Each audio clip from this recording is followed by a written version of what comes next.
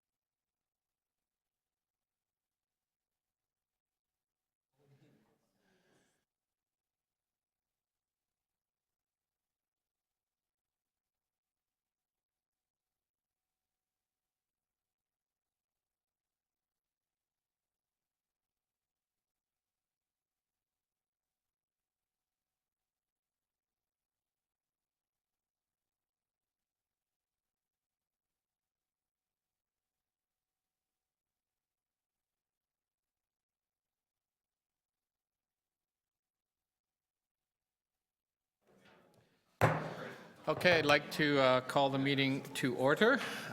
This is meeting 16 of the Budget Committee.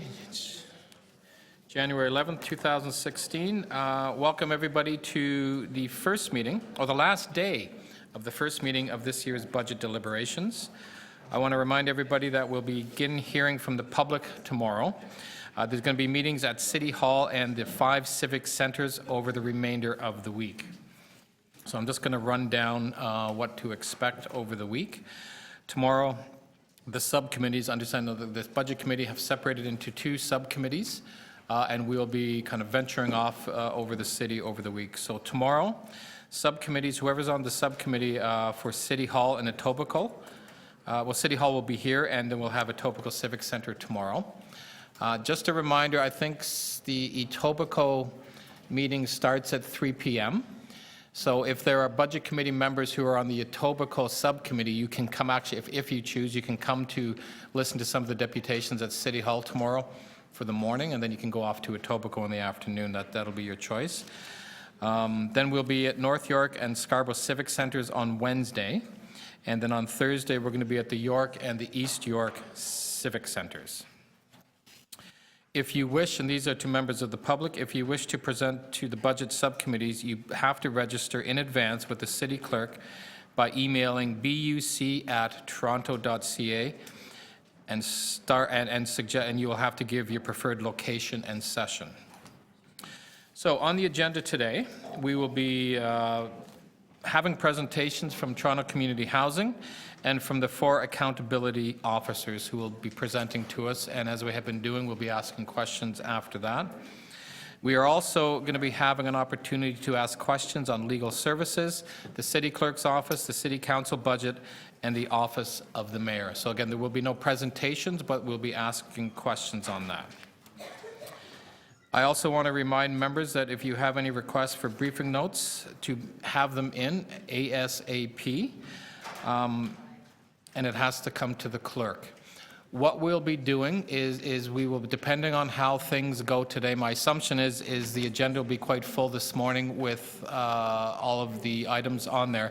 We'll be recessing for lunch, and then we'll be coming back after lunch, and timing works out well. We'll be doing just briefing notes after lunch. At this point, I have approximately, I think, yeah, we have about, I think, 30 requests that have come in. So as we have in years past, it'll take a little bit of time to go through all of them. The clerk's office is organizing everything, but so the plan is to, and they actually, even if we get done early this morning, by the way, they need the time to organize all the briefing notes, so they'll need that lunchtime break. So we will come back after lunch and hopefully just do the briefing notes, and at that point then we'll adjourn. So any other questions from members on the schedule for this morning? Great. Why don't we begin with Toronto Community Housing, who will be doing a presentation. And I believe you all have the copy of the presentations in front of you. Welcome.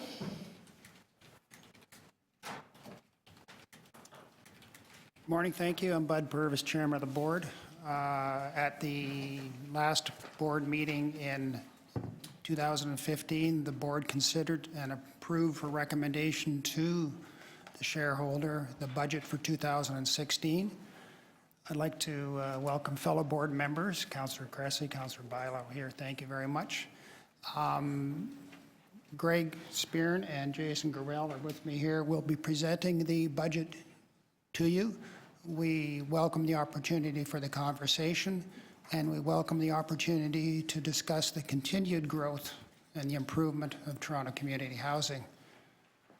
Those are my brief remarks. You'll be getting lots more information in the very near future, so I'll leave it up to the professional staff to carry on with the rest of the presentation. I'd also like to thank city staff that are here who've worked closely with the staff at Toronto Community Housing to dovetail the 2 operations, and I think it's a great bit of cooperation going on between the 2 organizations, and thank you for all of the staff that are here. So with that, I'll turn it over to Greg, and thank you very much.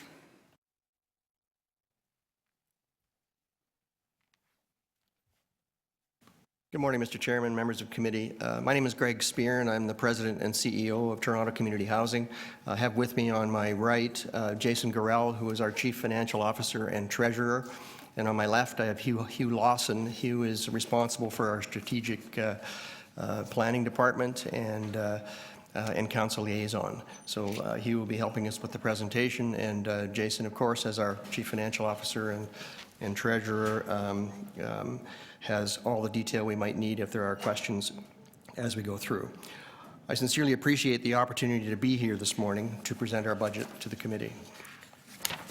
This is the first time Toronto Community Housing has presented its budget to the City Budget Committee, and I would like to thank the committee, and in particular, Councillor Carroll, who initiated the request. After my presentation today, I hope each of you will have a better understanding of our 2016 budget and the value that Toronto Community Housing provides to every part of this city. My presentation will focus on 4 areas. First, some key facts and information about Toronto Community Housing to set a context for our presentation of the 2016 budget, and particularly since this is the first time.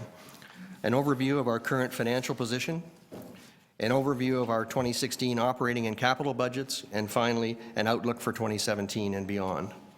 So let's begin with a brief overview of who we are and what we do. Toronto Community Housing is Canada's largest social housing provider and the second largest in North America.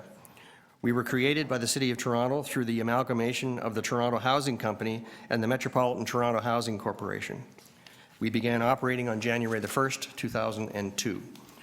We are wholly owned by the City of Toronto. The City is both our sole shareholder and our service manager under the Provincial Housing Services Act. We are home to nearly 60,000 households. We have homes in every ward, and we are part of 106 of Toronto's 140 neighbourhoods. Our 2,100 buildings represent a $9 billion public asset owned by the people of Toronto. It is an asset in high demand as Toronto continues to face a tight housing market with limited affordable rental opportunities. Currently, there are 95,000 households on the centralized waiting list for social housing. There are 240 other social housing providers in Toronto. Together, they provide 37% of the 93,404 social housing units in this city. Toronto Community Housing provides the other 63%. Our homes and the people who live in them are a critically important part of the fabric of this city. They provide our more than 110,000 residents with a roof over their heads, which we hope provides some stability and the foundation for a better life. We house families, youth, seniors, new Canadians, people with disabilities, and some of the most disadvantaged and marginalized people in our city. But we also house some of our city's brightest and most talented young people. Among them are Toronto's future business, social, and civic leaders. The annual average household income of those living in our subsidized rent geared to income, commonly known as RGI units, is less than $15,000, which is a full 80% less than the average household income in Toronto. RGI, by the way, means just that. Under provincial legislation, the rent paid by tenants is capped at 30% of their gross income. 3 out of 4, or 75% of our households in Toronto Community Housing rely on government funding as their primary source of income. 3 out of 10, or 29% of our subsidized RGI households have a member with a disability, compared with the provincial average of just 12%. We have a higher number of residents living with serious mental health challenges compared with the general population. This has an impact on our cleaning and repair costs and our community safety and security services. There is also increased staff time and efforts required to assist these residents and connect them to supports in the community. We support all residents, but every day, quite frankly, we see examples of why options other than social housing might make better sense for some persons facing mental health challenges or other vulnerabilities in our communities. We have about 2,100 buildings. We used to have about 2,200, but the number dropped as a result of the sale of standalone homes as directed by City Council, a process which has successfully generated significant funds for our capital repairs. You can see the breakdown of building types on this slide in front of you.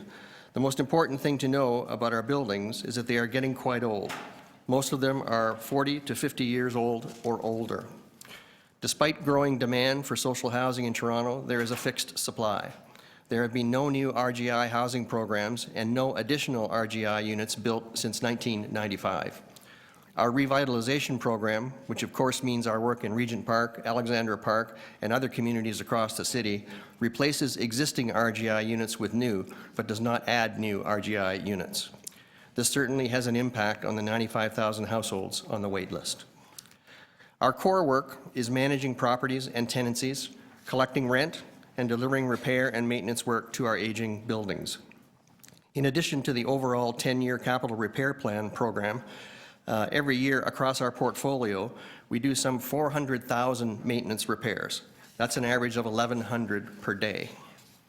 We have a development division that is revitalizing several communities. Our role as master developer for 6 revitalization projects means we are important city builders. In fact, we are one of the largest residential developers in Canada. We have a resident engagement program, a resident support program that connects residents that have mental health issues and other challenges with outside supports. And we have a community safety unit with a current complement of 99 officers. We generate important revenues to support our operations by leveraging our commercial assets through store leases and commercial property management agreements. We rent space for billboards and rooftop antennas, film and television production, in some of our more colorful properties, such as the old Regent Park Central Boiler Works. And we derive revenue from parking for both tenants and the general public. We have more than 1,600 employees who, I am very proud to say, just want to do a good job and serve our residents in the best possible way they can. Most of our employees are unionized. They work in the field supporting residents and maintaining and improving our buildings. Our union partners include members of CUPE Local 416, CUPE Local 79, OPCU Local 529, and the Carpenters Local 27. We have just under 400 management and exempt employees. In terms of our span of control, our ratio is 10 to 1. That is 10 employees for each manager who has staff directly reporting to him or her. On this slide, you will see a sampling of some of the key performance indicators that we report to our Board of Directors on a quarterly or annual basis. These performance measures are part of Toronto Community Housing's strategic plan, as approved from time to time by our Board and as a requirement of you, our shareholder. More than half of our buildings are 50 years old or more, and the average age of our entire portfolio is 40 years. Our buildings are aging out and deteriorating at an accelerating pace. Our 10-year repair plan is our response to this challenge, keeping our buildings in a fair state of repair without them getting any worse. Toronto Community Housing needs to spend $2.6 billion over 10 years to simply catch up on more than a decade of underfunding for repairs. 2016 is year 4 of that program. Building condition is the main driver of resident satisfaction, which was demonstrated very clearly in our 2015 resident survey. As our buildings age, they are becoming less and less comfortable to live in, and some are uninhabitable today. In 2014, we had 500 homes in critical condition, and 350 of those homes were boarded up, and they still are today. Without more funding for our capital repair plan, by 2018, we will have 4,000 homes in critical condition and 7,500 at risk of being boarded up. By 2023, more than 90% of our homes will be in critical or poor condition and at risk of being boarded up if the program does not continue. We carry out 400,000 maintenance repairs a year in the face of a growing capital repair backlog. This just highlights the fact that you can only fix a 50-year-old roof or elevator or furnace so many times before it just simply needs to be replaced. This additional maintenance amount it will total an additional $59 million in 2016. In any event, I am sure that everyone here appreciates that there will be significant impacts on the entire city if we have to board up 7,500 homes over the next 8 years. About 1 in 5 residents of our housing live with serious mental health challenges. We have over 4,000 households with hoarding or excessive clutter issues. This, of course, affects the safety and quality of life of the entire community. We need additional dedicated support from the province or others to bring mental health supports on-site in high-needs buildings, just as we have with tangible success at 291 George Street and 220 Oak Street. You can see from these two quotes on this next slide that two of the biggest challenges we face today did not happen overnight. When Toronto Community Housing was formed 15 years ago, it was tasked with managing and operating a portfolio of aging buildings without adequate capital reserves for most of them. This is the financial ticking time bomb that was passed down to the city at amalgamation, and it should concern everyone in Toronto. Likewise, our resident demographic has shifted over time, and our housing, which was originally designed to house families and seniors who could live independently, has become in many ways a housing of last resort for some of our city's most vulnerable residents. We house many people who more appropriately should be housed in supportive housing, if it were available. The result is that much of this is left to us, yet we lack the funding and staff expertise to effectively deliver these supports. That also should concern us all as a caring society. Now, I would like to turn to Toronto Community Housing's current financial position. Toronto Community Housing has to pay the difference between what we receive in rent and subsidy and what it costs to operate a unit.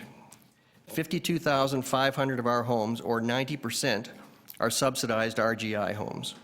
The remaining 10% are discounted market rent units. Our subsidized homes generate 75% of our total residential rents, and the market units generate the remaining 25%. And that math is correct. 10% of our units generate 25% of our rental income. Our annual subsidy is absolutely critical to our ability to provide these 52,500 RGI units now and in the future.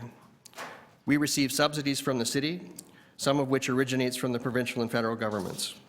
These subsidies are all administered through the city's Shelter, Support and Housing Administration Division, as they also are for the other 240 providers in the city. TCHC receives less subsidy per unit than any other provider, based in part on our size and our history. We receive about $320 per unit per month. This gap is another one of the big challenges that we face, complicated by a number of other factors which we will discuss here today. The other social housing providers in the city are funded by a different formula, and as a result, they have a smaller funding gap. This next chart outlines the forecasted growth of our expenditures and our revenues over the next 10 years. You'll note that revenue growth is flat, starting in year 2. On the other hand, expenditure growth, particularly utility costs, are and have been on a rising trend. This chart shows the projected 10-year growth of various expenditures by Toronto Community Housing.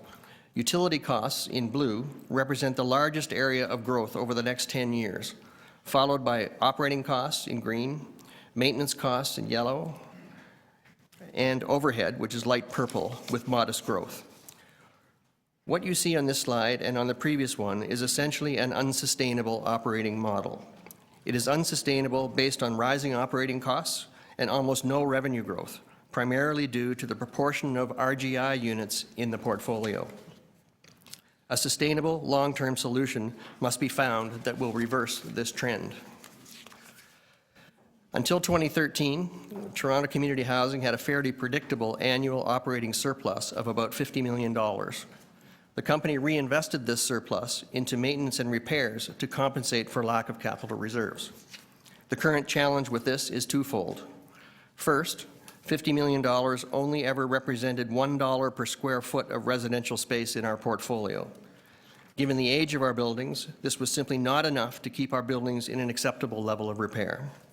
This is primarily what led to the 10-year, $2.6 billion capital financing plan, which City Council approved in late 2013. Second, this $50 million surplus was modeled and expected to continue through the life of the 10-year plan. It formed a substantial part of the TCHC city contribution to 1/3 of the repairs. This is no longer the case. From 2016 going forward, there will very likely be no surplus if existing trends continue. I will describe the reasons for this in more detail shortly. This next slide tracks the projected growth of our capital repair backlog by asset type if we do not receive financial support from the higher orders of government. Ideally, you want the backlog to be about 10% of the value of the asset, which is a general industry standard. We are not at 10% right now, but that's where we want to get to through our 10-year capital repair plan, assuming it gets fully funded. But as you can see, the backlog will continue to grow sharply without that support, owing to the age and current state of repair of our buildings, and will reach critical levels if we do not get the additional funding that we need. The most pronounced growth will be in high-rise apartments, shown here as blue, and townhomes and walk-ups, shown as green. Together, these two types of buildings represent 80% of our portfolio. When City Council approved the 10-year capital financing plan for repairs, it essentially affirmed our priority, which is to concentrate our efforts on fixing the buildings we already own. This is more prudent and cost-effective than building new housing, as the average cost to repair existing buildings is about $50,000 per unit, compared with the cost of building new at about $250,000 per unit. From 2013 to the end of 2015, Toronto Community Housing, with your strong support, has invested $363 million in making repairs to our existing buildings with money raised through the 10-year capital financing plan. As part of our 2016 budget, we will invest a further $250 million, and we have the resources to do so, again, with your help. This will bring the total investment in repairs through the first 4 years of the 10-year repair plan to $622 million. That's just 24% of the total plan so far. Our projected repair efforts for 2017 is $300 million, consistent with the approved plan.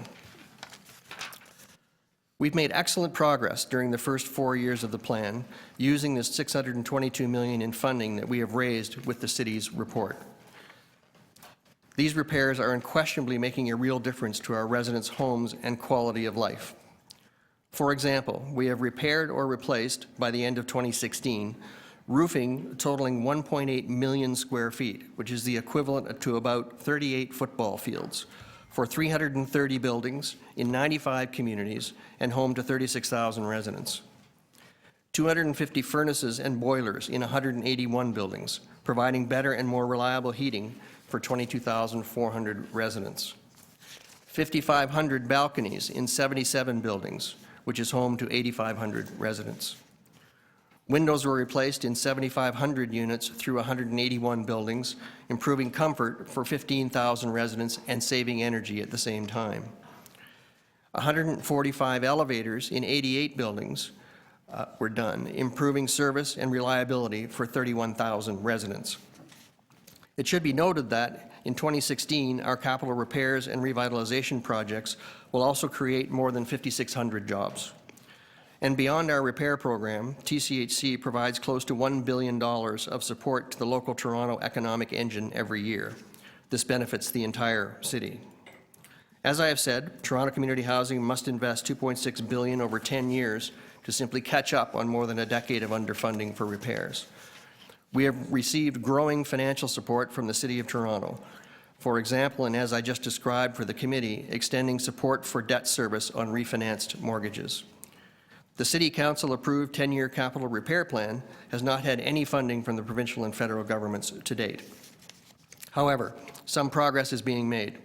For example, the mortgage refinancing through Infrastructure Ontario, some grants for developing affordable rental housing, which is not social housing but certainly contributes to Toronto's housing needs, and intermittent one-off grants that support our revitalization projects, most notably in Regent Park. But to get to the finish line on our 10-year plan, we need both the federal and provincial governments to help find a solution to secure the other two-thirds. On top of $175 million in capital repairs this past year, we also had to do those 400,000 individual unanticipated maintenance repairs. As an aside and as a standout example, we consistently repair about 4,000 doors every month, almost all of them in common areas. The bottom line is, without sustained capital investment, our buildings are simply deteriorating faster than we can fix them. If we fail to invest, we will lose the homes. Let's now turn to Toronto Community Housing's 2016 budget. In 2016, every action or spend will be tested against one or both of these questions. How will this extend the viability of our homes for current and future generations of residents? How will this contribute to better living conditions or better outcomes for residents? In your package today for your review and future reference is both a copy of the slides I am using this morning, plus a line-by-line copy of our 2016 budget. The latter has been posted publicly on our website since early December. My presentation here is a summary of the more detailed document. Copies are with you, and some extras are on the side table for the public to review as well. Here are some examples of our key deliverables for 2016, of how we will extend their viability for current and future generations of residents, and how our work will support our residents and contribute to better living conditions or better outcomes. We will deliver a record-level capital repair program, and we will secure an additional $200 million through mortgage refinancing agreements in 2016 to fund capital repairs to our buildings in 2017, subject, of course, to City Council approval for that new refinancing. We will improve building conditions, provide more reliable elevator service, and measure tenant satisfaction with our repair work so we can continuously improve how we deliver services to our residents. Now I would like to present an overview of our overall 2016 budget and then provide an overview of both the operating and the capital side of our program. Our combined operating and capital budget for 2016 is $1.3 billion. The budget includes something we have worked very hard at, a 0% increase in discretionary expenses while implementing a significantly expanded repair and replacement program.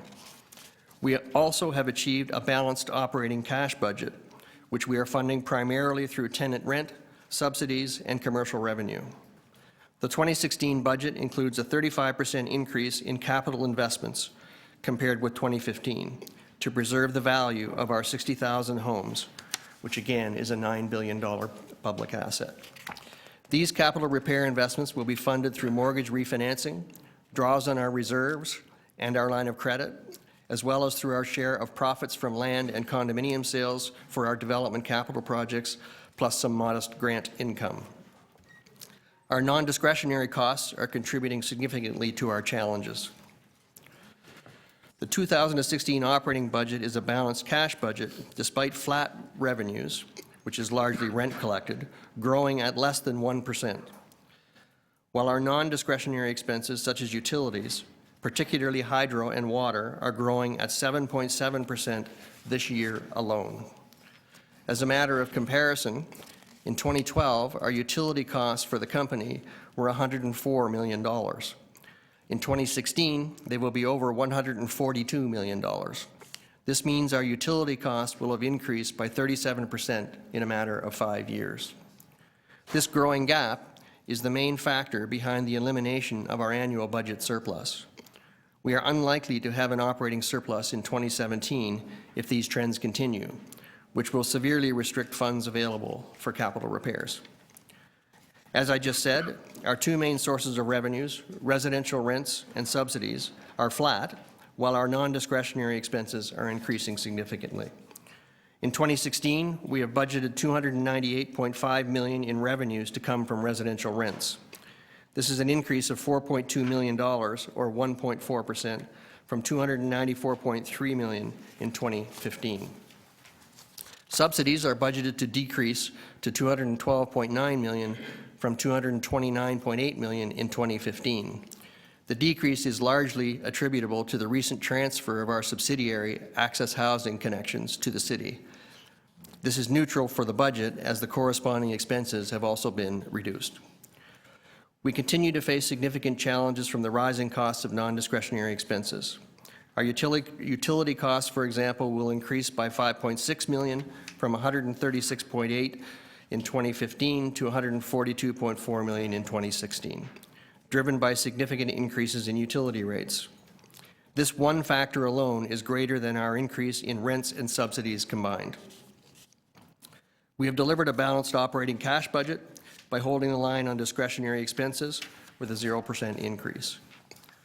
Each division within Toronto Community Housing built their budgets from scratch, with the mandate to work with a 0% increase in those discretionary costs overall, despite significant growth in our capital investments and some increases in service delivery to tenants.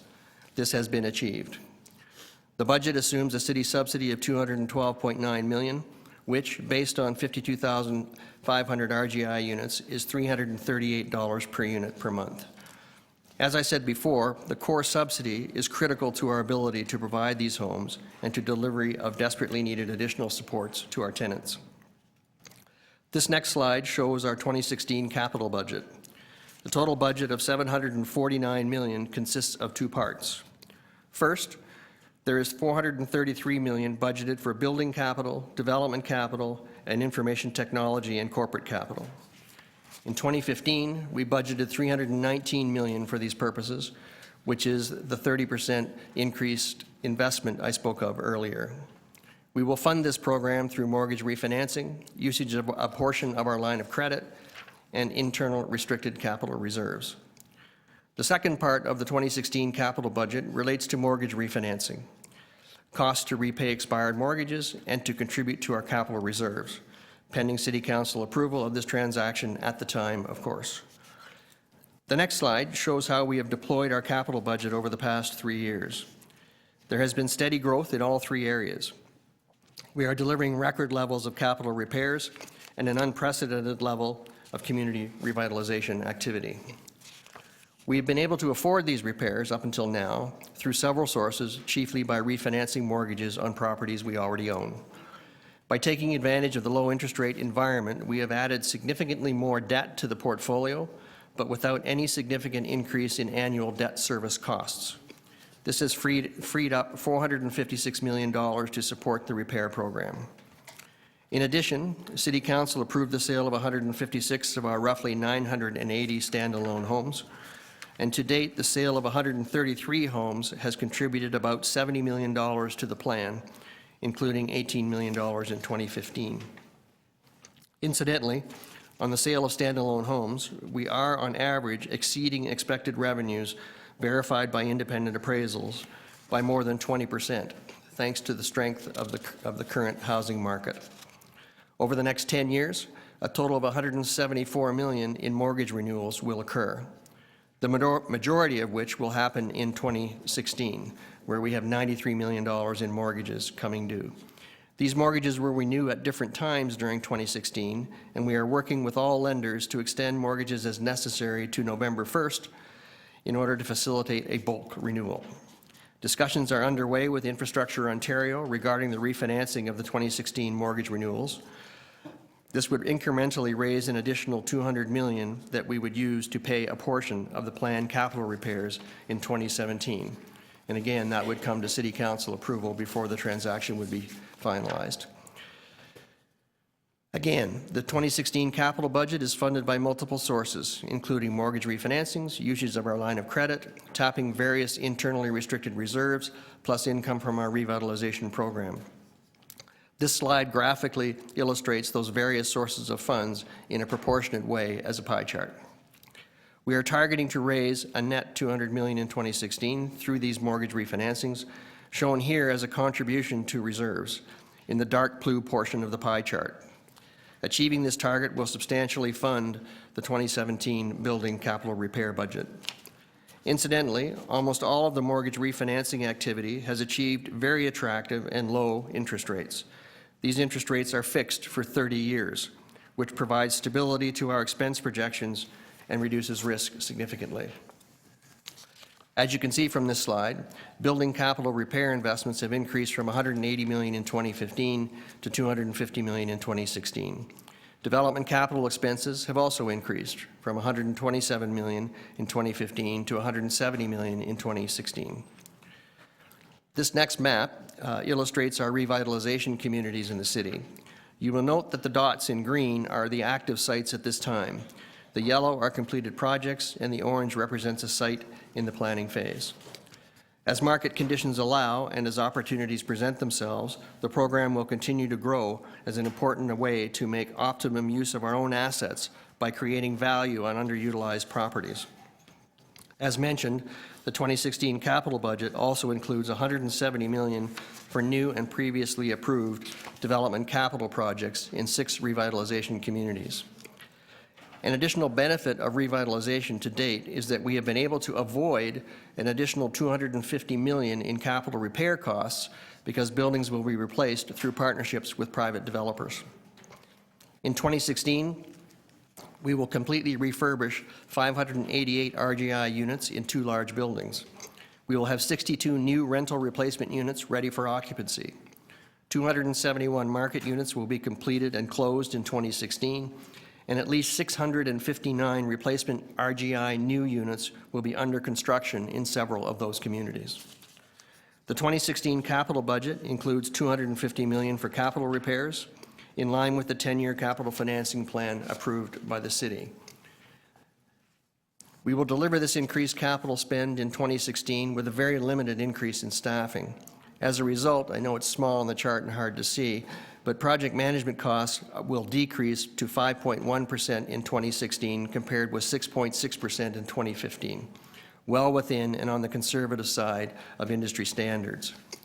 This table on this chart breaks down the $250 million by major building discipline across the portfolio. As in other years, our investment in capital repairs is driven in priority by our independently completed building condition assessments, which are updated annually. Based on these factors, the $250 million in repairs will be divided in accordance with the areas outlined on this slide.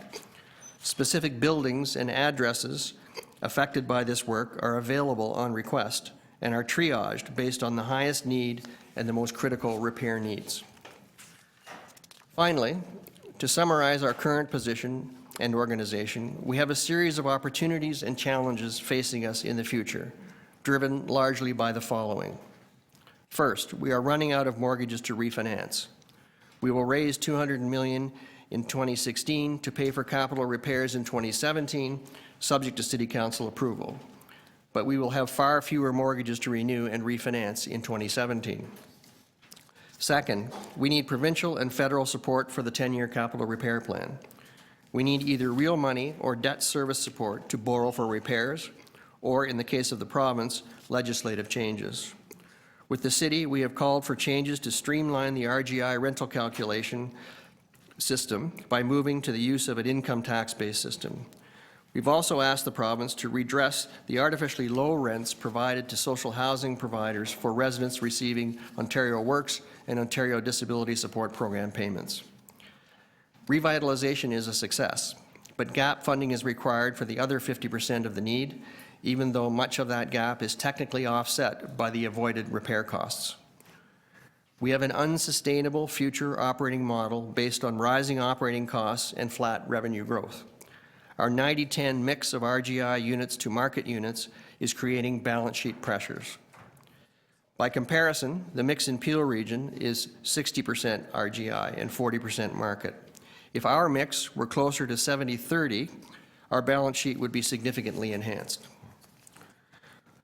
Low unit turnover means we are unable to contribute meaningfully to reducing the citywide waiting list, which continues to grow. So finally, turning to our outlook for 2017.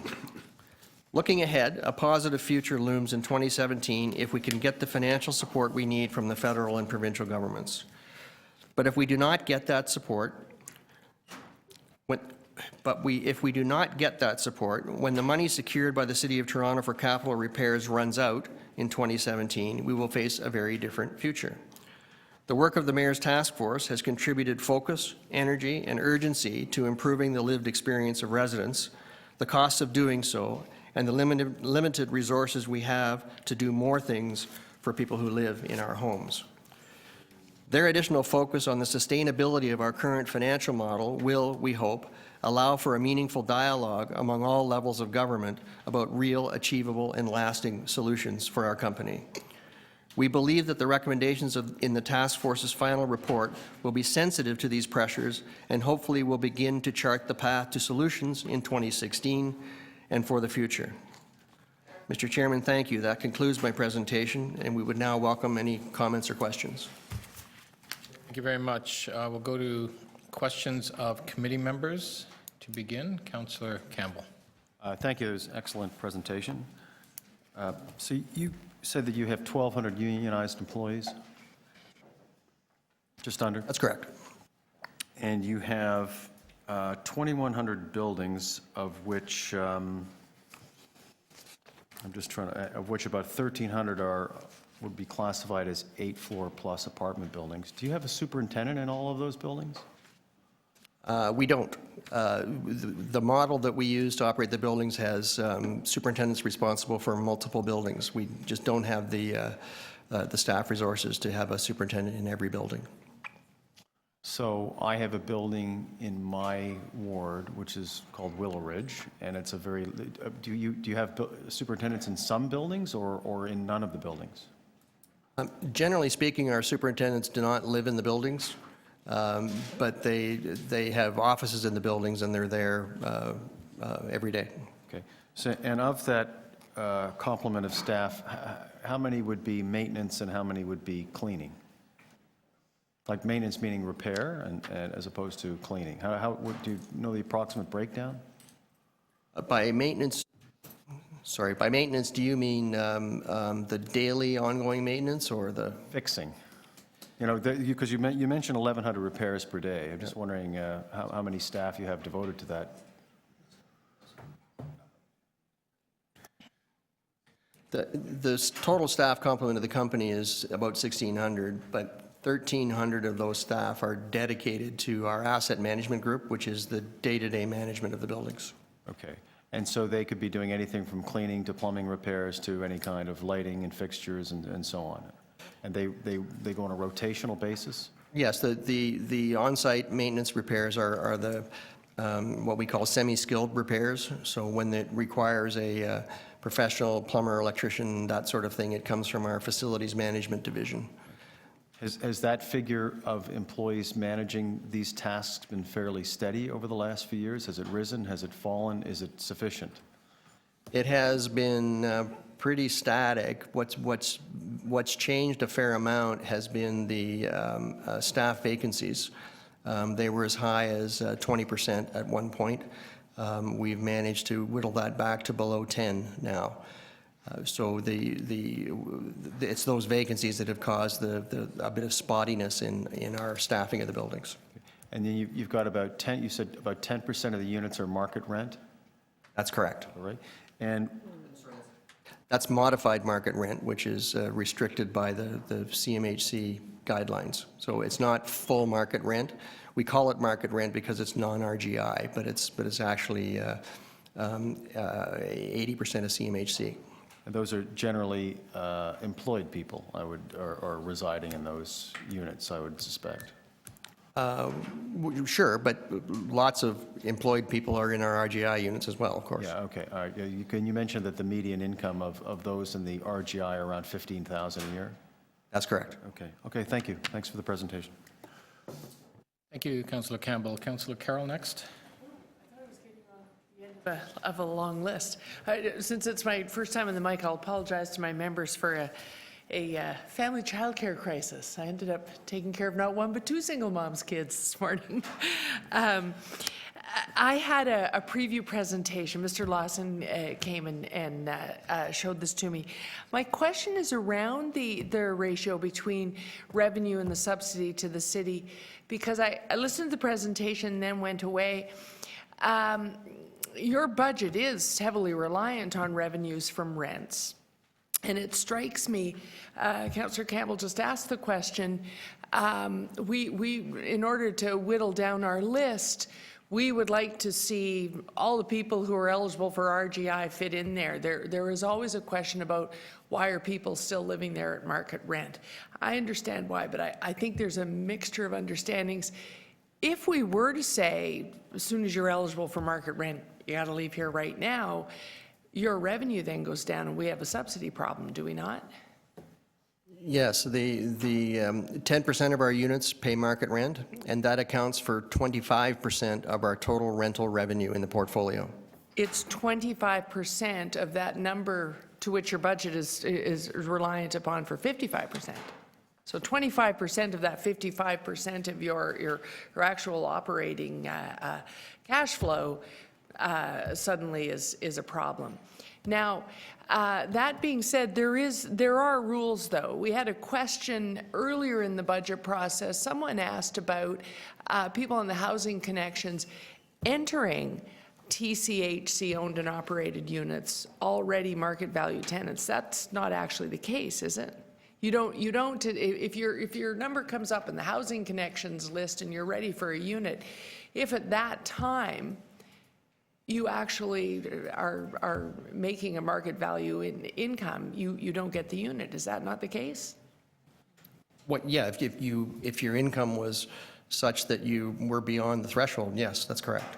Right. So the folks that are in there on market value tenant, it's market value rent, it's because their circumstances changed while there, and we don't automatically evict you.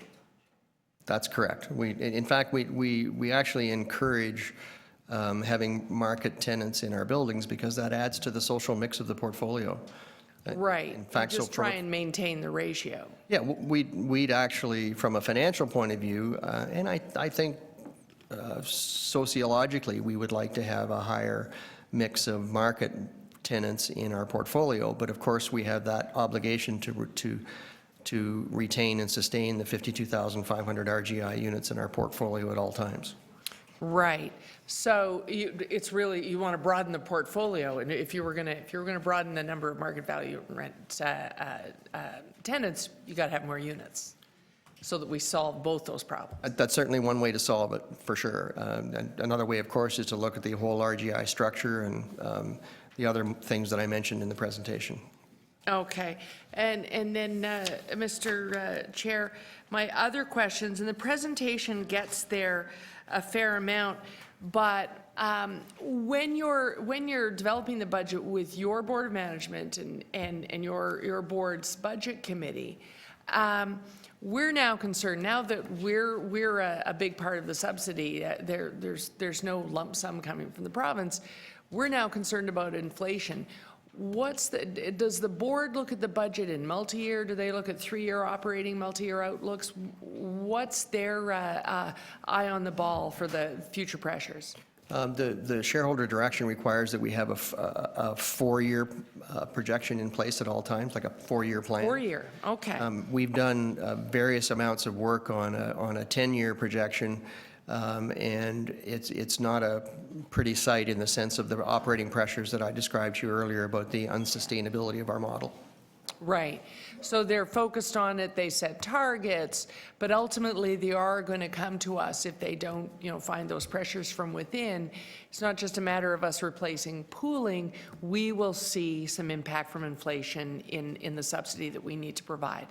Yes, and I would say that in the last couple of years, there's been a very strong dialogue with city staff around our operating challenges.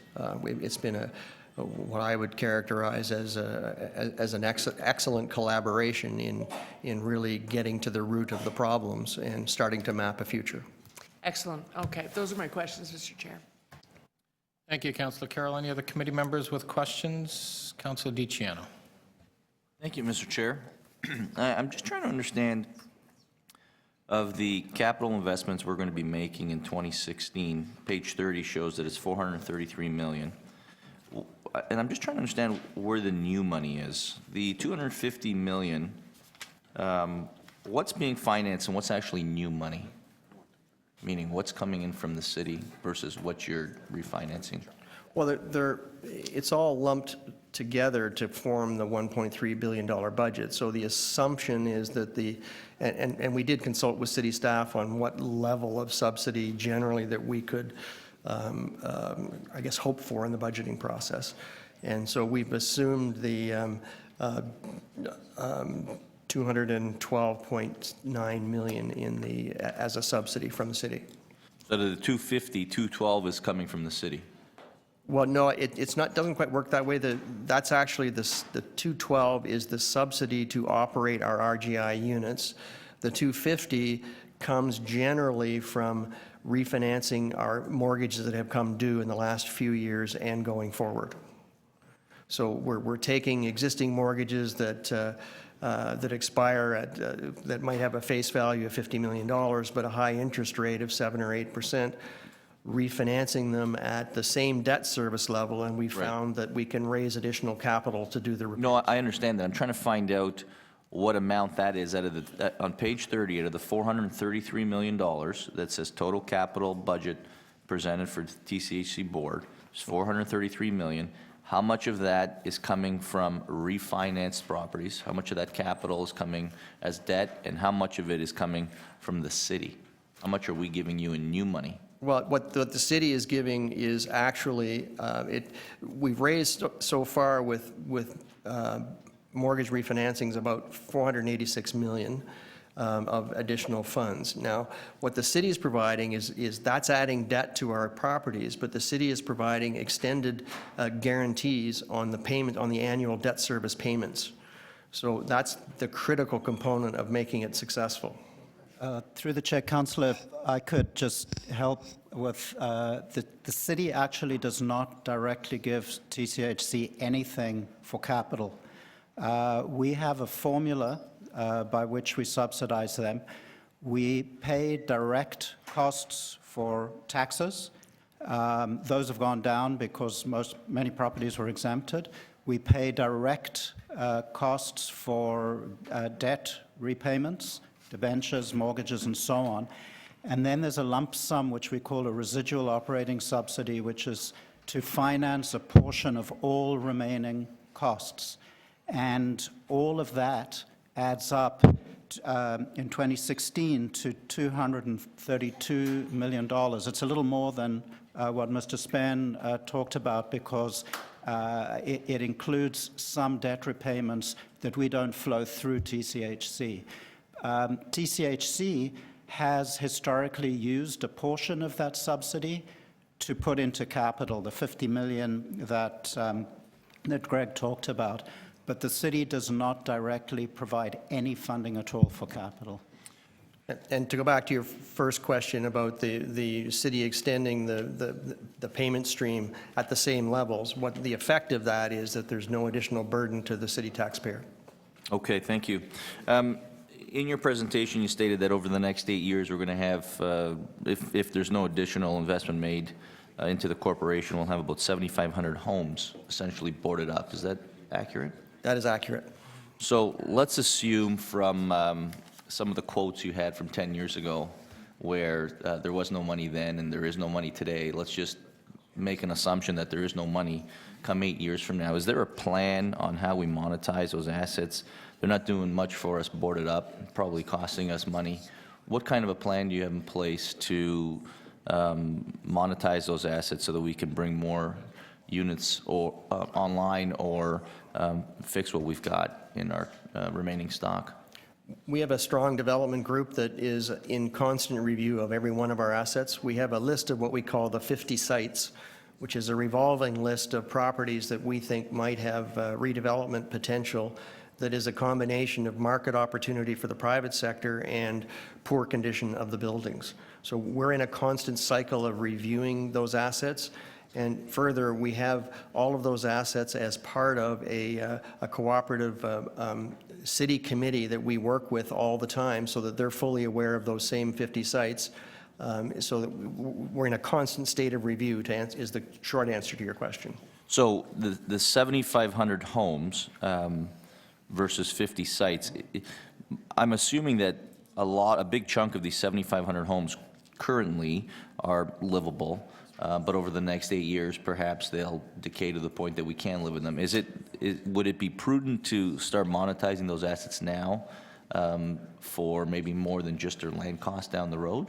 Your last question, Councillor. That's actually exactly what we're doing through the revitalization program. If a site comes up that it looks like it can be redeveloped and it's more cost effective to not repair the units, that's exactly what we look at.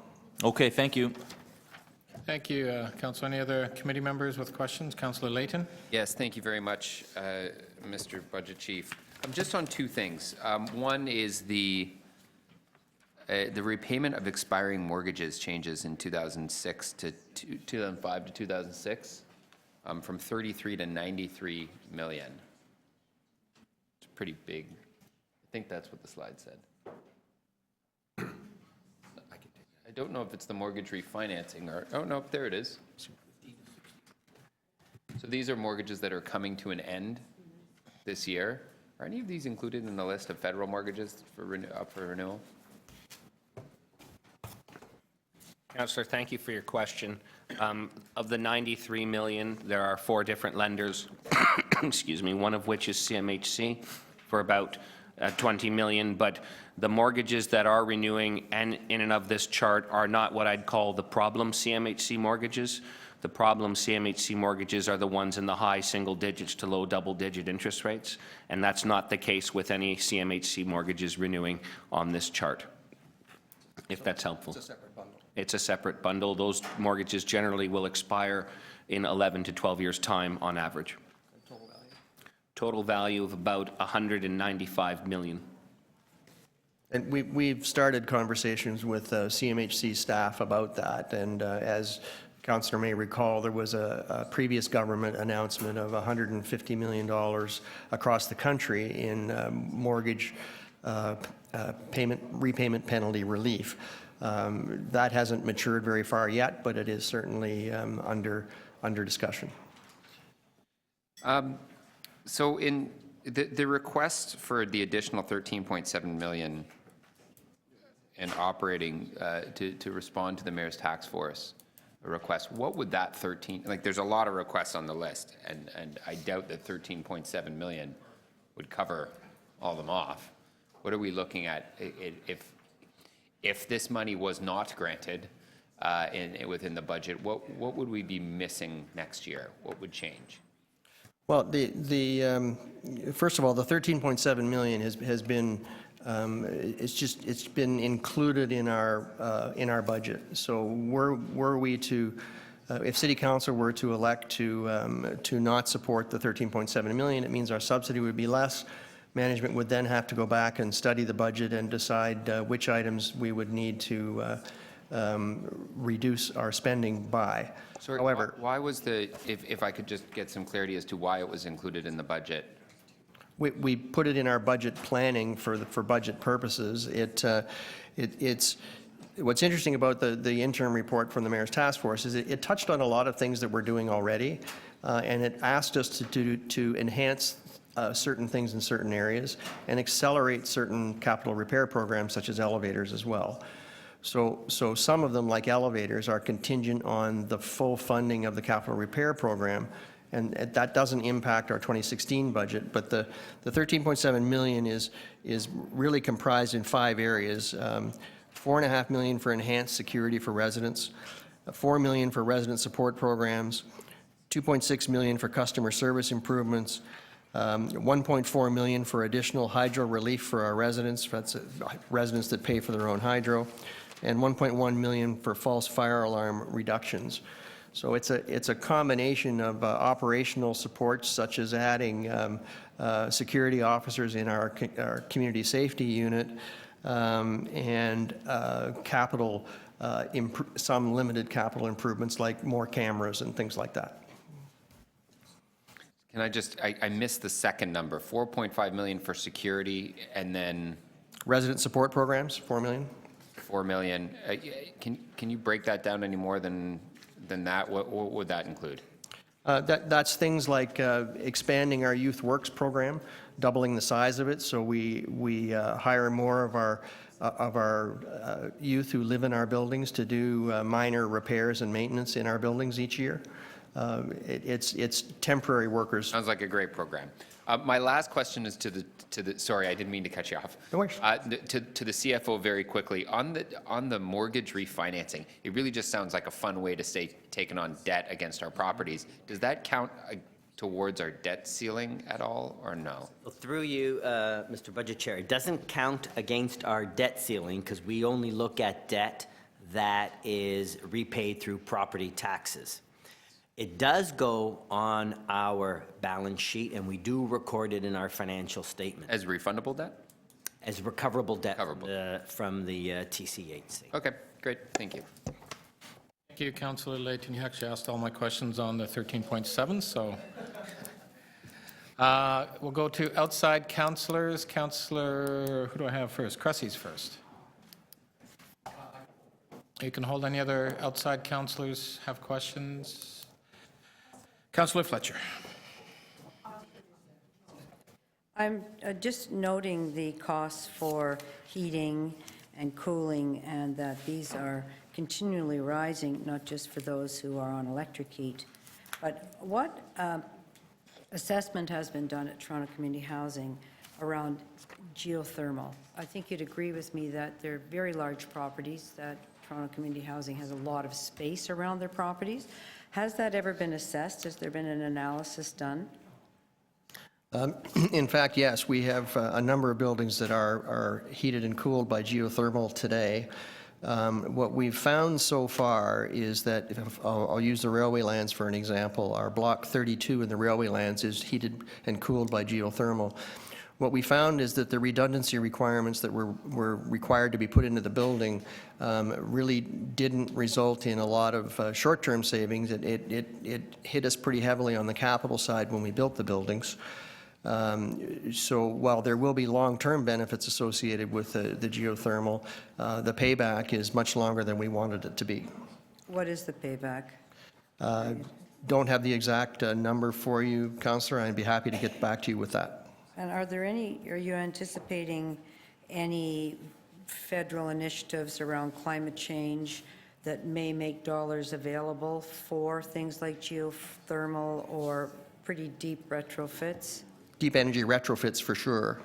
We've had some conversations with provincial folks already, and certainly there is a benefit there because it's an additional possible source of funding that are associated with capital repairs that we would be doing anyway.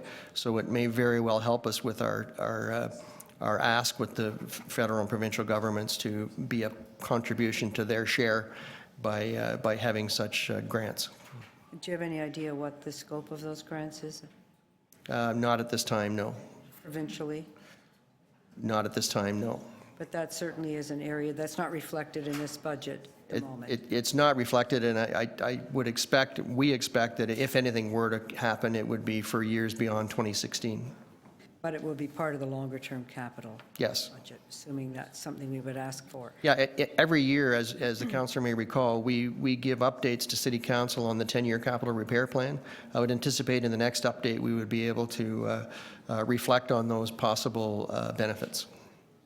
Thank you. And just around new units, there's two types of new units, ones that are associated with revitalization. So in the Revite sites, how many new units are being built?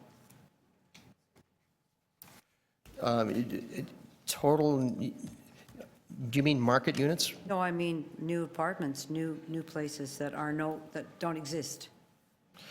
We aren't adding any units to the portfolio. We're just replacing old RGI units with new RGI units. So you sure there's not any new ones at Regent Park? There's some affordable rental that had been created at Regent Park recently out of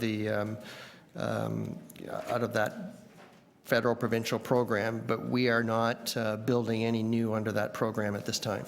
There were to be 250 market rent units there at Regent. What happened to those? New. The new affordable rental?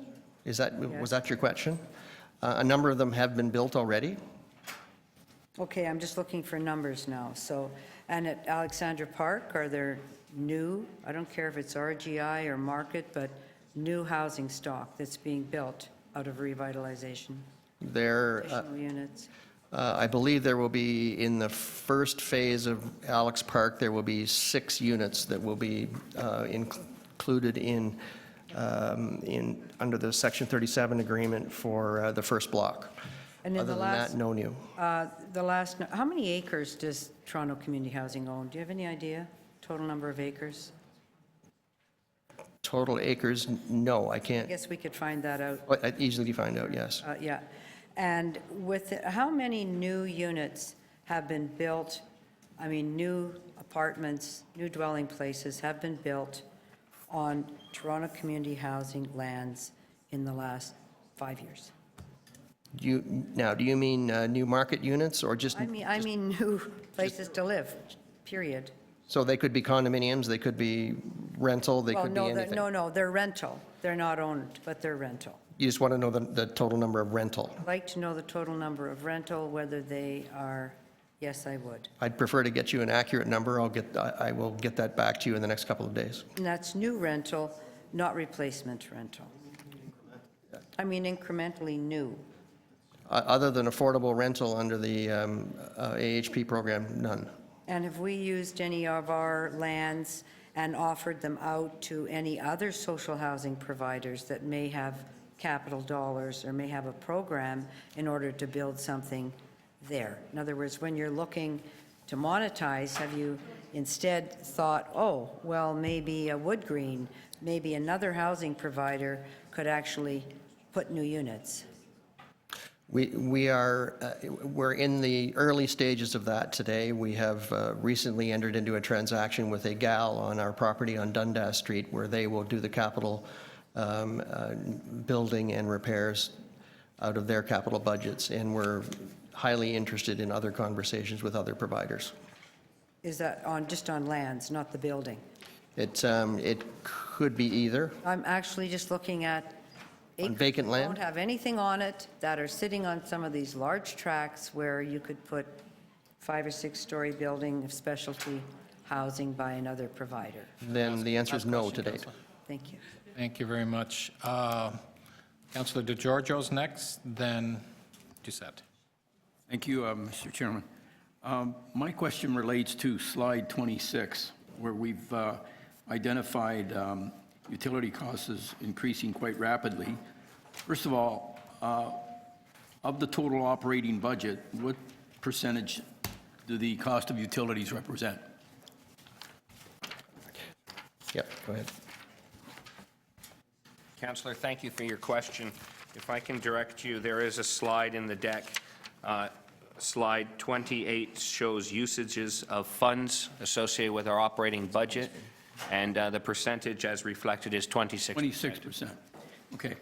Have we any data with respect to, while the utility costs have been escalating, whether in fact the consumption has remained constant, or have we, from a managerial point of view, managed to somehow implement measures that would allow a reduction of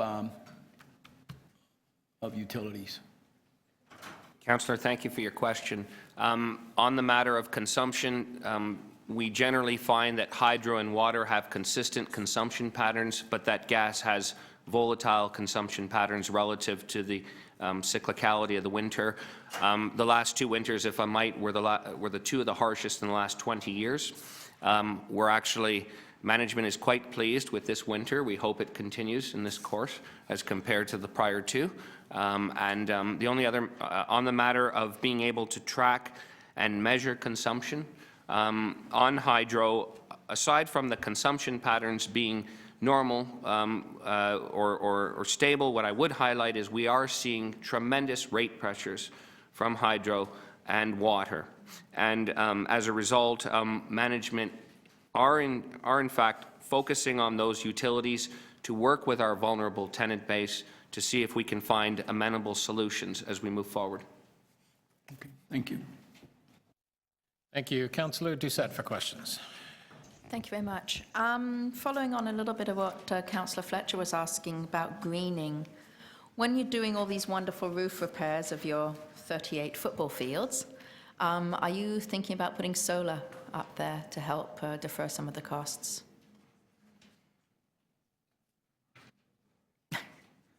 Councillor, thank you for your question.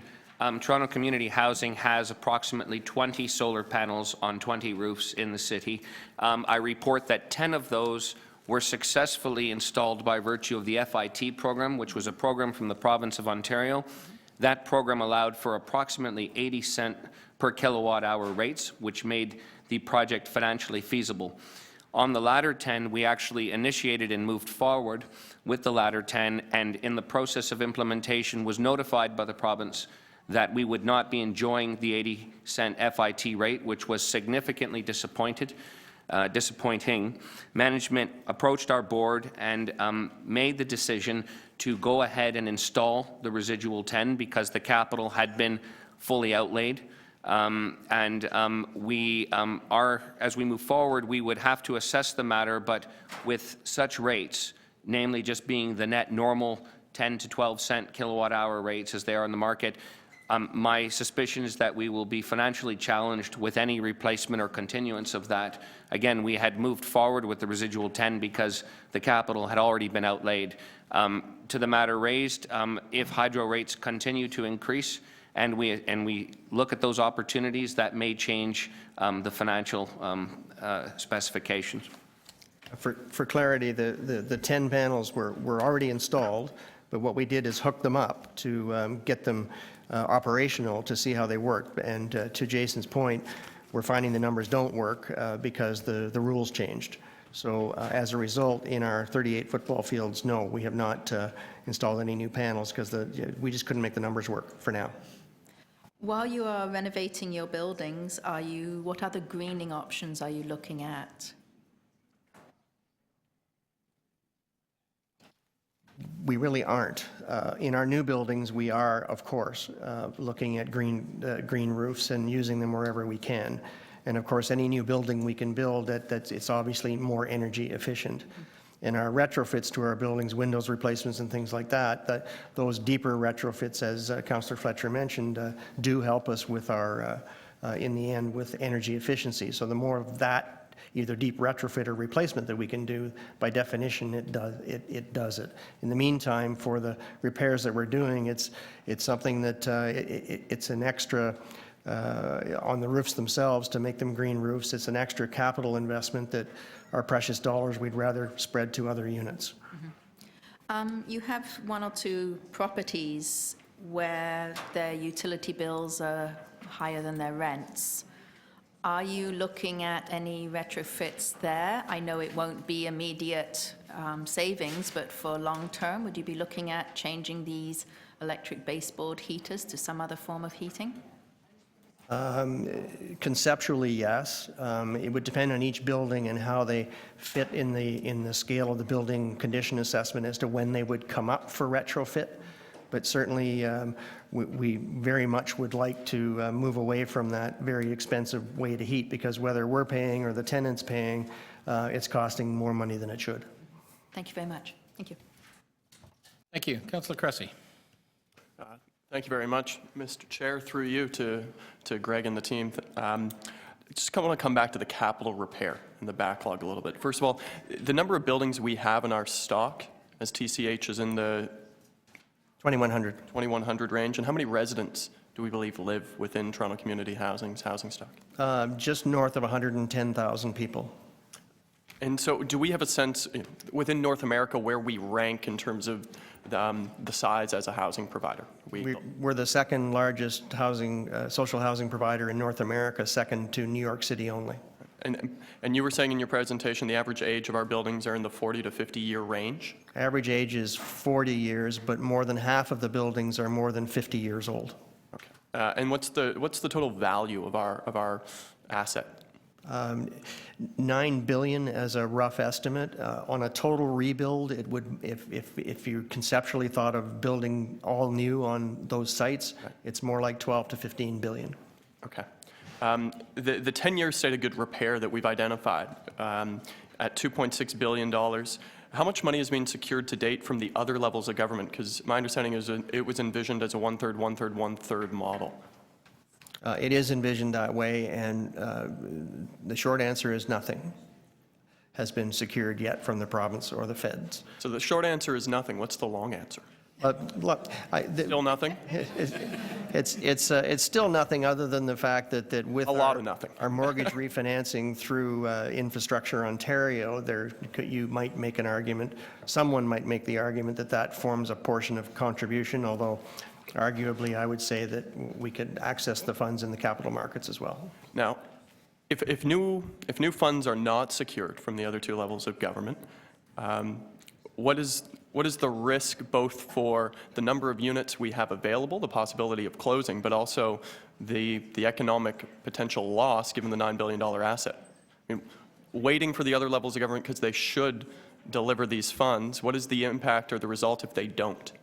Well, depending on how we anticipate the likelihood of support, let's say, for example, we conclude by the end of this year that there will never be a penny, then we would certainly completely revisit the projected repair program for 2017, even though we would have raised funds sufficient to cover a big chunk of that. I would I would probably want to jump on the brakes and slow down and go back to our triaging of repairs and spend a lot less so that we can kind of string it out further. But the net effect, though, is that the facility condition index, which was the 10% I spoke to in my presentation earlier, that would increase to between 40 and 50%, meaning that if a unit is worth $200,000, then it needs $100,000 in repairs. So the livability is materially affected, and the quality of that asset is significantly deteriorated. And it goes one step further. It means that the quality of the neighborhood and the value of the surrounding properties decreases as well. So if I can simplify that a little bit, if we do not secure the outstanding 2/3, be it from other levels of government, or if we choose not to make that investment ourselves as a city, how many homes are we looking at closing if we triage, as you say, by 2018? By 2018, yeah. It's going to be in the neighborhood of 1,500 by 2018.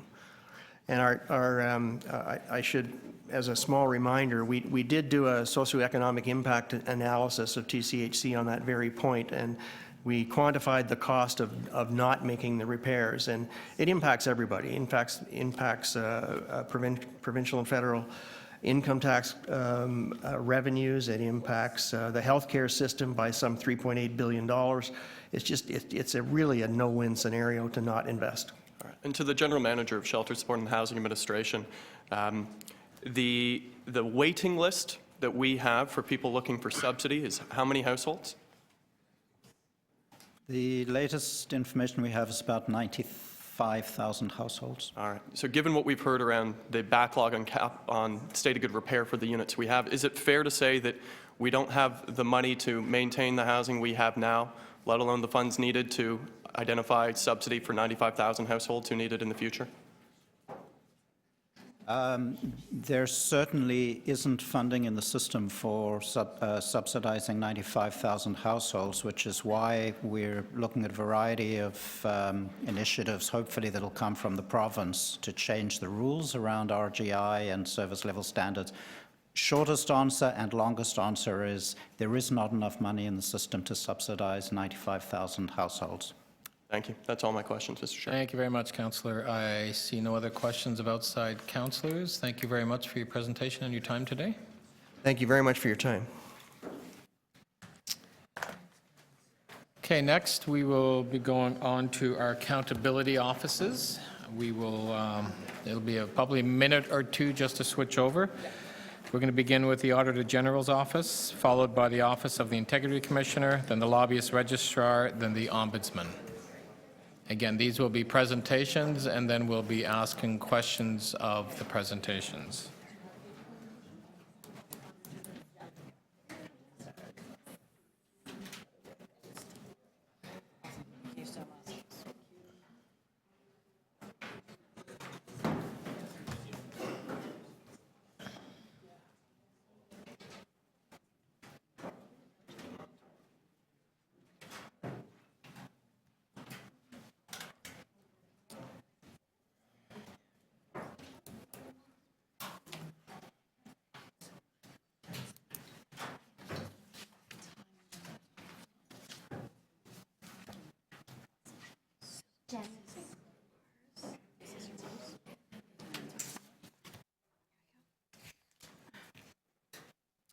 Whenever you're ready, you can begin. And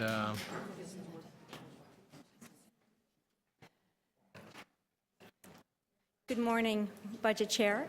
Good morning, Budget Committee members. Good morning, other councillors and members of the public. I come to you today to present the budget, my budget ask for 2016, and a lot of thought has been put into this budget. I started by going back to a report prepared by Denny Deshotel, the Auditor General for Canada, between 1991 and 2001. The Auditor General for Canada was hired by the task force of the Mayor to identify whether an Auditor General's office was appropriate. And he said that it was even more important at this level to have an independent Auditor General than even at the provincial and the federal levels. So over the past year, I've reviewed the studies that have gone on in relation to the office, city manager studies that has happened in relation to funding. I've undertaken a citywide assessment of all operations to identify audit priorities.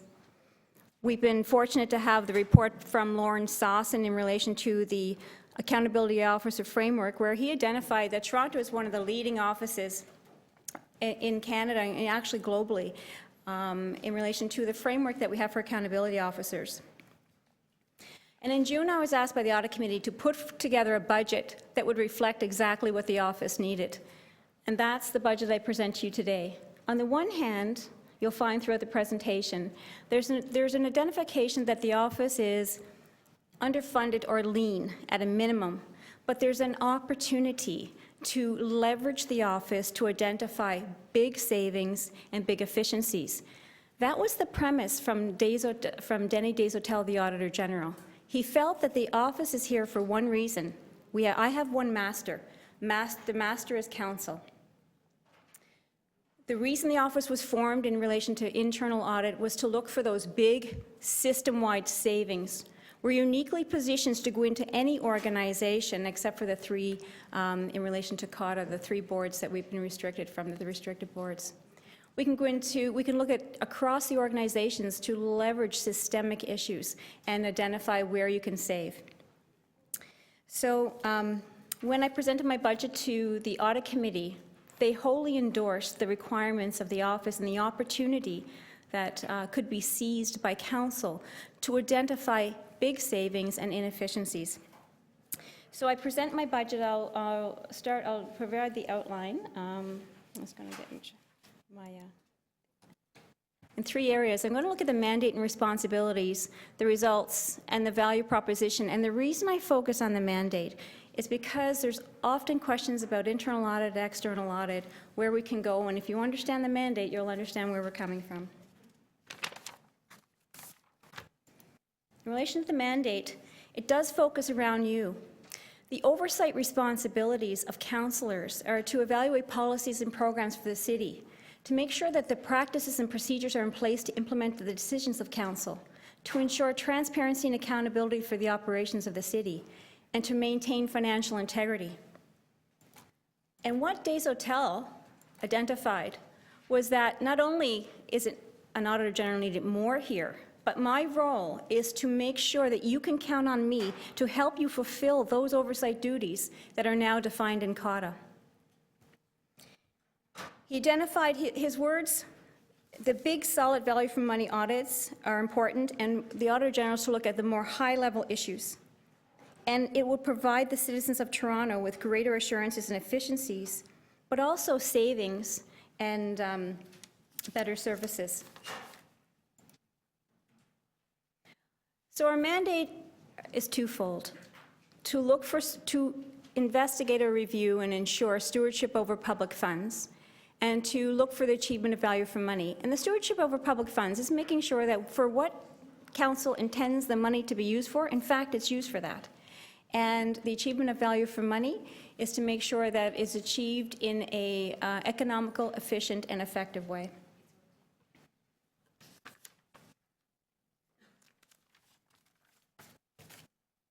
I can say that we take a business-like approach when we review our work, when we commence our work. We look for, to make sure that the money is spent as intended, and we do it through three lines of business. We have a value for money operation, we have the fraud and waste hotline, and we have the financial statement audit.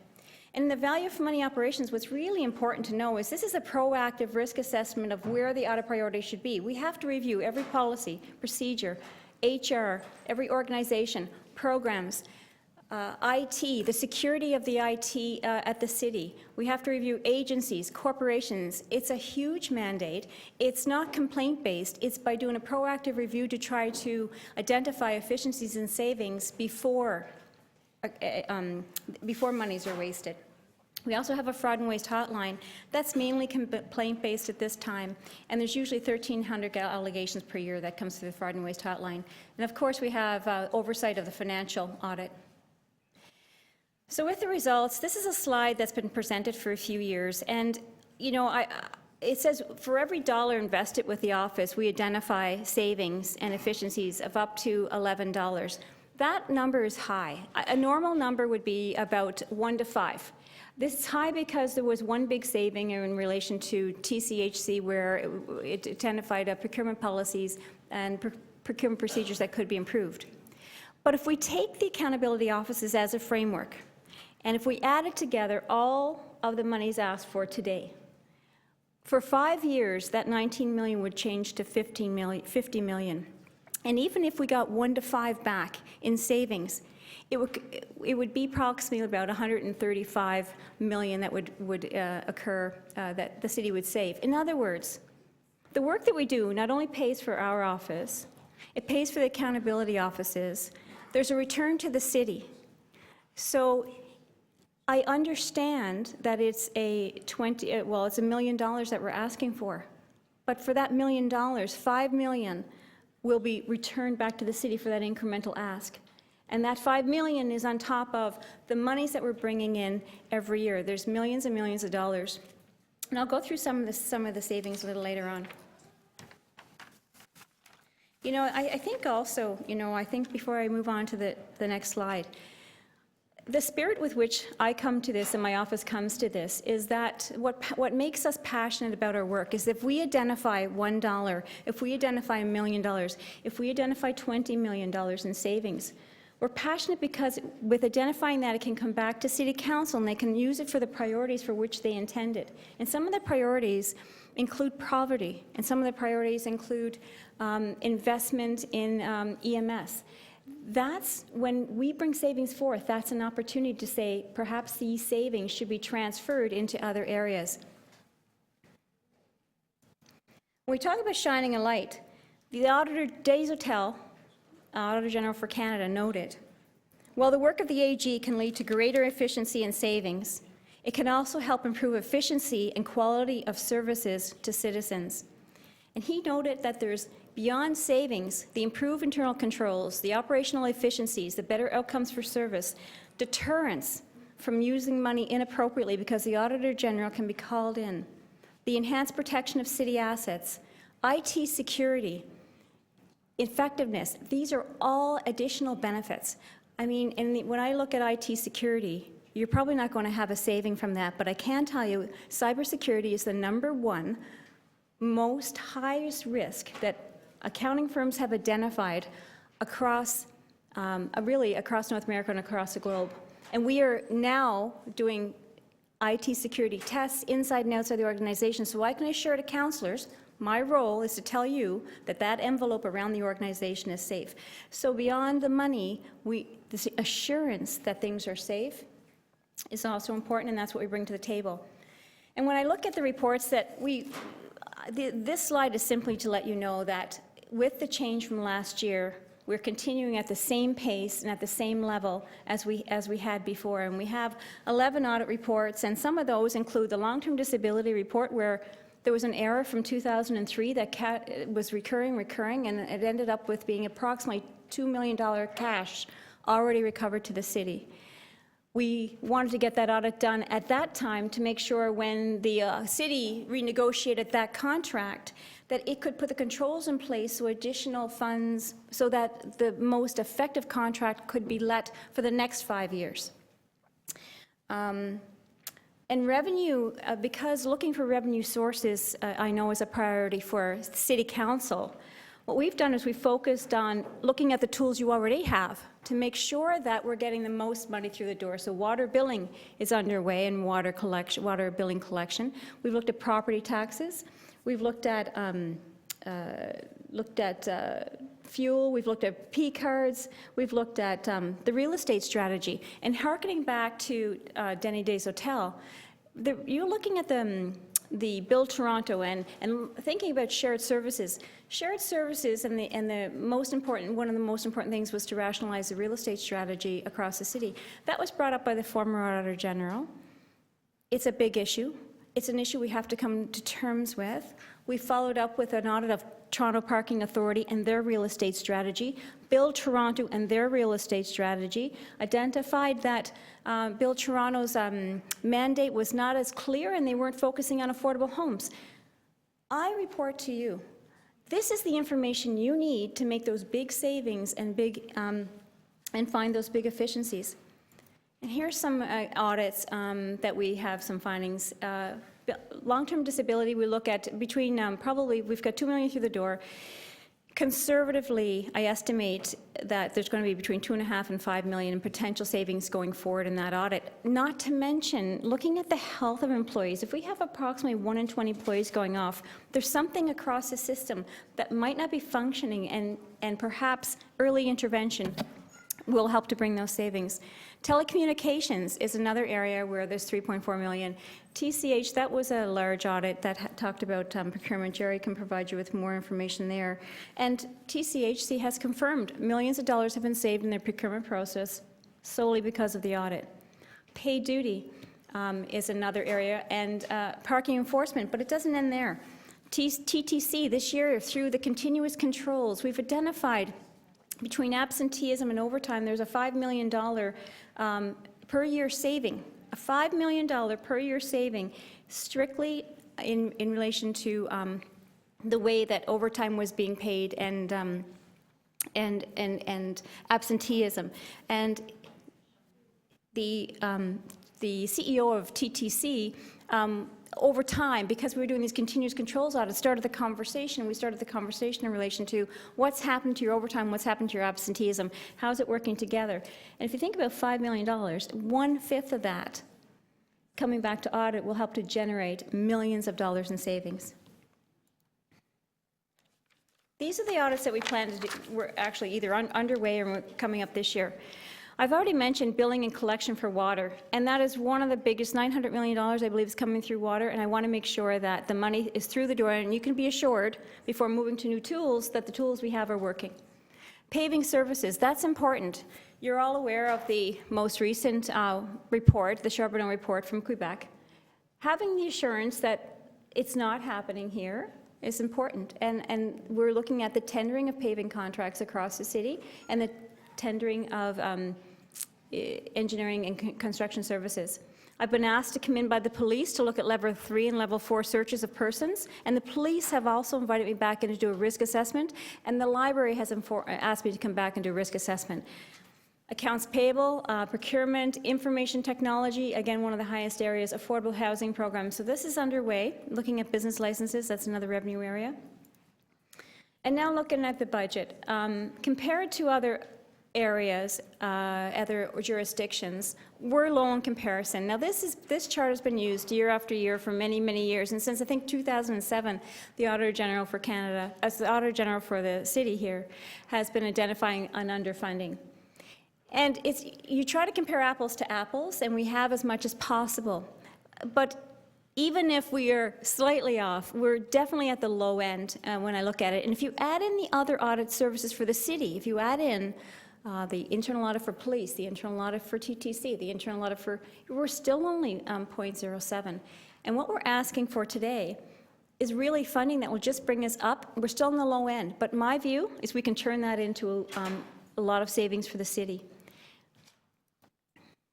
So now the approved positions, comparing over the years, essentially we've been at 29 people. And we've had some gapping there. We're 29 and a half. I think it was a few years ago we received a half a person, which I've split into 2 interns. I've hired 2 interns for a half a person to train them to be a feeder group to the audit department. But so we haven't, even though the city's budget's gone up quite a bit, we've stayed relatively stable in relation to people. And people account for about 95% of our budget. So after doing an extensive citywide risk assessment, we do it every 5 years, there's 55 high priority projects. 16 organizational areas have not been audited in the past 7 years. And some of those are TTC. You see, for the last number of years, TTC had about 20 internal audit people, and we had about 20 for the entire city. So what has happened over time, and I think the decision was right at the time, we've not focused on TTC as much as other areas. And now we're behind the 8 ball, because when we do an audit in TTC, because it's a big changing organization, we have many findings, and those findings, getting into TTC, the authority to go in and look at TTC and to identify risks, I have that authority to do that. I just need a little bit more to be able to do that. And the question can come, well, can't you choose between projects? You're trying to choose between reviewing the paving contracts for the construction to assure your city council and citizens that what's happening in Quebec is not happening here, and the money that can be generated there. Long-term disability, where if we don't turn off the tap and lower that rate of people going off, you've got many sick people who are off for a very long time, and it's costing the city a lot of money that we may not be able to afford. So you're trying to always judge, and you're trying to look at the work that's been done and leverage work that's been done, but there definitely is more that has to be put in place. More funding that's needed for sure. Examples of projects deferred from till 2019 or later. There's a few here from TTC. You know, the major operations, including streetcar, subway, they've never been done. IT project management, real estate management, that hasn't been done. TCHC, we've stood down on a couple projects waiting for the Mayor's Task Force. Urban forest management, I have people coming to me to identify that that's a high priority for them as councillors. It's a high priority. The challenge is, you know, choosing that over other risk factors. It has to stay here. State of good repair, use of information technology and professional services. IT is a focus this year, but we may not get to that one in particular. So if I were to receive funding, what I would spend it on, I'd move projects forward faster. So when I look at, you know, whether we're underfunded, I start with Des Hotel actually, and he noted that for the Auditor General's office, adequate funding, once you have adequate funding, the additional funding should be thought about to drive additional savings and to drive efficiencies. And that additional funding should be based on results. I mean, if you're adequately funding, you have assurance across the board, it's always a challenge. How much do you fund the auditor? Looking at the results and driving the savings that can help to pay for council priorities is logical. And since 2009, certainly goes back to more than that, the Auditor General for this office, starting there, identified that the resources were inadequate. And we didn't bring forth big budget asks throughout the time, but he had mentioned that it was inadequate. The Mayor's Fiscal Review Panel in 2008 noted that, you know, you could certainly complete more efficiency audits and drive more savings with additional funding. We had the KPMG study undertaken by the city manager, which identified that we're lean relative to the size and the complexity of Toronto's government. And what I can say, things that add to the complexity was the amalgamation. We're kind of a fairly new city, to be honest. And Rob, I know you're shaking your head because you and I are on the same page in relation to that. We're a fairly new city. We have to, there's a complexity more than other governments. There's bigger complexity there. And then with the pace of technology, Rob Meikle was here, we have to understand how these systems are put in place. We have to test them. It's quite a big undertaking. And although that study identified if we were funded at Quebec's level, it would be $10 million. The Auditor General for Quebec is paid, Auditor General for Montreal, his budget is $6 million. I don't expect $10 million. I expect, for me, I think $5 million plus is adequate, and we move forward. Even Lawrence Sawson's study, he recognized that we were efficient as an accountability framework, and we were effective, but we were very lean. And what does lean mean? The pressures in the forensic unit alone are severely high. There's 2 people who've been off on long-term disability. It's a unit of 5. We've had retirements. We have 1,300 complaints coming in. They have to triage those complaints and go out. And what does this mean? We're triaging and not doing forensic audits. I'm pulling in my audit team from Value for Money Audits to do forensic work. It is at a critical point there for sure. On the audit side, it's tight and basically we'll be at this level unless we get more, and then if we get more, we will deliver more savings. So that's the 2 sides of the house. So this is where the quote from Desautels, and where he talked about additional spending would be based on the premise that it would produce benefits and savings in excess of incremental spending. So more than just, he said, given the current financial situation of the city, which is where we are now, and the very tight control over spending requests, any proposal to spend more on a service is likely to meet with resistance. There is little doubt that strengthening the audit regime would cost more. However, any additional spending would be based on the premise that it would produce benefits and savings in excess of incremental spending. And that's the premise. The reason I put that here today is because it was contemplated when this office was set up that you could leverage this office to deliver the information you needed to make big savings. It was contemplated.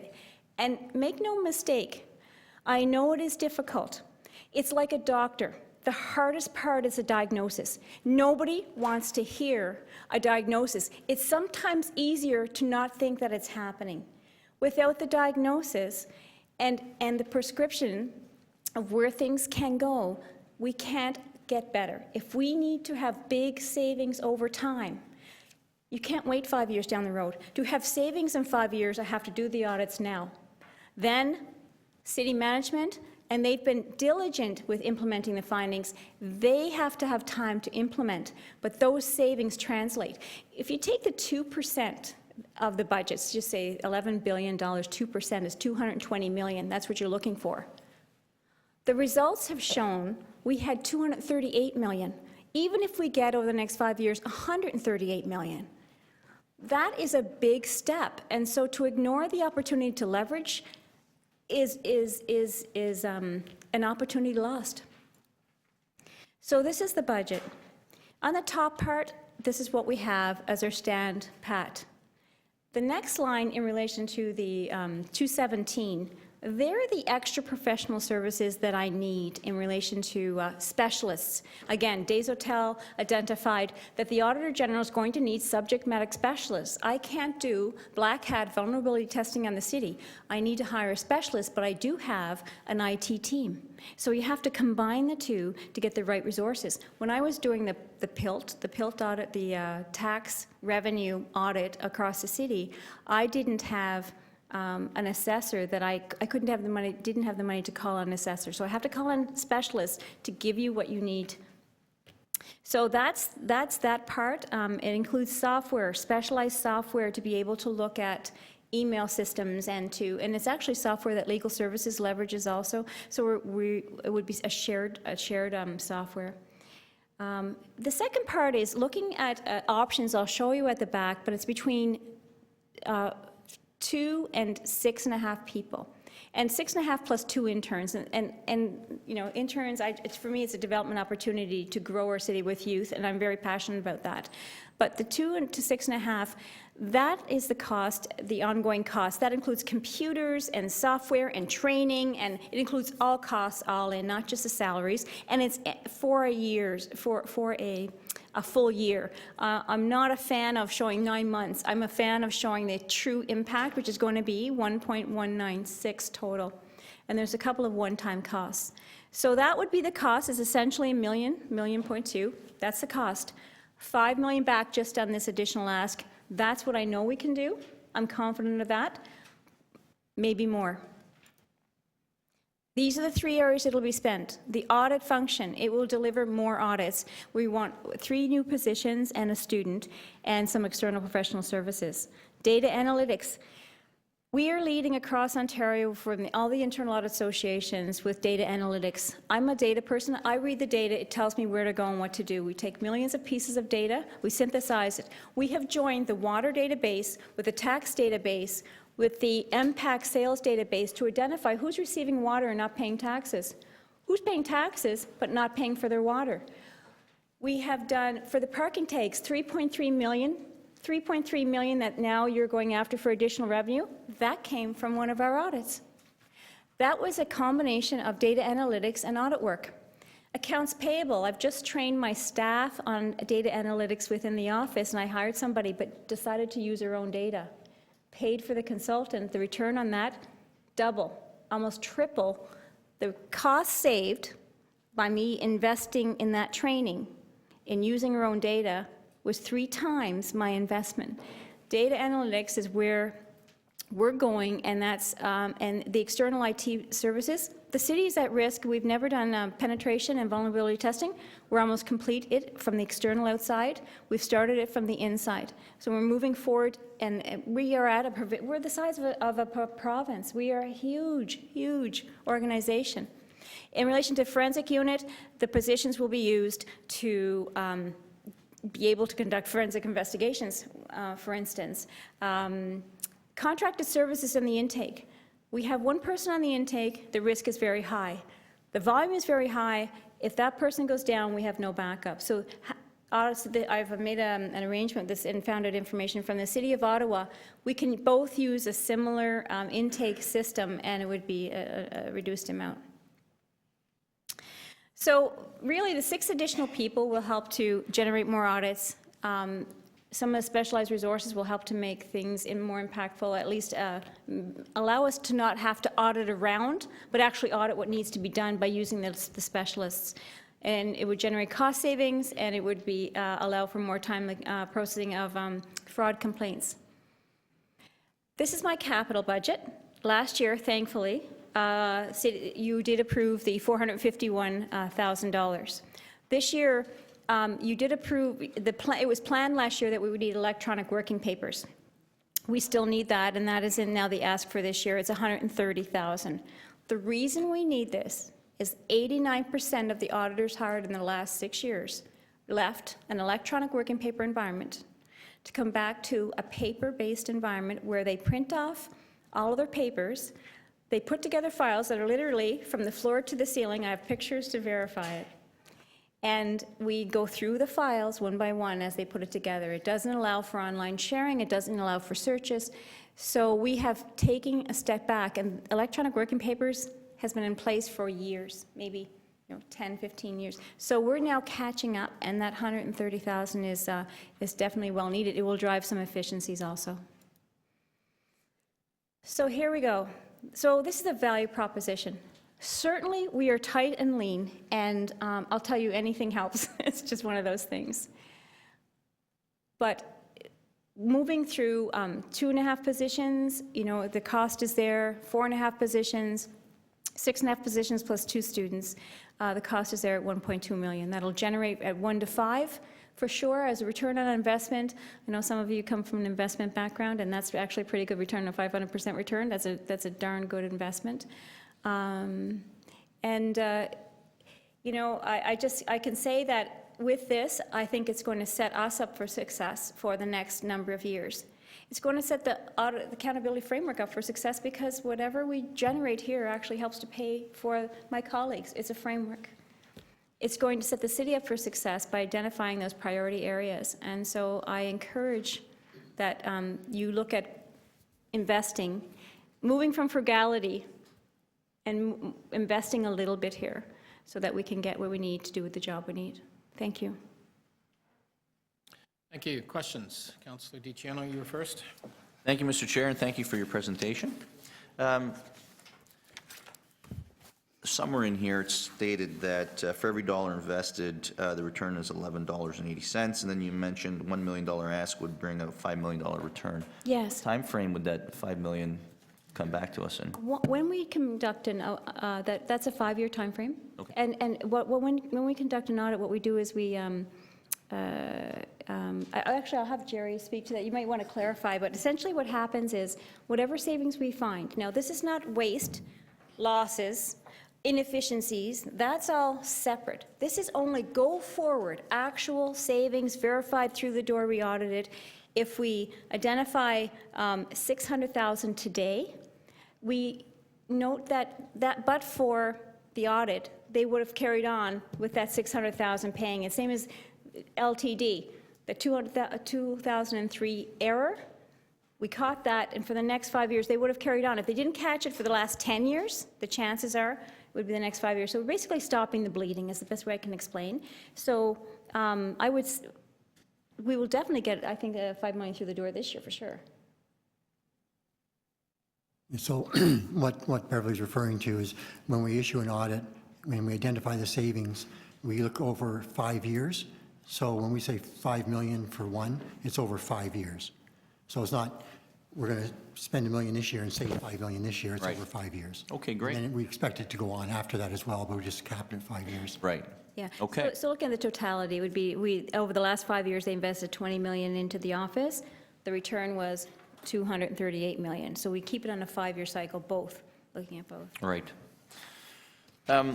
Page, actually, they're not numbered. So let's go to what you just briefly mentioned about data analytics. Yes. I have been speaking about this for the last week, and it seems that we are, our investment has been highly inadequate over the past many years in providing our directors with the technology required to more effectively manage their operations. Has your office, in the last 5 or 10 years, been provided with the opportunity to do an audit on, or an investigation on how we're spending in our IT? Is it bringing efficiency, or can it be a lot better? I know there are some municipal governments across North America that are really at the forefront of analytics. New York, Boston, even Edmonton for that matter. Where are we at? And should we be looking more into a wholesome strategy citywide to better be able to analyze data? Data analytics is really where the future is. In relation to your question, whether we've audited that, we have not. It is, IT in general is a priority area for us, but I can say that the office has reaped numerous benefits from that. The former Auditor General did bring it in, but we're taking it to a much higher level and more of it. So it has to be in every single audit that we do, because it tells a story of what's really happening. You can hear from various people, but it really tells you, through millions of pieces of data, what's happening so that you can go after. So when you're looking at divisions or agencies, are you lacking the ability to get information that you're looking for because of the technology that we've got? I mean, we've got 850 different pieces of software for 44 agencies. Is it really making it your job harder to get the information either in a timely manner or at all for that matter? We're using what's there. If you say, is there an opportunity to improve that across the city and to think about what we need, the answer is yes. The current audit that I'm working on was on paving contracts and paving tenders and bids. There is no database. I built a database of every single line item for every single bidder across 5 years for every single tender and every single contract, so that I could analyze the data to tell you the story of what's happening. So that is an insight into that area. And moving forward, looking at the city, I think the most important thing is to think about the strategy. What do we need as far as data goes? What's the best way to get it and assemble that? And I think that that's the strategy that has to happen. Okay, thank you very much. Thank you. Councillor Carroll, then Campbell. Yes, thank you. Morning. So your budget is in a unique position. We're looking at the staff analyzed and staff recommended budget at this point until Budget Committee adopts it. But due to the independent nature of the AOs, with your budget, we're not looking at something that's been analyzed by Finance Department. So they just basically format for us so that we've got the base budget before us. So really any improvement that you ask for just ends up on the new and enhanced, and in this year's procedure ends up in that collection of add-ons that are not currently in the budget. So there wasn't that iterative conversation where you could bring forward a whole bunch of new asks and they might say, you better prioritize these, you're not getting $1 million.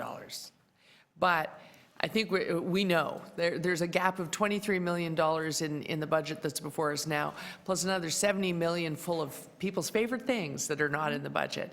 So $1 million is a very big ask on a $30 million budget. So the question is, if we have to prioritize, you've divided the new and enhanced services into 3 categories for us so that they almost look like programs. Can we prioritize them? So that if we can't do them all, what's the absolute most urgent often when you have them in programs like this, there's one that until you've done the others, it's not usable. Is there a way of looking at these 3 programs that way?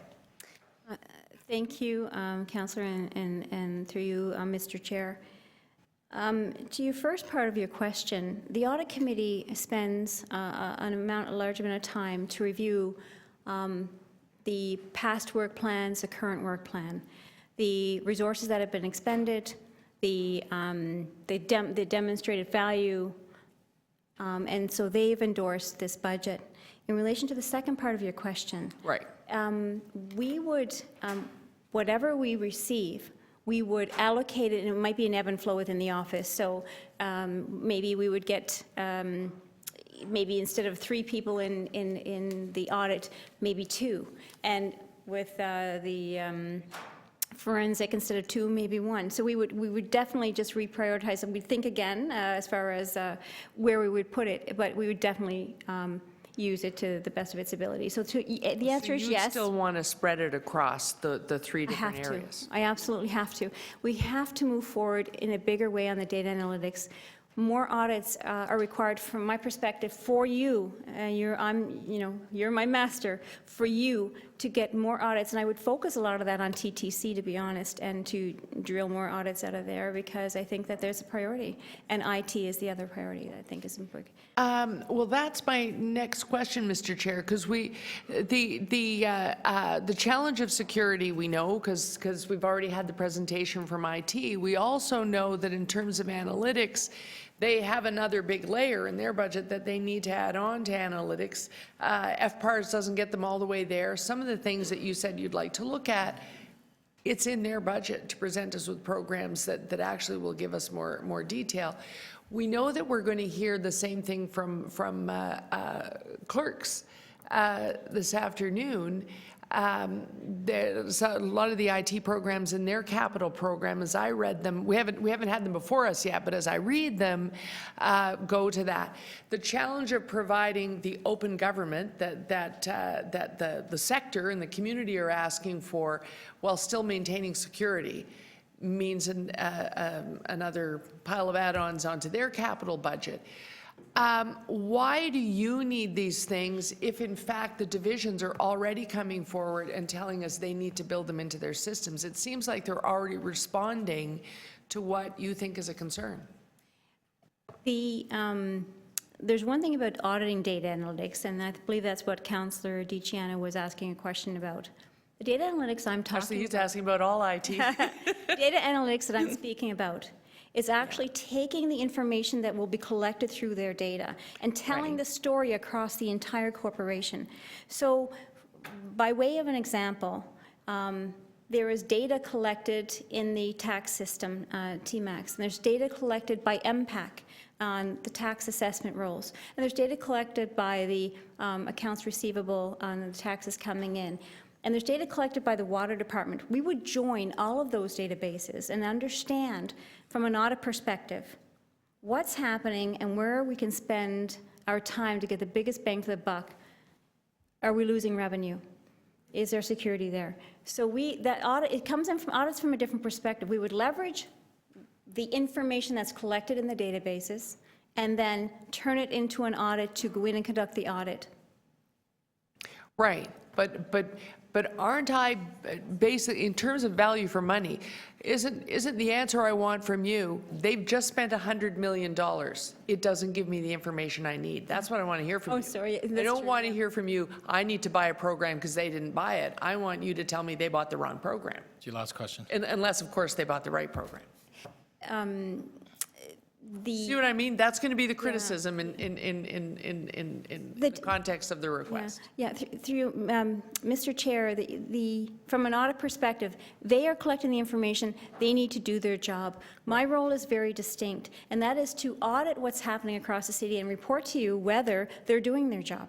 And so I will leverage their databases, but we can't do it without the investment in the tools and the investment in IT and people. So thank you very much, though, and thanks for your support of the county. Thank you. Any other questions, committee members? Councillor Campbell. Thank you, Mr. Chair. You indicated that the Fraud and Waste Hotline receives 1,300 allegations per year, 25 a week. Are you able to follow up on each and every one of those? That's a real challenge. The answer is no. So we follow up from the perspective of sending them out to managers to do some initial work. We triage them. We provide some oversight. When we receive the result back, we identify whether enough work has been done. There are some cases where there's an independence issue. We can't send the request out. And so they pile up until we have... The allegation may have come from within the department.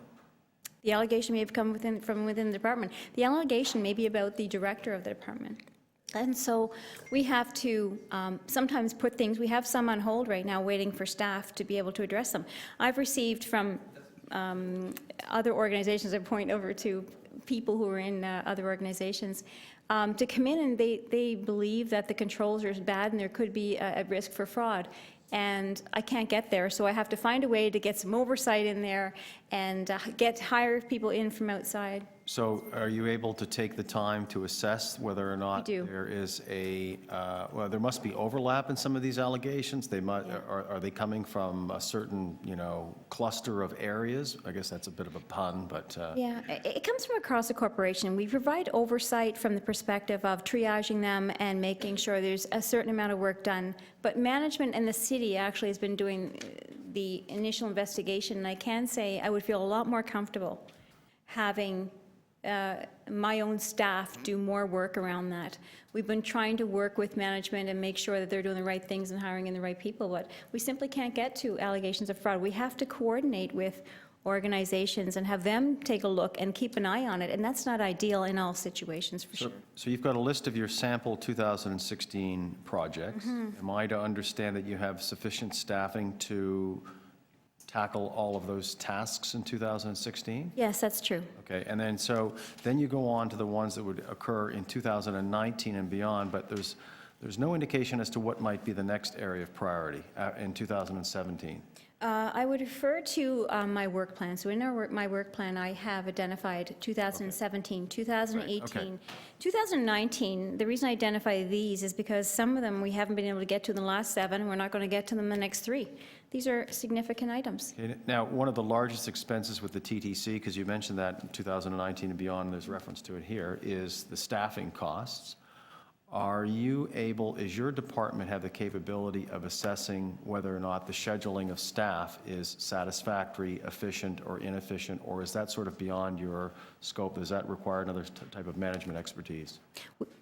We take on all audits. Where we don't have a combination of expertise in the audit department, we leverage in an expert to be part of the audit team.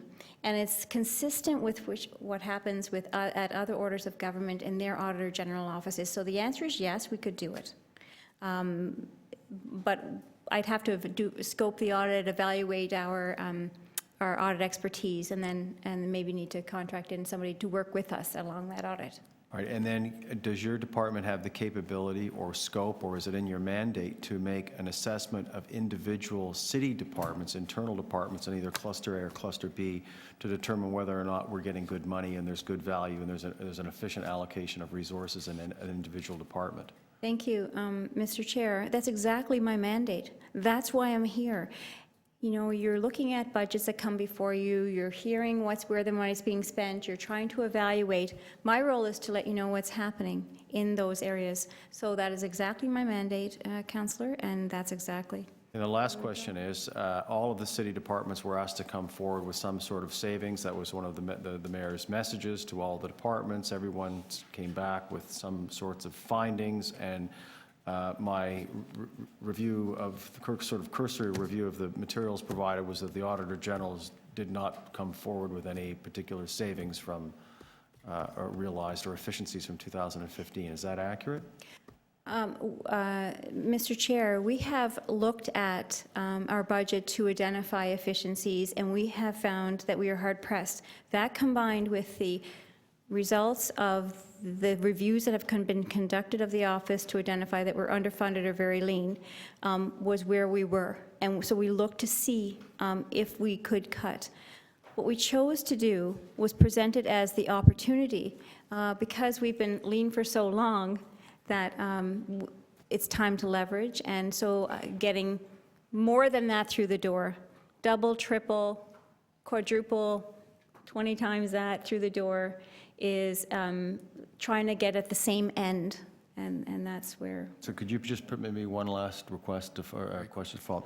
So in 2015, services and rents were 142,000, and you're looking to double that in 2016, for example. I'm just wondering, that's an example of.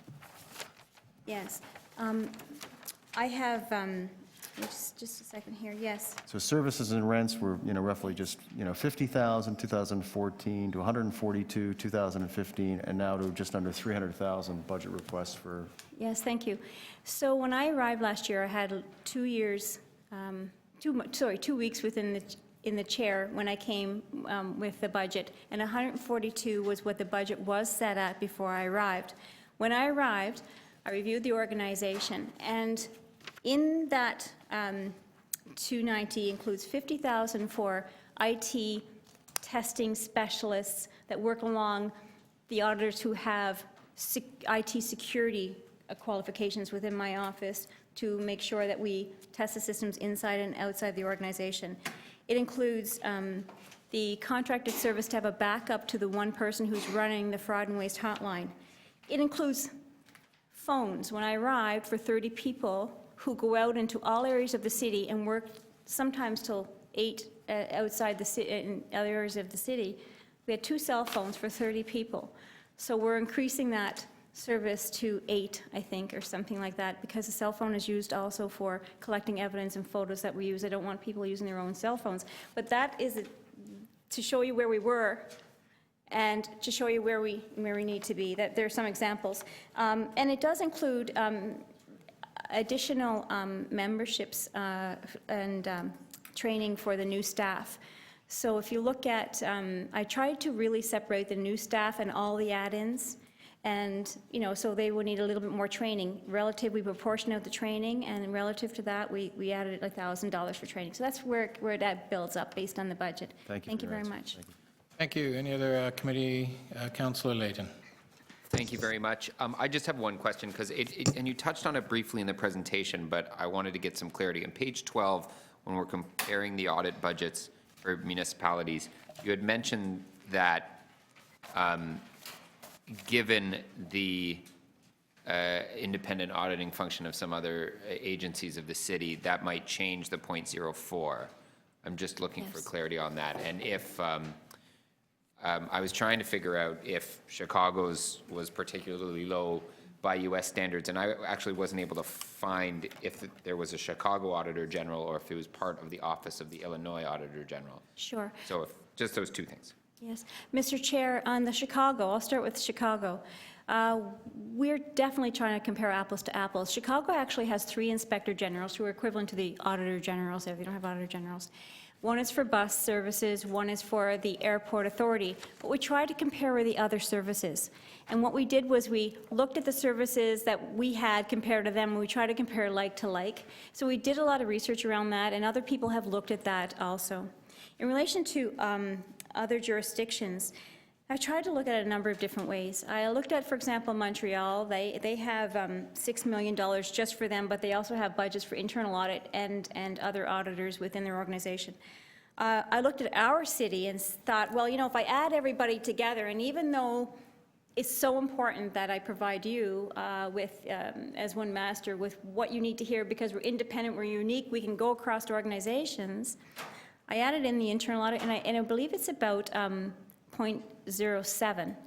When you add in, police have $2 million. The city has $1.8 million, I think. I don't know the exact figures. Here, I have it in my organization, but it's about 0.07. So it moves us up a little bit, but the Auditor General's role is completely different and completely unique. And actually, in the Days Hotel report, he addresses the difference between the Auditor General and internal audit. And although internal audit serves management, the funding of this role is significantly important. But I support internal audit for sure, and money that goes there. So just to get some clarity on that, so the Toronto number of .04 doesn't include the police and the internal audit? No, this is the Auditor General's, our budget. And for example, if we look at Montreal, it's 0.12, and that's for I think that's just for their Auditor General. But does their Auditor General have purview over the internal audit and police? I'll have to take, Councillor, I'm going to have to just go back and verify my figure as far as whether that 0.12 includes all of their internal audit also. Okay, do we know it, because Ottawa is in the same province? Yes. Maybe the jurisdiction is similar. Do you know if they have purview over police and the internal audit? I'm not sure. I don't know if they do. So I want to clarify your question, though. I want to clarify your question. What you're asking is the total audit framework budget comparing external audit and internal audit? Is that your question? Sorry, it's because, no, I heard the 0.07 number in the presentation, and I was curious what was missing in the 0.04 to bring us to 0.07. And then, in that case, is Montreal, I'm going to not use anything in Quebec, just for sake of finding slightly more comparable ones. But let's say Calgary and Edmonton, do they include police and internal audit, or in fact, should their number be 0.0, should Calgary's be 0.09 rather than 0.06 once you factor those in? Councillor, we've backed out internal audit functions from any of the other cities because it's not in ours as well. So we've backed out any internal audit functions. Okay. The 0.04 for the city is just our budget, the Auditor General. So other cities, we backed out any internal audit functions. Great, that's good. Yeah, and the reason for presenting it was that the Quebec model recommends 0.11 for audit, and I wanted to add everything together just to make sure we're under that. So we weren't, as a framework, we're not over asking, I guess is what I'm trying to say. Okay, thank you. Thank you very much. Any other committee? Actually, I think we've done all the committee. I have a few questions. On timelines, and I'm assuming the answer will probably be variable. So when you begin an investigation, to the reporting, to bringing out the recommendations, what sort of time frame would that be? Understanding, it depends on the size and complexity of the audit, I get that, but give me a general ballpark figure of beginning to end. Depending on the size of the audit, a small audit would be around 6 to 7 months, and a large audit about 9 months. And those timelines are probably faster than most audit offices. We focus. If there's many other issues that happen, we try to do one report, complete that one, and then move on to the tangent instead of holding it out. So we want to get the information back as soon as possible. So up to 9 months is reasonable. Usually for every 2 people within the audit office, a manager and a senior manager, we get 1.5 to 2 audits per group. Okay. And when you bring recommendations, I guess it depends on where they go. What's your ability to enforce recommendations? Would they all have to be, say it's the TTC or in an agency, what ability do you have to say you have to enforce all these recommendations, or how does that work? Well, we follow up on every single recommendation. The recommendation is to council. It is council or the board, TCHC board that accepts my recommendations, and they ask for them to be implemented. Once they accept it, they ask for them to be implemented. We go back and re-audit. If they haven't implemented it within a reasonable amount of time, we bring it back to the board or to city council, wherever that may be. So depending on the organization we're auditing. So I don't enforce, Budget Chair, you enforce. I provide you, as you're my master, I provide you with the information so that you can make sure when we make a recommendation and you as council say, this is important, we make sure that when they say they're going to implement it, that it is in fact implemented. We have 75% of the recommendations implemented, 100 of them have been accepted, 100% have been accepted, and the 75% relates to simply timing. And we follow up and we're diligent. Every single year we provide a report to council on the status of implementation. Thank you. And you mentioned when you're going through the TTC that they have 20 bodies or FTEs for audit within internally. Is that correct? They had around 18, how many years ago? 2 years ago? About 3-4 years ago. 3-4 years ago, they had 18. They've downsized it to 10. So they had 18 for TTC, and that's why we didn't go in a big way, because we had 22 audit professionals for the entire city, agencies, and corporations. And so we relied a little bit more on internal audit, and that's not serving council. Okay, and that was part of my second question, because if you have 20 audit within, say, the TTC, are you doubling services? Are you, are you doing work that they shouldn't be doing? If they've reduced, I get it now, that makes more sense, but when I saw the amount of 20 that were there, so you're actually going in, I kind of went, shouldn't they be doing some of the work that you're probably going to be doing anyway and finding the efficiencies? So I think you sort of answered that. Yeah, well, Budget Chair, I might add to that. The Auditor General for Canada Days Hotel, when he did his work, he contemplated the Auditor General coming up against this situation. And in all audit offices, what happens is we assess the work of internal audit. And when they have a big complement, we rely potentially more. But we don't duplicate, but we verify and check, and we have to probe further. And there's some audits you'll see different results because we've had to probe further so that I could assure you independently of what's happening. And so internal audit, as Desautels said, serves management. Management, they can have a consultant role, they can have an audit role for management, and that's an important role. This role, as he said, takes on the higher value, the more solid, big value for money issues, the higher priority issues, the big savings, his words, the big efficiencies. And so that is the difference between what I do and what internal audit does. But it is a bit of a framework, and we rely on one another, and we work. And last question, when you're looking, I guess it gets into the big value for money, when you're looking at your work plan, and I think I saw the slide of when you're looking at going and when you want to go into different divisions and agencies and all of that, how do you, first of all, how do you choose, where you want to go? If it's one particular agency, you realize, you've gone in there, done a few audits, and it's like, wow, I got to spend a lot more time in here.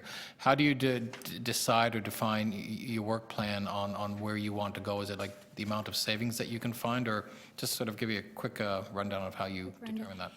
Our work is based on providing assurance. Savings are a byproduct. Efficiencies are a byproduct. We provide assurance. And we go through a framework that is used by other Auditor Generals around complexity, the amount of change, the dollars that you're relying on. For example, you're relying on $900 million in water coming in so that you can pay the bills and keep the lights on. And my role is to make sure that you're getting that revenue through the door so you can assist with poverty programs. So we assess based on the risk to the city should that service fail. And that's how we go in. There are many times we go in and we identify there's more here. Definitely, that's the hard part. When I have a CEO come to my table and say, I want you here, I know it's going to be a public report, but I need you here to help us because I know the organization is not what it should be. I have to say no. I have said no and had to turn them away because I simply didn't have the resources. So we base it on dollar value, we base it on complexity, on change to the system. When there's a lot of change and complexity, there's efficiencies to be had, there's savings to be had. So that's what we do. And the way we do it is we take every organization, we survey them, we interview every organization, and then we do a huge matrix where we prioritize all projects. We look at the level of issues, and then we just take the very, very, very tippy top, and then we share the rest of the information with the city manager. Okay, thank you. Go on to outside councillors. I have Councillor Holliday for questions first. Thank you. On Friday, I was visiting a business in the ward, a telecommunications company, and they talked about some of their services, but one of them was fleet management. And they spoke about the system that they have to track snowplows in a city to the east of Toronto. And I said, great, show me the Cray supercomputer that you've got and all the black boxes and things they put into the snowplow. And they said, no, councillor. We just push a little app out to the cell phone of the driver, and we get everything. And we know where that plow has started, stopped, how long they took a break for. And I'm not advocating of a particular audit or anything here, but it's an example of how fast the technology is changing and how easy it is to obtain incredible amounts of information. And we've talked about it before. e-discovery and document management that you talked about today. And I guess my question to you is 1.5 people for data analytics enough, given the plane of demand for growth and that type of work is not this, it's this. And it's taken off every year because the information is around us and the availability is there and the demand is to look at it. Where do you see this going over time, over the years? We've just got 1.5 people now, but where do we go long-term with this? So, thank you, and Mr. Chair, a different Mr. Chair. You've changed while I was listening to it. What we've done is we're instilling a base capability across the auditors. So once you have the information down from the data sets down from the organization, the various data sets, we clean it up, manipulate it, and then the auditor can use it on their audit. What we're realizing is we need more on the front end to get the data down, to do a little bit more front end work, and then the auditors still have the capability. It's going to be like Excel. You're going to need to be able to use it as a base. And I would say probably half of our office are very proficient with it. In fact, KPMG, you'll note in my budget documents, KPMG and other, Deloitte, they have said that if the audit committee is not asking the auditors, the auditor general, or the auditors, what they're doing with their data analytics in the audit, then you are not doing your job because it's that fast and moving very quickly. And so we have a base capability. I want to enhance that a little bit now. We'll see how that goes, and if we need more, we'll definitely have to demonstrate the cost savings on that. But I think that'll do it for the time being. Okay. Thank you. Over the year, and I don't think this is celebrated enough, Council endorsed a risk management approach to how we do business. And I suspect, the Auditor's Office and management have been well on their way, and we formalize that through a report. And that means that we're looking very carefully about how our business is run and where the sore spots are, and it's an even further look into more than a risk assessment that you would do. Where do you see that ERM leading to? Is that more work for you, less work, different work? And is that going to be a resource strain over time as that becomes full throttle? Again, harkening back to Days of Tell, my role is to shine a light on most important issues. And when I arrived, I was concerned that the city did not have a risk management framework. It's really hard to plan a budget when the deep analysis of an integrated risk framework across the city has not been done because you don't know the risks that are coming and what you need to pay for. So you're making decisions today when you may not know. Council should receive the information to know what risks could occur and what the cost of that is. That ERM framework was not there. So as an audit shop, I need to base my work on the risks facing the city. So we built a database in relation to the risks that we felt were facing the city from an audit perspective.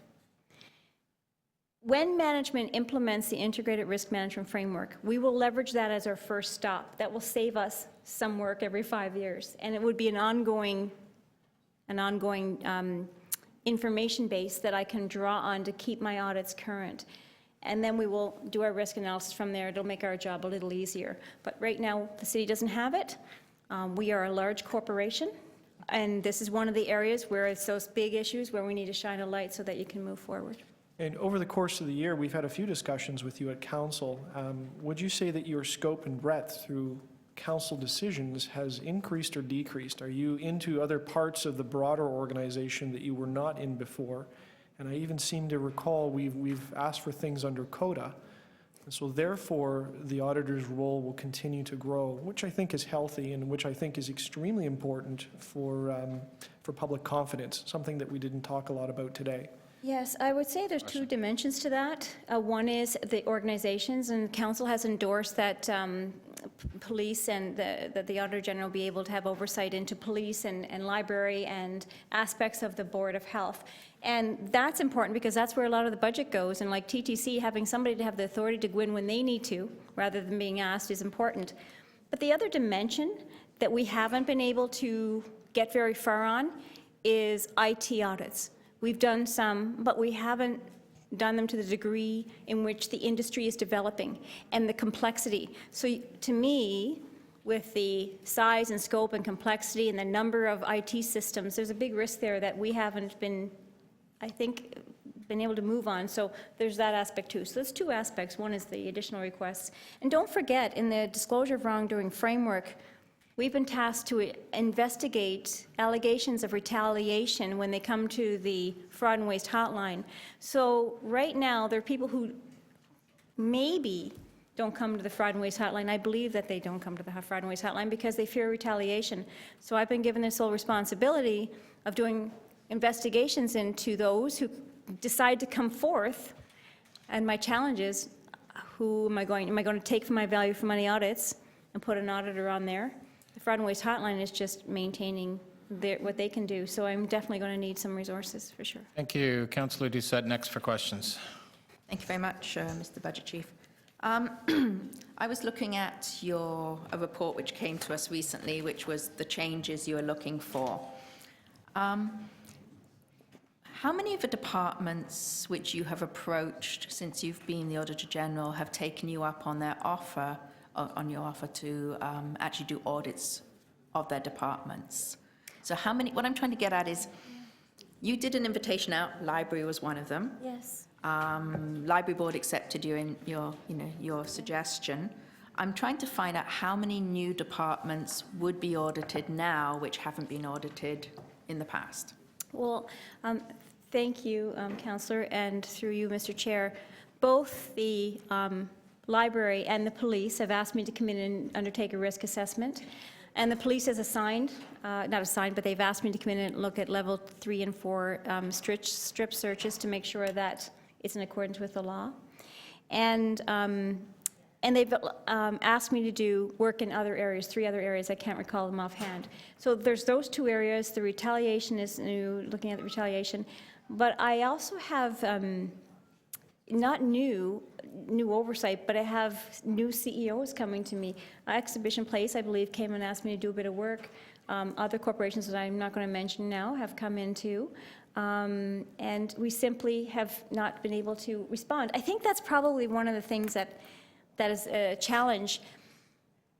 We have our work plan, but there has to be some capacity and flexibility to address some of these issues when it's as important, and there's a need to look in a timely way. Development charges is an area I want to get into. You know, where do we put that on the plan?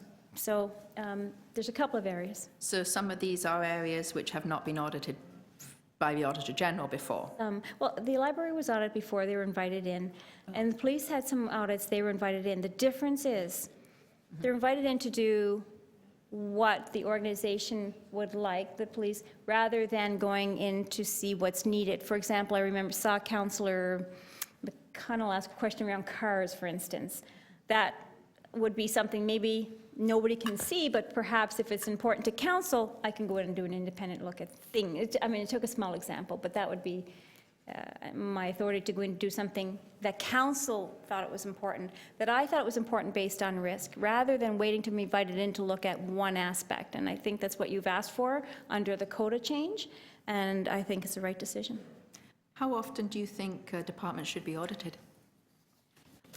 I would in the perfect world. Yeah, I would say I'd like to visit an organization at least once every 7 years.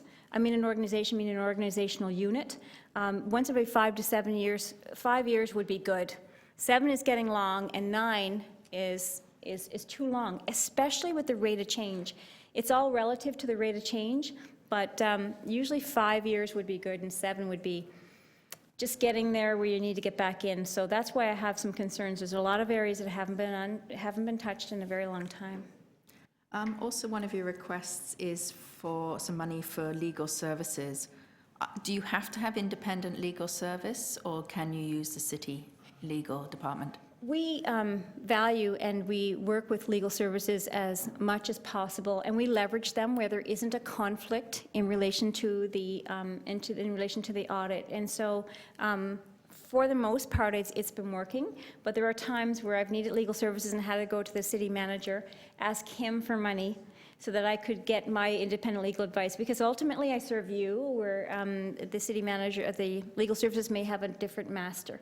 And if I feel that we're correct in proceeding the way that we do, but I don't go there unless I make sure there's an absolute conflict of interest. And usually the the city solicitor would be the person we would probably agree that there might be a difference in opinion, and I would need to get, and in fact, they would advise me to get independent legal advice.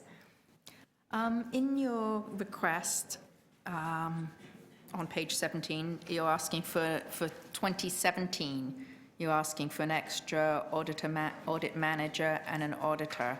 Yes. What would they be doing differently to the other audit managers and auditors you are asking for 2016? Thank you. Budget Chair, let me first say that that ask was in June. So I'd only been here about 6 months and put the budget together, and I wasn't absolutely sure about those numbers, and so I think that's something for next year. I believe if I get what I've asked for today, that will put us in very good stead to move forward in a very big way in the audit, and to me, it would be exactly what council needs to move forward with respect to the audit function. And last very quick question. What is your ratio of audit managers to auditors? That's a good question. When I arrived, there was one auditor and how many managers? 10 audit managers and 9 audit seniors, 7 seniors. So there wasn't a lot of auditors on the ground, and I'm changing the ratio a bit. We have some interns, we've asked for auditors so that we can change the ratio. So you with the organization as it is, you can't demote somebody, but you need to change the ratio. The other thing is, because the industry is so competitive and the skills are so highly sought after, we need to move, be competitive with that and hire at the right level to get the job done. I've taken a look at the model also, Councillor, and what I can say is it seems to be working for the output, the impact, and just the how things are working. I've considered that, and I think that we can feed in a little bit more and not hire as many managers, get a couple of auditors, like ease it out as they turn over. But I think it's right now is the right. Thank you. Thank you very much. Councillor Nunziata's next. Thank you. At one of the audit committees, and you gave us a list of agencies that you've sent an invitation to, and they refused. So have they all accepted? Yes. What I've done, Councillor, is I continue to reach out. I've made presentations at the Police Services Board. I've made a presentation at the library, and based on the presentation, where there was, I think, a little bit of nervousness before, they've invited me back to undertake a risk assessment. They did see the value of audit, so that matter, I believe, has been resolved, and we're just waiting for the results of the risk assessment, and I'll be back to give you the second part of that story if they don't invite me back where there are risks. Okay. Now, what was the percentage? I think, can't remember who asked that question, it was Councillor Carroll or Councillor Campbell. The reports, the audits that you've completed and recommendations that you brought forward to the agencies, what is the percentage that they've implemented? At this point, 100% of the recommendations have been accepted. 75 have been implemented on average, and the delay in the implementation is usually due to timing. But we track that and report out in June of every year because we want to make sure that the implementation is in a timely way. And I must say, a great deal of credit goes to the city staff who take these recommendations and make the changes. So we track and I provide that feedback back to council and to audit committee to make sure they're implemented, and we re-audit to make sure they're implemented. And so far, that system seems to be working well. If it's not implemented in a timely way, I would let you know. Oh, okay. So on page 5, and you've talked about recent audits that resulted in significant savings and, in various departments. So a question to you is, once you make these recommendations, they're adopted, they're implemented, and so as far as the savings, long-term savings or say a one-time savings, who monitors the savings, and how do we see the savings in the various departments that it shows up on their annual budget? Because it's nice to talk about it, but if we don't see it resulting from the audits, it doesn't help us, so we don't really we don't really see the results. So it would be nice that each of these departments had these savings, that they actually flag it during their budget on the savings from the recommendations that the audit has brought forward. Thank you, Councillor. Through you, Mr. Chair, I believe that's an excellent point. We audit to make sure that the changes have occurred. Right now, that the savings go mainly back into the organization as efficiencies. The opportunity to move those savings for a new purpose, given that they would have been lost anyway, is an opportunity for council. So when a savings come forth of $2 million being collected back from long-term disability, or savings potentially from, for example, looking at the overtime versus absenteeism, changing the system so that up to $5 million is saved from TTC, taking a part of those savings and translating that into another area is a big opportunity.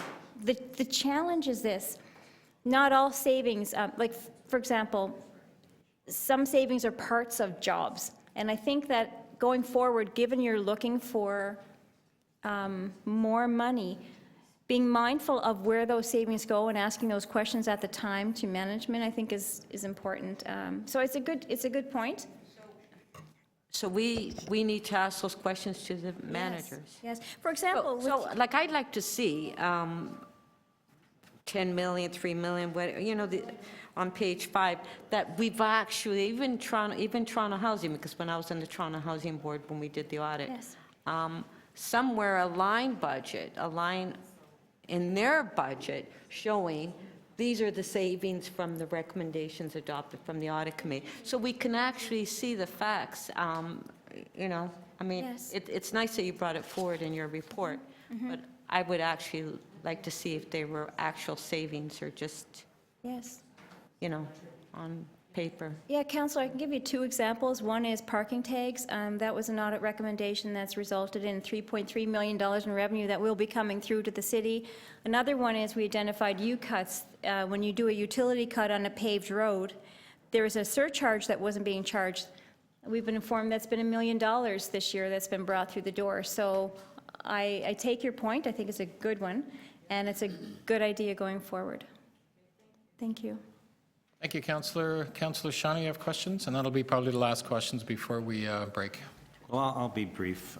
We had a conversation about what your program is for this year and next year, and one of the areas that I continue to work with my colleagues on is improvements in the planning process. So can you tell me if it's in your program and when you think you'll be dealing with that? Yes, Councillor, it wasn't on a slide. It is in my work plan as 2017, and I can forward that work plan to your office so that you'll see that the community planning is in there. And when you deal with that, the issue with community planning is it's not just the planning department. Planning, I think, in the presentations that the chief planner was making and working with the staff, identified 17 or 18 different divisions that it actually has to coordinate with. So is it your intention then to look out as to how that actually works and efficiencies that we might be able to find in coordinating the work between the different divisions in the planning department? Thank you, Councillor. That's a question of scoping, and we'll need to do that closer to the audit, and we'll have to size the audit. We do it in manageable chunks, so we keep the information coming. So it might be one area, we may do a number of different audits there, but that's a question of scoping that we do at the time. So I can't give you that answer today, but closer to the audit, I can give you that answer. So you'll be scoping this year and auditing next year? No, we'll be scoping next year, am I right, Jerry? Yeah, scoping closer to the audit. Not scoping until next year, and then when do you expect the results of your audit to come forward? Once we put it on the plan and it starts, it's usually a 9-month cycle. So that means, I'm not trying to put dates. No, so that means it's going to be 2018, unless, in 2017 is on the plan, 9 months. It could be 2018 or, late 2018, early 2019 for results.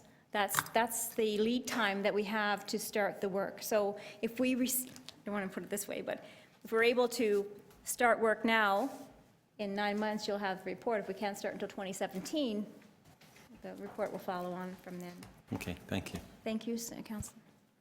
Thank you, Councillor Shiner. Seeing no other questions. I think we're going to break for lunch. Sorry, one more? Well, just before, I don't know if you're finished with, Yeah, we'll be finished with you. I just wanted to draw one, Budget Chair. I don't know if I like the way you said that. Well, yeah, so I do apologize. I apologize. It doesn't sound We're like very a good hungry. omen. But what I would never like be to finished do with is actually announce that this will be the last budget committee for Mr. Jerry Schobel, who's been an Assistant Auditor General for 30 years. For 30 years, he's worked with the office. For the last 10 years, he's been Assistant Auditor General. Under his oversight, $52 million in savings and efficiencies have been brought to the city. His counterpart, another Assistant Auditor General, Alan Ash, just retired. So I've had out of 3 Assistant Auditor Generals, 2 retire. I've had 4 seniors retire or moving on. So I just would like to acknowledge him officially as someone who served the city incredibly. And he would be very happy as a present that we did receive the funding, if that was appropriate. Well, thank you very much. Thank you for your service to the city, and we will be taking a break for 1 hour.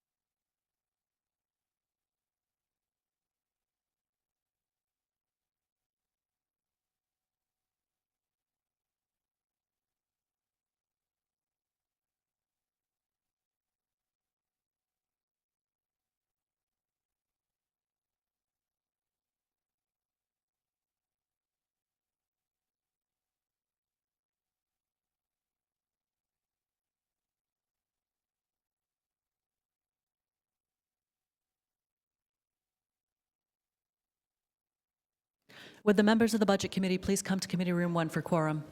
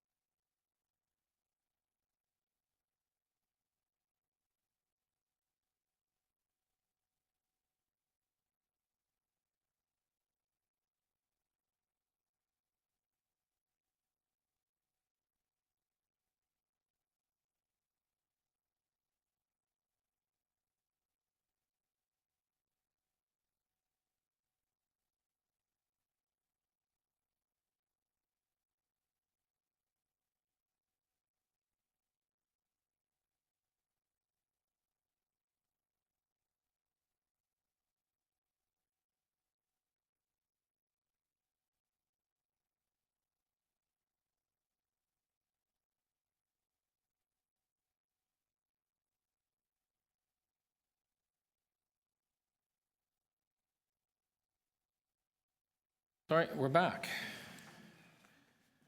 Hope everybody had a wonderful lunch. We are now going to start. We have, where are we? We have 3 more presentations from the Integrity Commissioner, Lobbyist, Registrar, and the Ombudsman. So we'll begin with the Integrity Commissioner, and welcome. Oh, over to you. Good afternoon. Thank you, Mr. Budget Chair, and good afternoon, members of the committee and visiting members of council.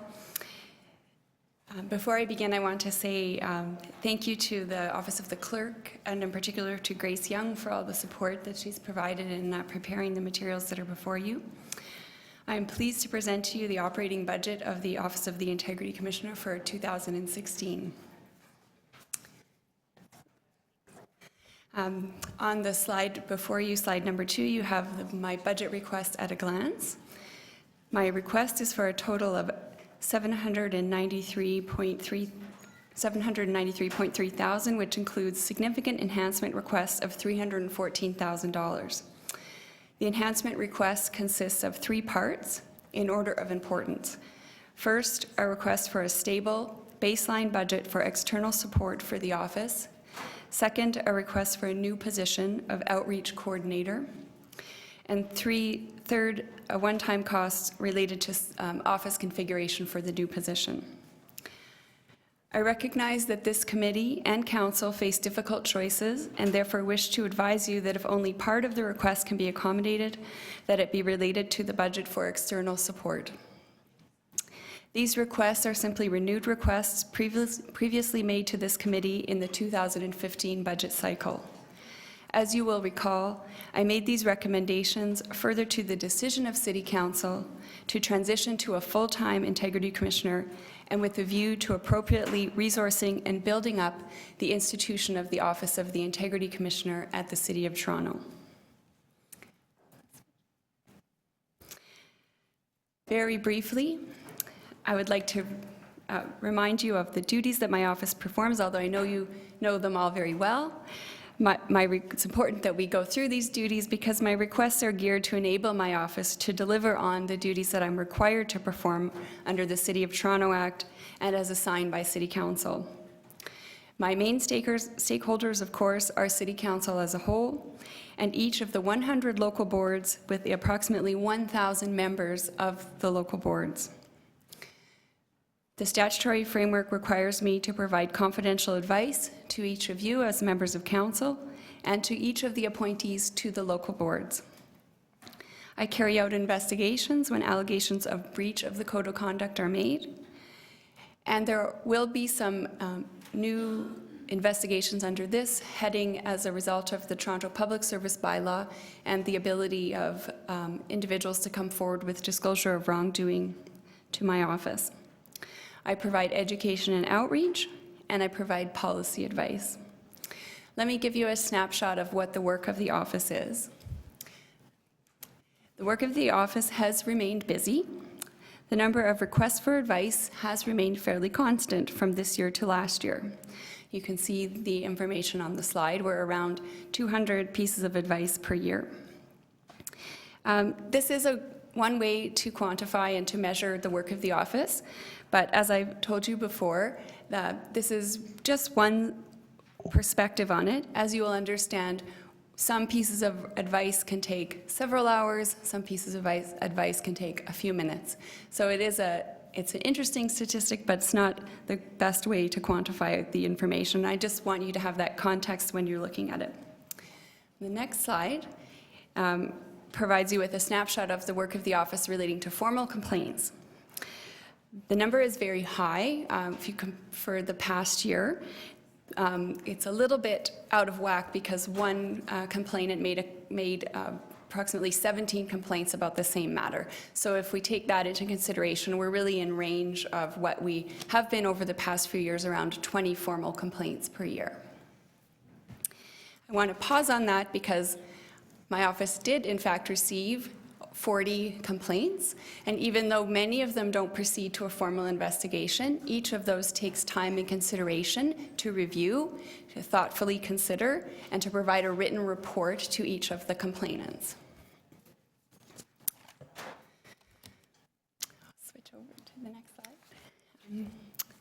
This slide provides a glimpse of part of the office activity that's not solely connected with giving advice or dealing with complaints. It's the number of citizen and staff inquiries that my office fields. I like to think of this statistic as one of the ways that my office provides education and outreach, because it's through each of these interactions that my office can provide information to what I believe to be a highly engaged citizenry of Toronto who frequently make requests of my office for information about the Code of Conduct, about members of council, about how city government works. We have a very high volume of inquiries, and I think this is one of the most important functions that my office can provide. Switch to the next slide. And on this slide, again, this is not, the outreach and policy activities are very difficult to quantify. I have counted them up for you there just so you can have a sense of how active the field can be. But what I want to say about education and outreach is that this, along with the inquiries, which is part of this mandate, is really one of the most important things that my office can do. Because as I know you'll all agree, raising awareness of the standards of conduct and providing councillors and members of local boards with tools and strategies to adhere to those standards of conduct is really what we all should be most concerned with, preventing code of conduct contraventions without having to worry about hopefully having to avoid the need for having investigations. We've been very busy this year with, because it was a new term, so I've been to almost all of the new adjudicative boards to provide orientation training. Any local board that has time on their agenda, I will attend. My office has started using social media. We've been busy on the policy front by participating in the provincial government's municipal legislation review and the City Council's own review of the accountability officers. My office was very busy this year working with the Office of the Clerk to streamline and simplify the gift disclosure procedure and to move those onto the home site of the Office of the Integrity Commissioner. And I've also been engaged with internal projects to build up the institution of my office. And just to give you one example, we're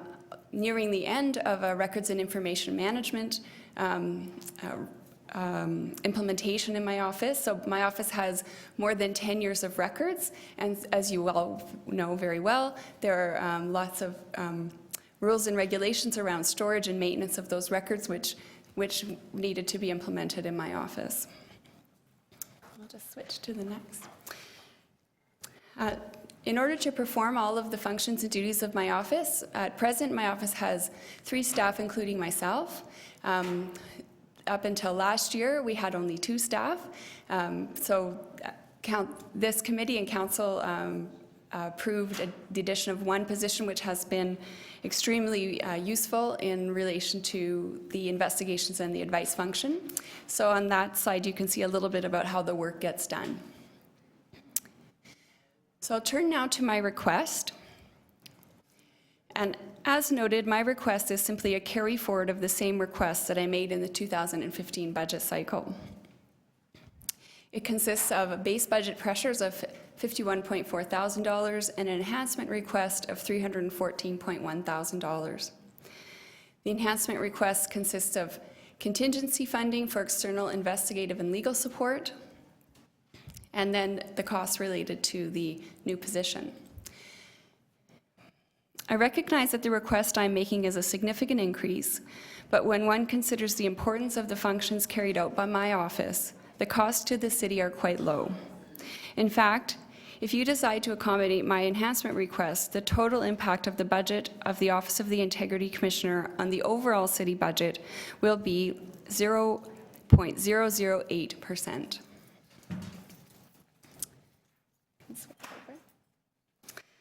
If I was in your shoes, I would be asking, why are more resources needed? And I have the same answer for you that I had last year. When advice is sought or a complaint is filed, it should be resolved in a timely manner. At present, as the Integrity Commissioner and with a very modest staff, I'm required to carry out every task and function in relation to 4 core duties with, I think, quite modest support. My duties also include corporate responsibilities such as human resources and budgeting, and there is simply no buffer in the current budget through staff or external services to properly respond to high volumes, large or complex cases or issues, or time-sensitive matters. If I turn my attention to one matter or task, it necessarily means that the other matters will be delayed. The current model is no longer sustainable. Establishing a non-salary budget for external support is critical because of the difficulty associated with predicting the number of investigations or the complexity of same. It will allow me as the Integrity Commissioner to draw on outside resources to quickly respond to major or complex investigations. The new position, while you might not see it as a high priority, is really a way for me to ensure that I can spend my time on the most critical tasks and delegate appropriately things like developing appropriate PowerPoint presentations and communication strategies, resources on the website, so that I can delegate that to somebody else so that I can focus on what I think are the most important, giving the advice and getting the investigations done in a timely manner. I want to also pause and remind this committee that it was always anticipated that this office would require a budget for external outside support. If you review any of the annual reports from my predecessors going back to the very early days, it was always anticipated that a complex investigation or caseload or high-volume caseload could take the office beyond its budget. This is what happened in 2014, and it happened again in 2015. That's why I'm asking for you today to consider, most importantly, my key request of external support. The base budget for legal support at this time represents only $10,350. I'm asking for quite a large increase to this and for a component for investigation services. And I want you to know that the purpose for the budget is to provide me with a contingency fund that I would be able to draw on quickly and deploy resources quickly in response to case volumes. I would be pleased to answer any of your questions, and I thank you for your time. Thank you very much. We'll start with questions of committee members. Councillor Carroll, then Campbell. Yes, I'll lead off right where you left off. So your increase, because it's external, you're really just looking for an upset limit for contracts for external legal. That's right. So you could begin the year with the same complement. You would have essentially an upset limit, and you know, if it was that sweet spot in the middle of the mandate where you're done the last election and not started the next one, it's conceivable that you could be returning it to surplus. That's exactly right. And you know, another way I could have chosen to tackle that problem was to recommend a permanent resource. I don't think that there's a need for that. The case history doesn't support that. And so I think we need a flexible resource that I can draw on, and then it's from the use of that, always in, you know, the most cost-effective way possible manner. You know, we could then have better evidence about whether more resources are needed, internal. Right. Would you also, have you given any thought, and I'm sure you have you given any thought to the word boundary review? Looks at a number of different numbers. It looks at, we are either changing the number of councillors, or we're going to end up changing the number, the quantum of resources for councillors as we scale up the constituencies. Have you looked at what that would indicate for the integrity commissioner? A more lively election than usual, looking at any new policy or any looking at governance. Do you anticipate a workload for the Office of the Integrity Commissioner as a result of that action in 17 and 18? I haven't looked at it in detail yet, but certainly it's exactly those kinds of things that will come up and continue to come up. So using the past year as an example, the introduction of the Toronto Public Service Bylaw was something on the radar that I needed to consider, and so the word boundary review would be another similar one. Certainly if there was an increase in the number of councillors or any other changes, that's exactly the kind of thing that would cause an uptick of requests to my office. Right, but you would know somewhere throughout that process happening in 2016 would be the indicator for you. You'd know then. Yep. Then I would that would probably trigger for me the time to start looking at that. It is difficult to be strategic in looking out beyond those things with the workflow and the workload that the office has right now. You know, we really are getting the work done and transitioning. I think my goal by the end of my term is to really have a well-functioning institution of the office, so that those kinds of things would be built into its regular structure, so that it would be able to anticipate those kinds of changes. Right. Okay. Those are my questions, Mr. Chief. Thank you. Councillor Campbell. Thank you, Mr. Chair. So do you feel that there's an integrity problem with the City of Toronto that warrants this increase?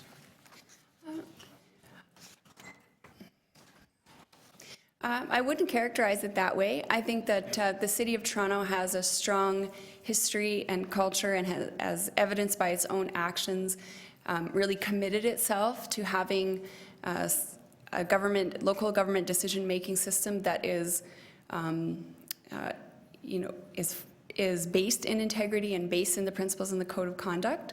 And I think that having that as its goal, having government decision-making based in integrity and the principles of the Code of Conduct, requires constant and vigilant effort, and it requires constant reminders and information about the Code of Conduct, and abilities for the public and others to raise concerns when they see problems. So when I'm looking at the workload, you conceded that the amount of advice, which could be a 5-minute phone call, or it could be a 20-minute, or 40-minute, or 1-hour email back, or something of that nature, hasn't gone up appreciably in the last little while.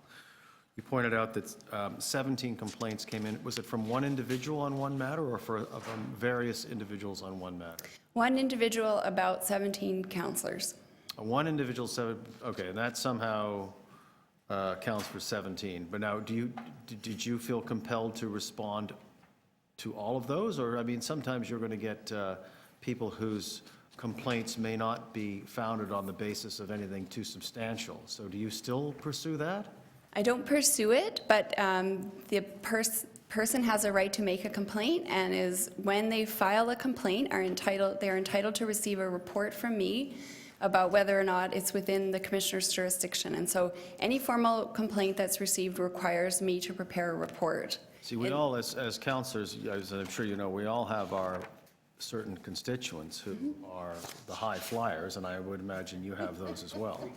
Right, but when somebody makes a choice to make a formal complaint in Toronto, they have to file an affidavit. So, that doesn't include any number of other less labor-intensive ways a person could contact me, and I don't, those aren't the kinds of things that would trigger that sort of response. But these complaints that I'm logging there for you are the formal complaints that came in where somebody filed an affidavit with the Office of the Clerk and commenced the process. So in this is a substantial request, and do you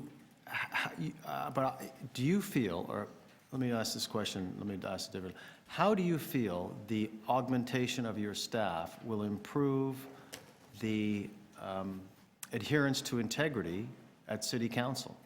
Or is it that you feel a need to provide a service to those who make the requests? So how my requests will serve City Council, so I've made two types of requests.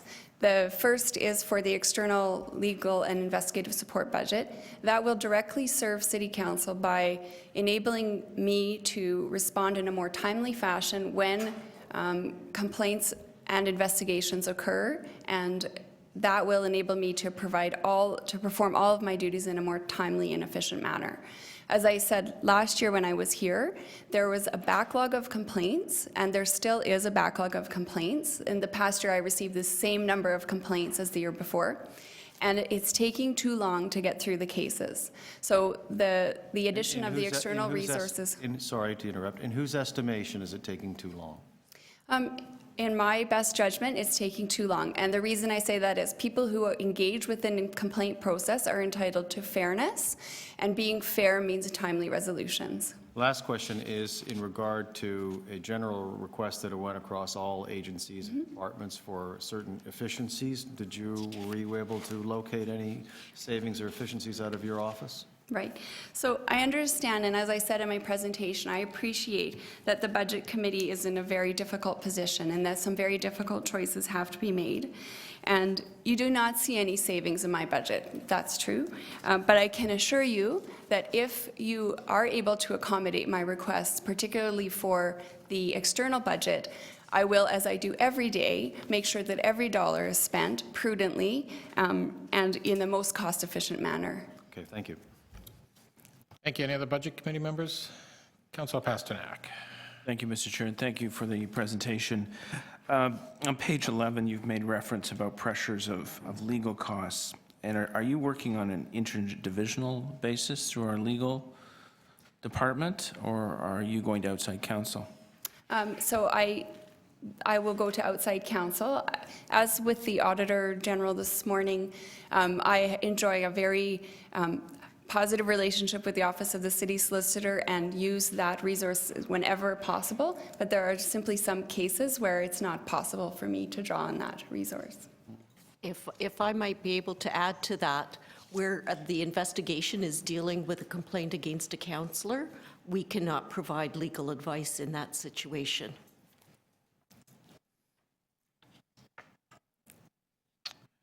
All right, so the 10,350, you exceeded that by halfway through the year, or? For 2015? Yeah. So in 2014, we exceeded it by about 20,000. I think 20,000. We also had to get some external support from the Office of the City Manager, and that was because we had a judicial review, and we also had an issue with the Information and Privacy Commissioner. This year, I didn't exceed it. I guess I wasn't tracking to exceed it, but I knew that I had some room this year because of some unplanned vacancies, and so I tried to deploy those resources as best I could to try to get through some of the cases faster. So the request before us is for in-house counsel and the integrity? No, it's for a budget that I could, so $75,000 for external legal and $75,000 for external investigation support. So this would be funds available to me that I could deploy when needed to deal with complex cases, emerging issues, litigation, appeals with the Privacy Commissioner, any of the number of things that could come my way. You've asked for $150,000 to be as a discretionary Right. increase.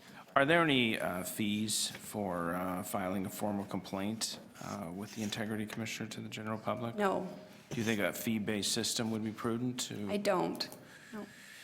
No. We, as you know, we moved the Integrity Commissioner from a part-time to a full-time position, and then last year we added a staff member. Is there any end in sight where you feel you'll get the resources necessary to do the job? I think that's a fair question. I guess what I can say to you, Councillor, is through you, Mr. Chair, that the requests I'm making this year are no different than the requests I made last year. I am very aware that the city has tight resources. It is my view that the Office of the Integrity Commissioner should always remain as small as possible because it's very sensitive and discreet work that's carried out there. So at present, I don't foresee asking for any more resources than what you have in this proposal today. We did add a staff member last. You did, and it has really improved significantly the ability of my office to work on investigation files in particular. All right, thank you, Mr. Chair. Thank you. Thank you. Any other council or members? Councillor Berardinetti? Thank you, Mr. Chair, through you. I was wondering what you do with vexatious complaints, if you determine that, if you're legally allowed to determine that. Yeah, so, because the vexatious complaints are in law. yes, I'm aware of the concept of vexatious complaints. So maybe I'll answer your question by explaining the intake process. So anytime a complaint is filed, I review it, and I have to be satisfied that the issues raised in the complaint are a code issue, and that there's no other way for it to be resolved, and that the person has provided sufficient information to cause an investigation. And when I do that review, one of the considerations is, what is the capacity of my office to be able to do all of the complaints that come in the door. And so through that process, and historically, a high number of complaints is screened out because it doesn't meet that threshold. We don't have a sort of vexatious complaint usually means like a history, a pattern of conduct, someone coming back. We don't have that kind of a specific language in the code, but certainly those types of considerations could be considered at the intake stage. Okay, so they are considered, it's something that you consider when you're Yeah, I mean, it's difficult for me at the intake stage when the counselor doesn't know about it. I mean, I wouldn't know if there were other complaints other places. Certainly, if there have been a number of complaints in my office, that would be information that I have. But it would always be open for the counselor to make that, or the board member to make that procedural argument.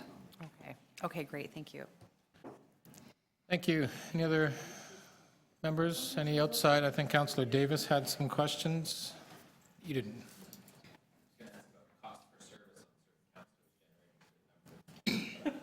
Okay. Councillor Davis, you're next. Who has the most complaints against me? My first question is about when we established the Integrity Commissioner's Office. I know there was an initial request for staffing and resources, and I think we started the office with less than what was the original staff recommended resources for the office, and that we anticipated there would be growth and that we would respond to the growth. Is that a fair assumption about how your office was Yeah, I think that's a very fair assumption. The main source that you can see about the recommendation would be from the Bellamy report. And when you read that report, the office is sort of envisioned as a multi-staffed office that could be providing education and outreach with a full-time commissioner. But it wasn't until 2 years ago that we had a full-time commissioner. So, and then since then, we've been building. Right, okay. So I am familiar with a couple of cases that involved our agencies, boards, and commissions, and in particular BIAs. And I'm wondering, you've asked as well, well, let me back up just a bit. So you are seeking one full-time outreach coordinator, as well as 81,000 for office furnishings? That's just one time related to that position, and then 150,000 for external legal and investigative support. Costs. Okay, so it's the outreach coordinator I wanted to find out about. So you seem to suggest in the notes that it is to do outreach and provide more education and support for agencies, boards, and commissions. Right. Yeah, so there's, the office has had jurisdiction, and there's been a code of conduct particular for local boards for many years now, but we have an extremely out of proportion number of requests for advice. So it's usually under 10 requests per year, and there are approximately 1,000 appointees. So the numbers don't add up. And my view is that that's because there is an insufficient level of awareness of the code of conduct and of my office. Yeah. So I want to be able to address that in strategic ways. I can't go out to all 100 boards, but I think we can develop tools like videos. There's so many things you can do now that could be provided online. And the city divisions that support all of these boards are doing a great job. So it would just be things that I could do to improve that in an efficient way.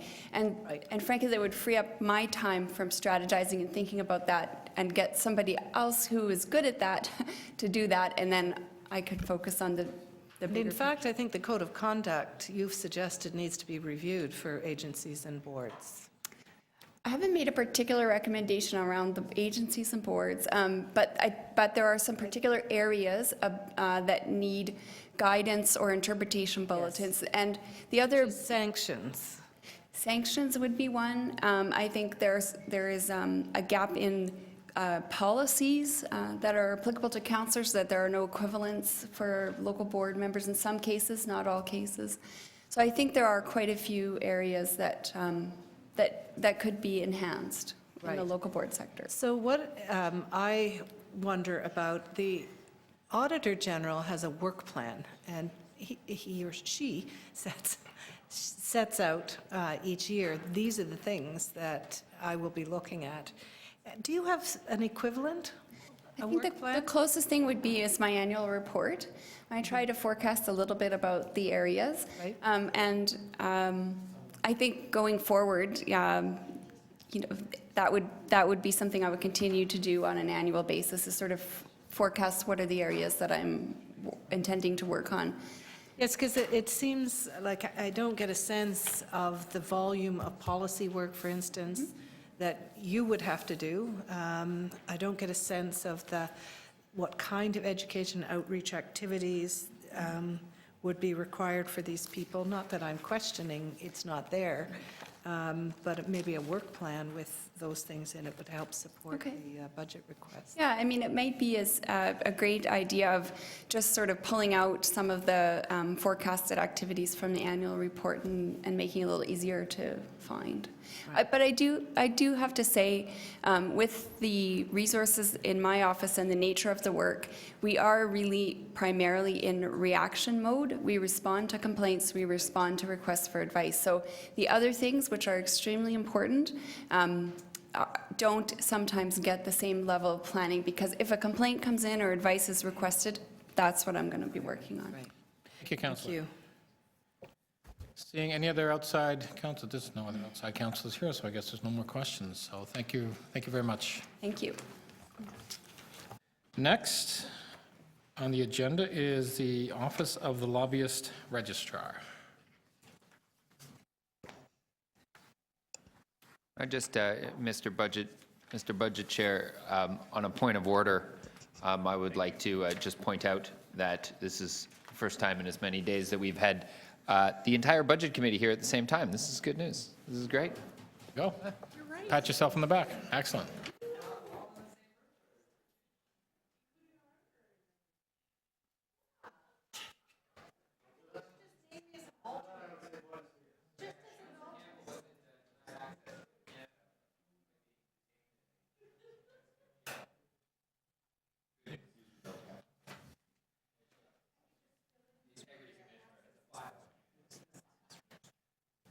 Thank you. Go ahead. Good afternoon, Mr. Chair, committee members, and visiting councillors. This is the my presentation of the operating budget request for 2016 and the capital budget and plan for 2016 to 2025 for the Office of the Lobbyist Registrar. And I would like, at the outset, as my colleagues have done, to thank the Council and the City Clerk's Office, Council and Support Services. I think it has a new name now. Winnie Lee, the Deputy Clerk, and Grace Young and her staff, their staff, for their help in preparing this budget and advising us so assiduously on financial matters all year and whenever we need their help. As you know, the mandate of the Office of the Lobbyist Registrar is twofold. One, the first is that we maintain a registry of lobbyists that is available to the public, and that is a requirement of the City of Toronto Act 2006 upon the city to provide. And we regulate the conduct of lobbyists who lobby city public office holders under the city's lobbying bylaw, which again was adopted pursuant to the authority of the City of Toronto Act. The applicable legislation is COTA, the City of Toronto Act, Part 5. The lobbying bylaw, Chapter 140, sets out the requirements for registration and the lobbyist code of conduct, enforcement of the bylaw, administration of the registry system. And Chapter 3 of the Toronto Municipal Code sets out the framework for the city's accountability officers, of which the Office of the Lobbyist Registrar is one. We have a sort of, if you can imagine, it's because we have two mandates. One is the registry and the other is monitoring and enforcing conduct of lobbyists. We have a registry function, and we also have an inquiries and investigation function. The registry side of our office maintains the lobbyist registry. Registry staff monitor, review, verify registrations, approve them, refuse them, suspend them, and revoke them when necessary. We provide information and advice. We interpret the bylaw through interpretation bulletins or individual advice. We get about 2,800 inquiries by telephone a year, many of them asking for advice. We issue newsletters. We issued 3 last year.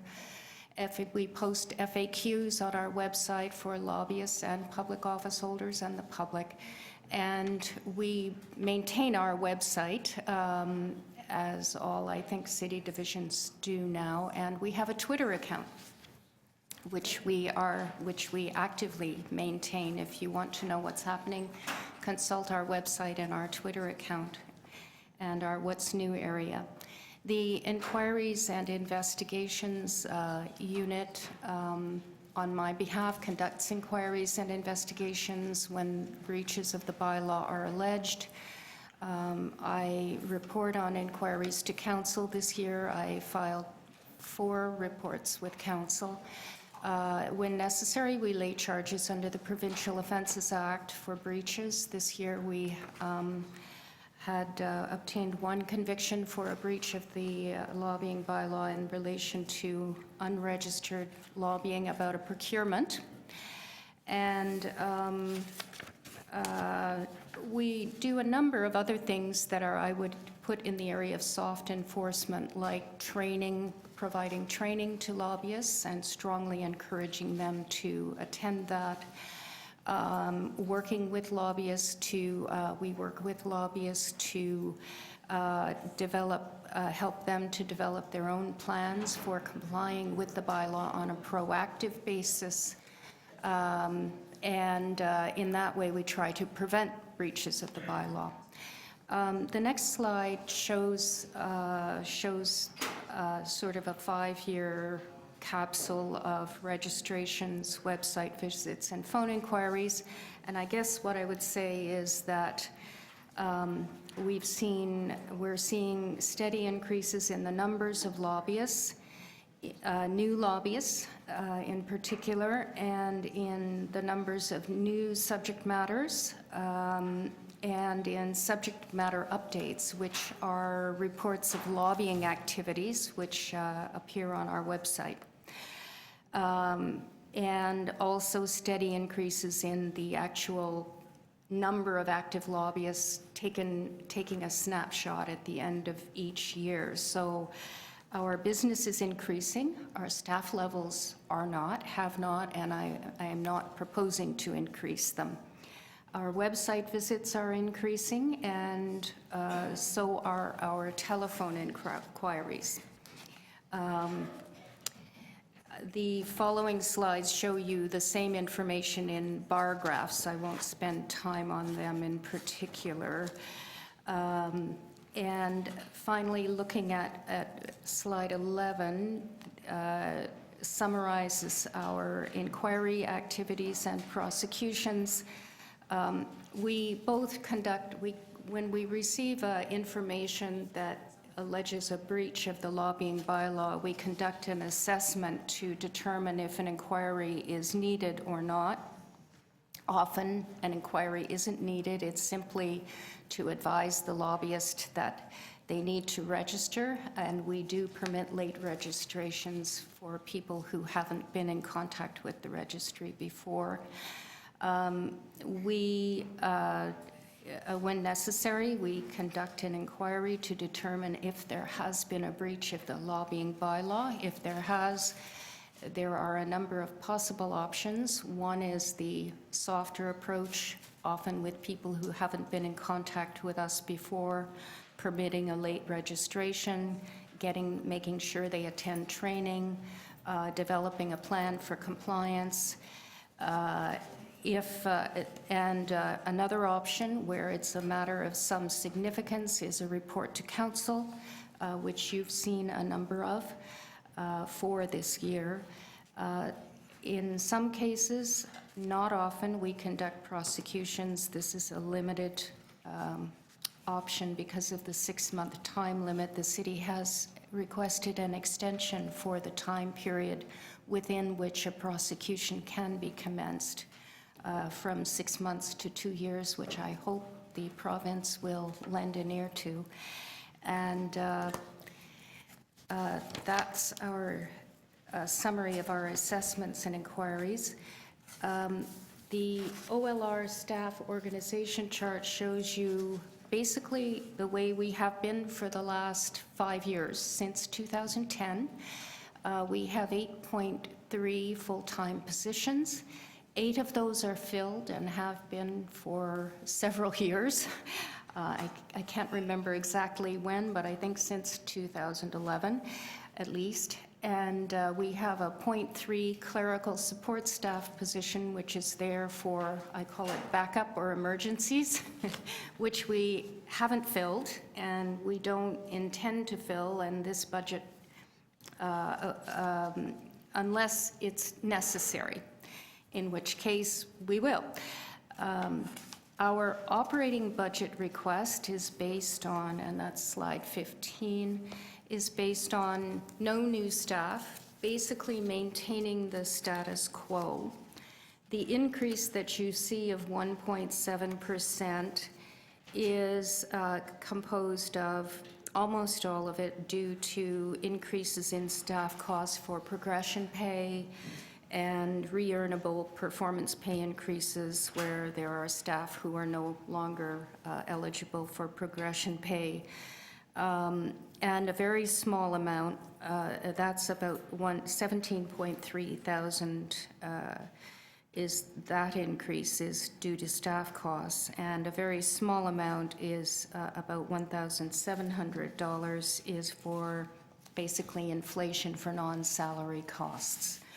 Otherwise, there's no change. There's no change in the number of staff positions foreseen in this budget at all. We intend to manage the increased business that we have with the staff that we have without any increase. Slide 17 shows you a little bit more of a breakdown of the base budget increase. There is actually 32,000 in progression pay and benefit adjustments, but it's offset by budget to actual salary benefit adjustments and 1,700 for non-payroll economic factor adjustments. I'd like to move now to our capital budget. Last year, Council approved our State of Good Repair project for the Lobbyist Registry, which began last year and is to be completed this year. It is running on target and on budget. The objectives of the State of Good Repair project are to enable the registry to continue to function and therefore comply with the City of Toronto Act requirements, to comply with CODA and also other statutory obligations like the Accessibility for Ontarians with Disabilities Act requires us to make some changes to the registry system to be accessible.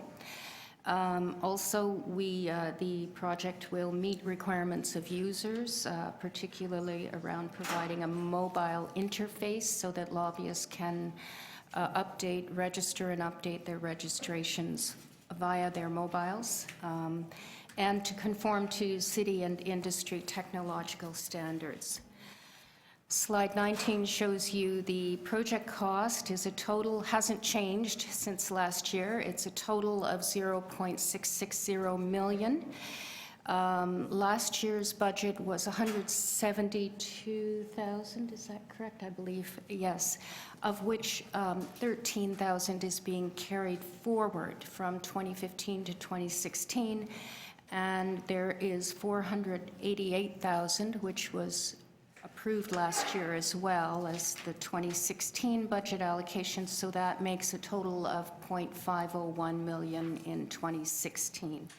This project will be completed in 2016. I'm confident. We have great help from the clerk's IT staff, and we're on target.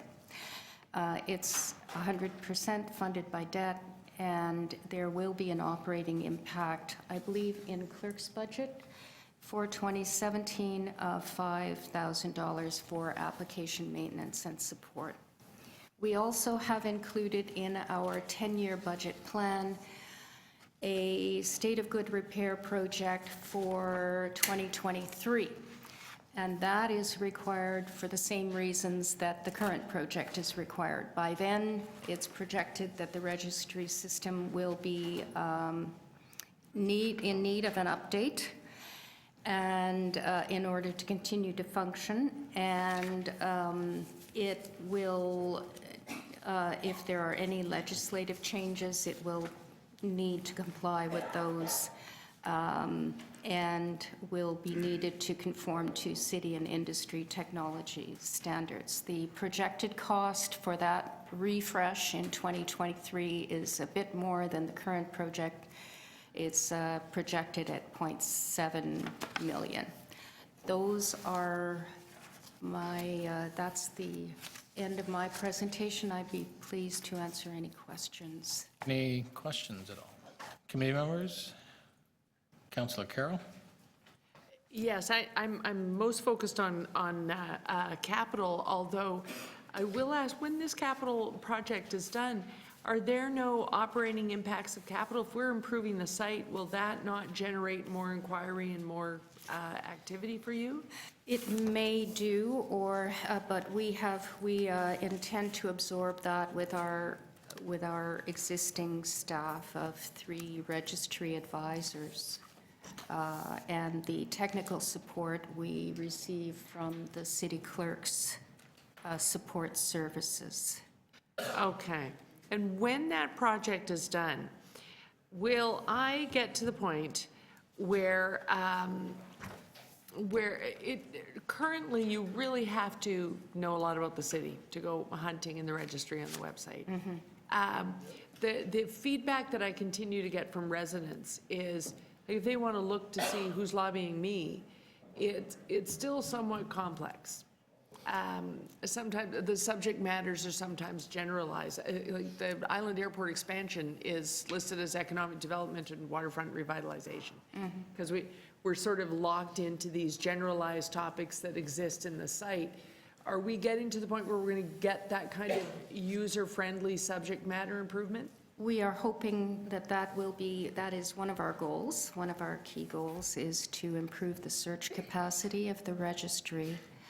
And that will include a review of the keywords. It may be that we will see the prototype in February. We did an extensive survey. The clerk's, again, IT department helped us with an extensive survey of public office holders. You may have received a survey or request to complete one, as well as the public.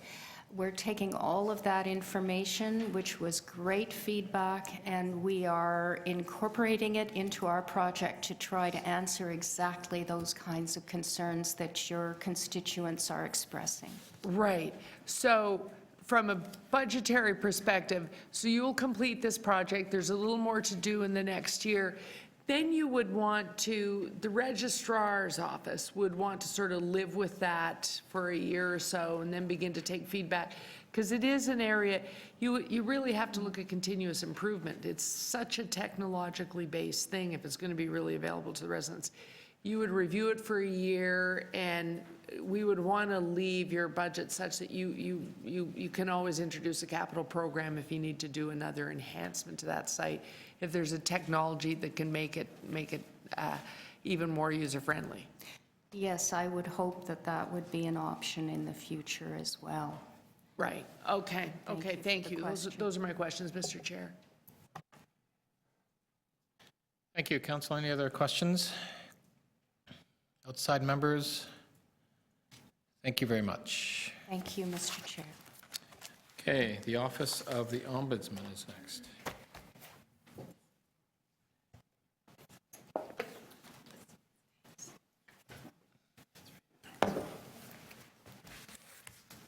Welcome to the Budget Committee. Thank you. I believe, your first time, so. Hopefully you'll take it easy on me. Yeah. So good afternoon, Mr. Chair, committee members, and visiting councilors. So for those of you who may not know me, my name is Kwame Addo. I'm the interim ombudsman for the City of Toronto. Previously, I held the position of Director of Investigations and Conflict Resolution under the former ombudsman, Fiona Crean. Okay. As you may know, the role and responsibilities of the ombudsman are laid out in provincial and municipal legislation, specifically the City of Toronto Act and the City of Toronto Municipal Code. The Ombudsman has a broad mandate to investigate complaints about the administration of city government. In order for our office to look into the complaint, an individual or a group making the complaint must be personally affected by a decision, act, or omission of the city. And our office is an office of last resort, which means that complainants should try to resolve their concerns with the division and agency in question before coming to our office. The Ombudsman also has the ability to initiate an investigation on his or her own motion. There are several aspects to the work that we do. My staff and I deliver public education sessions about the role and function of the office to staff and city divisions and agencies, as well as to community groups. We have produced several publications that include general information and guidelines, such as Defining Fairness, a guide to understanding the role of the office, as well as a complaint handling guide for the Toronto Public Service. We also perform what we refer to as preventative ombudsmanship, providing advice and suggestions to divisions and on complaints, program improvements, and policy matters. Most of our work is accomplished without formal investigation. The Ombudsman's Office provides informal complaints resolution and engage in a variety of dispute resolution mechanisms that are appropriate to the circumstances. We conduct investigations at both an individual and systemic level. Where we have conducted an investigation and supported the complaint, the Office will make recommendations to address the issue and prevent the problem from reoccurring. The Office has been open to the public since April 2009, the last of the 4 accountability officers to be set up. During this time, we've conducted 40 investigations, 32 of which have been systemic in nature. Some examples of systemic investigations include a duty to care. This investigation resulted in the creation of a citywide protocol to make sure individuals with diminished capacity were provided with equitable services. Housing at risk. At the conclusion of this investigation, the Ombudsman made 30 recommendations to ensure equitable, consistent, lawful, and humane conduct to prevent the eviction of seniors from Toronto community housing. Potholes, floods, and broken branches. Here, the Office made recommendations to ensure better treatment for individuals making insurance claims against the city. These are not the only changes brought about by this Office. In response to our recommendation in our 2011 annual report, Council directed the City Manager to develop a public service bylaw, which came into force on December 31st, 2015. After an Ombudsman investigation into complaints about excessive water bills for sudden, inexplicable water consumption, the City amended the municipal code to allow it to adjust an account in exceptional circumstances. And lastly, the Ombudsman deputed at Queen's Park, successfully arguing for an exemption to Bill 8 to avoid the duplication, inefficiency, and the lack of independence that would occur if the provincial Ombudsman could review decisions of the City of Toronto Ombudsman. Because of this, the Toronto Ombudsman continues to have oversight of city divisions and its ABCCs and the services they deliver. This year saw the release of 2 public reports, an investigation into Toronto Hall security and making the strong stronger. The security investigation examined the unit's response to several high-profile incidents at City Hall. The investigation found that security often failed to respond proactively to incidents and did not always follow policies and procedures. The report also concluded that security did not respond adequately to complaints. Following the investigation, the Office made recommendations to the CCO to ensure the safety and security of city staff and the visiting public. Our most recent review, an investigation into how Toronto paramedic services address staff operational stress injuries, concluded that TPS needed to do more to help paramedics and dispatchers suffering emotional and psychological stress as a result of their job. The report made 26 recommendations to improve the support available for employees dealing with operational stress. 2015 also marked the release of a study done by Ryerson University and the International Ombudsman Institute. The report looked at the impact the Ombudsman Office has had on the overall delivery of city services. Researchers interviewed 33 senior staff, and their views were generally positive, with public servants commenting that the Ombudsman had a positive effect on public administration and the provision of services. Some of the most frequently cited impacts included improved service, improved communications and record keeping, better redress mechanisms for the public, and reduction in silos and inconsistent service and procedures. When the office opened in 2009, the city's finances were being hurt by the financial downturn of 2008. In recognition of this reality, the plan was to build the office incrementally over time, and that has been reflected in our previous budget requests. However, as the number of complaints has risen, our budget and staffing levels have not kept pace. The complaint numbers only tell part of the workload story. They do not talk about complexity. It's not unusual for a complaint to involve multiple issues and multiple divisions reflecting several pieces of legislation. This requires significant work in the form of research, interviews, and document review in order to decide on an appropriate course of action. As well, public servants are calling the office more often to consult on difficult complaint matters, as well as seeking policy input and other forms of advice. Another budget pressure came in May 2014, when Council expanded the Ombudsman's jurisdiction to include all city-owned corporations, such as Build Toronto and Toronto Hydro. These are new areas of responsibility that staff need to become familiar with, and in the case of Toronto Hydro, another significant source of complaints. Comparable jurisdictions at the provincial and municipal level are better resourced than the Toronto Ombudsman's office. Montreal has 9 staff, including the Ombudsman, serving a population of 1.6 million. The province of Nova Scotia, with a population of just over 900,000, has an Ombudsman office with 17 staff. In terms of spending per resident, the 62 cents per capita that Toronto spends on its Ombudsman services lags behind Montreal's funding of 68 cents per capita. Nova Scotia and Saskatchewan spend $1.82 and $3.01 per capita, respectively. These offices are better resourced and better equipped to serve their residents. With our current complement, any prolonged absence or leave by staff has a significant impact on our capacity to handle complaints. Other jurisdictions have dedicated teams devoted to conducting systemic reviews, and while we are not advocating for a similar setup, additional resources are needed.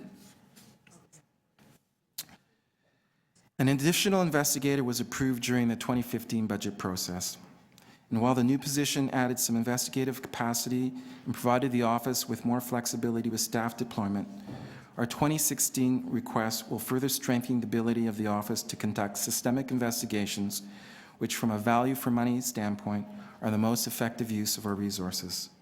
Systemic investigations and the recommendations that stem from them can result in significant improvements for large numbers of people and have the potential to reduce costs by addressing the source of recurring complaints. The additional investigator will be invaluable, not only by providing investigation support, but by assisting the office with the assessment and processing of the increasingly complex files facing the office. Without the additional investigator, the morale and well-being of staff will be impacted. The time required to resolve complaints informally will undoubtedly increase. The number of systemic investigations conducted will be reduced, leaving potential systemic problems unexamined. The second request is for an administrative assistant to support the director. The administrative assistant will reduce the administrative burden on the director and also relieve the investigators of some of their administrative tasks so that they can focus more on their core responsibilities. The 2016 budget request for an additional $160.8 thousand will ensure that the office is appropriately funded to fulfill its mandate and deal with its expanded jurisdiction. The Office of the Ombudsman was an integral part of the City of Toronto Act legislation that ushered in a new era of increased responsibility for the city. The legislation promised increased accountability and oversight for the city's residents to match the additional powers given to the city. Unfortunately, for one reason or another, that promise has not been fully met. I think that now that the Office of the Ombudsman has proven its worth, it is time to deliver on that promise. It's what the residents of this city deserve, and it's an important part of what makes Toronto the livable city it boasts about. And then just 2016-2025 capital budget.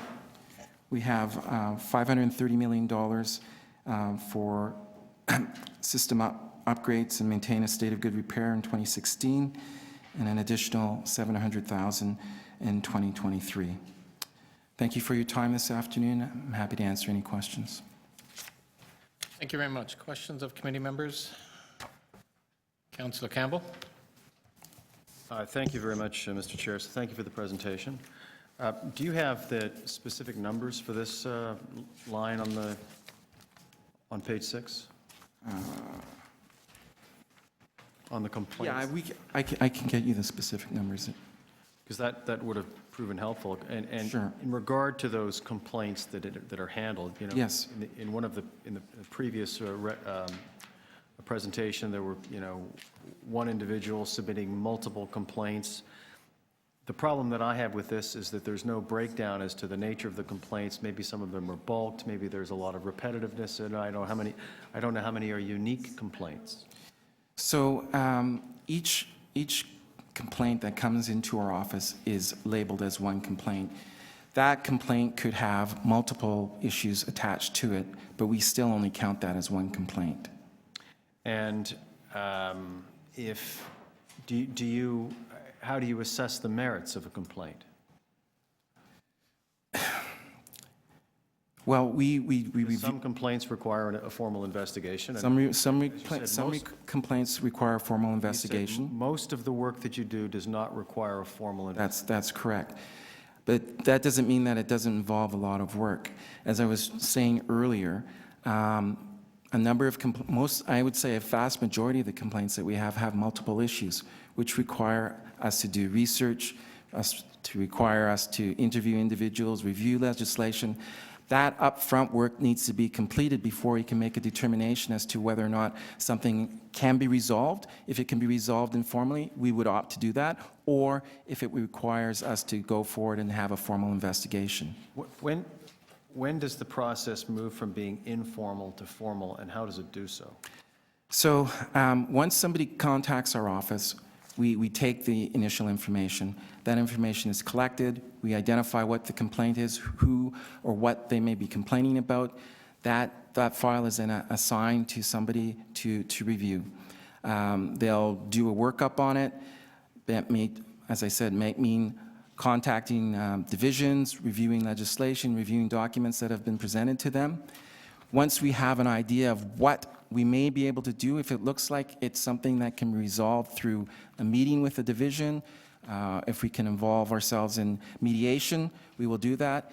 If we don't believe that it lends itself to that type of informal resolution, and we believe that there might be a systemic angle to the complaint, then the Ombudsman will make the decision to embark on an investigation. Okay, and so you had roughly, let's say 2,000 complaints were handled in 2015. How many formal investigations did the office conduct last year? So last year, I believe we have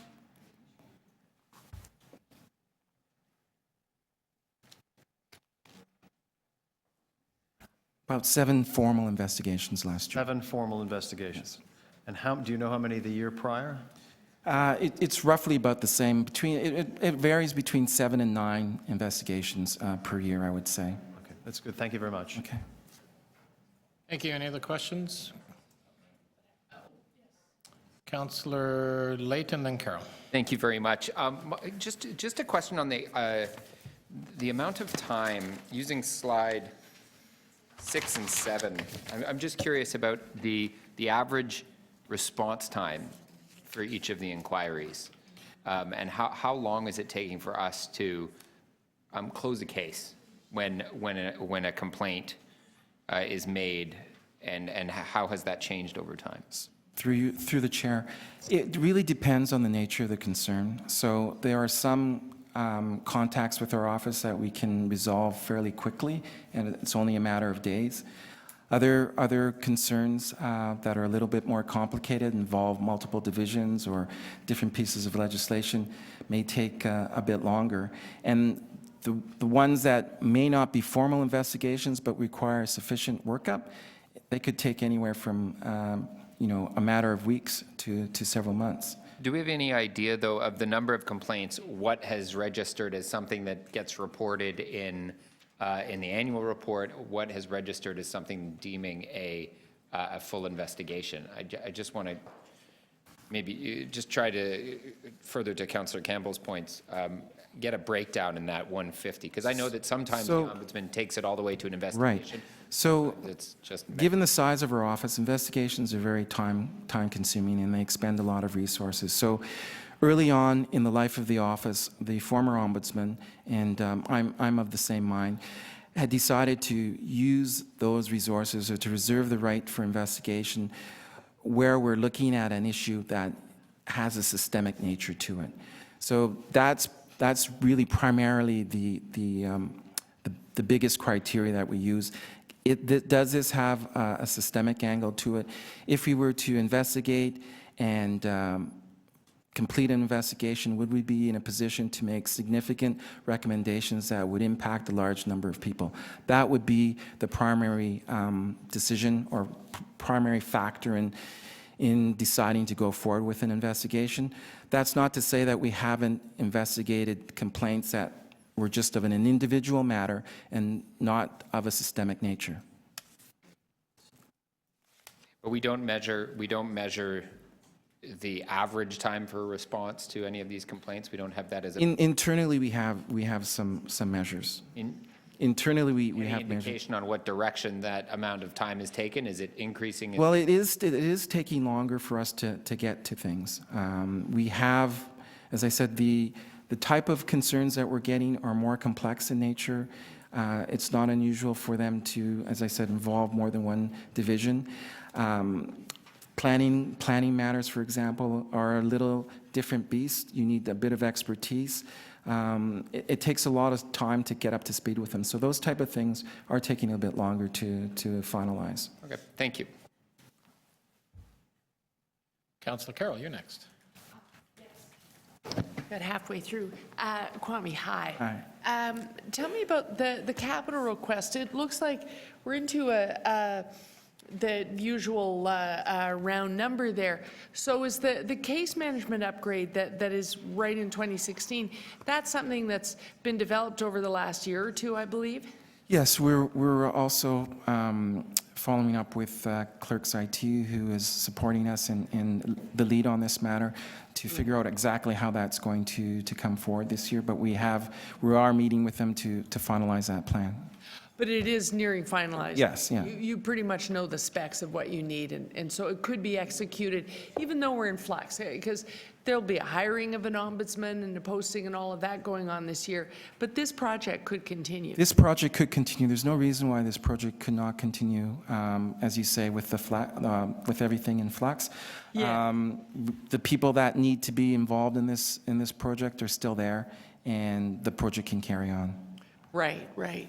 And on the operating side, the new and enhanced that you're asking for are add-ons to a function that exists already, or are they the investigator, are they to fill a particular specialized role? You can imagine we would be thinking, why are we hiring for the new ombudsman? We would want to know the next 5 years of that office before we say go ahead and hire more. Well, I mean, that's a good question, but I also think that, we need to make sure that the office is in a good state, regardless of who is actually at the helm.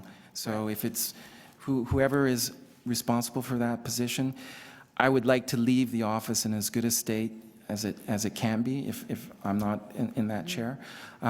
So that's a thinking behind that. And it is a position that's required. I think it will give us a lot of flexibility in terms of being able to manage our day-to-day work, and also allow us to probably embark on more systemic reviews, because we'll have the capacity to be able to carry that on. These systemic reviews that we're involved in can take anywhere from 6 to 9 months. The last one that I spoke about, the TPS investigation, it took all the complaint handling staff resources to put that thing to bed prior to the ombudsman leaving. So it's very resource intensive, and the additional investigator will allow us some flexibility to allow us to actually to plan a little bit better as well. Right, right. And is it, I'm not pointing anybody out, because today there's really only sort of internal service types of staff here, but there was a noticeable sort of shock to the system. We had the Auditor General for several years before we finally implemented the Ombudsman out of the Bellamy report. And so it was shocking to me. You would think a service staff would be concerned when someone came in to do a value for money audit, and you would expect some defensiveness. As a banker, I used to, the auditors have arrived at 3 o'clock in the afternoon, and you'd resent the heck out of them. There was, for a long time, part of the reason the investigations took a long time is there was a lot of resistance to an ombudsman because it's not value for money. It's decent and humane service for what you're paying to be a taxpayer. It was really much more on the citizen side. And it took a long time for the corporations and agencies to get used to the fact that we have someone whose role it is to look into that. Is it easier now when you go into an organization? I shouldn't say welcoming, but is it a more accepted practice to come on behalf of citizens and do the deep dive into how a service is delivered? So early on in our existence, I think your description is quite correct. People were a little wary of our office. They also were familiar with the provincial ombudsman and how that office went around doing things. So they were a little bit concerned about what we were all about. Yeah. The other thing, we're also competing with the history of the AG. Here's yet another accountability officer asking us to respond to certain things. Yeah. But I must say that the work that the former ombudsman did and that we continue to do in working with the divisions and the agencies and doing public education, and they see the work that comes out of our investigations and even our complaint handling, they've come to understand that this is not a punitive type of process. We're not looking to pillar anybody, because actually, if they can deal with their day-to-day type of complaints, run-of-the-mill complaints, that's better for our office, because then we can focus our resources to doing the heavy lifting on the systemic investigations. As I said earlier in my presentation, that's where I think you get the biggest bang for your buck. Right. Okay. Thank you, Councillor. Any other questions? Committee members? Seeing none outside committee members? Seeing none. Thank you very much. Appreciate that. Okay, so we have completed all the accountability offices, and thank everybody for coming.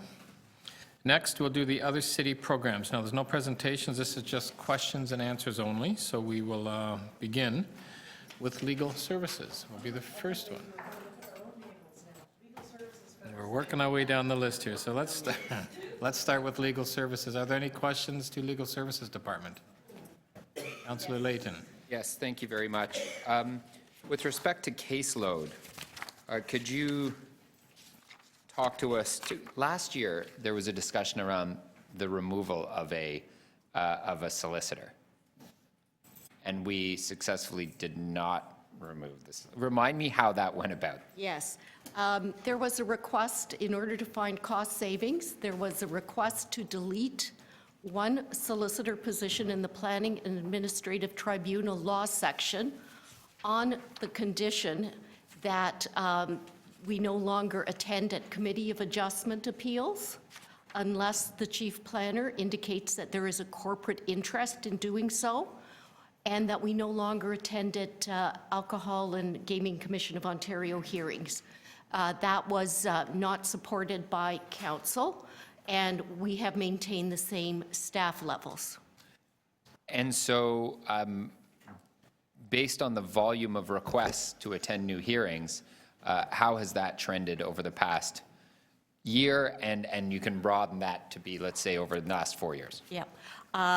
It has gone up dramatically with absolutely no increases in staff. And I know that at council, councillors are aware that there are numerous motions that come through both community councils and by way of notices of motions and motions without notice for attendance at Committee of Adjustment. I'm going to ask Brian Haley, the director of the unit, to provide the stats. Yes, Councillor, as the city solicitors indicated, the number of hearings have gone up, and I should say generally that even over the last 3 years from 2013, the number of hearing days has increased. And when I say hearing days, I'm referring to not only Ontario Municipal Board hearings, but also liquor license hearings, Conservation Review Board hearings, expropriation hearings, So, for example, in 2013, City Legal attended at 424 hearing days. In 2014, it was 503 hearing days. And in 2015, it was 533 hearing days. In addition, I should point out that every hearing day generally requires between 3 and 10 days of preparation. So, for example, for a very simple Committee of Adjustment matter, it's not just having a solicitor appear at the Ontario Municipal Board for one day. There are several days of preparation. So, as I said, even a simple Committee of Adjustment will require typically 3 days of preparation. When you get into more complex matters, such as dealing with appeals on the comprehensive zoning bylaw, you can easily be upwards of 10 days of preparation for every hearing day.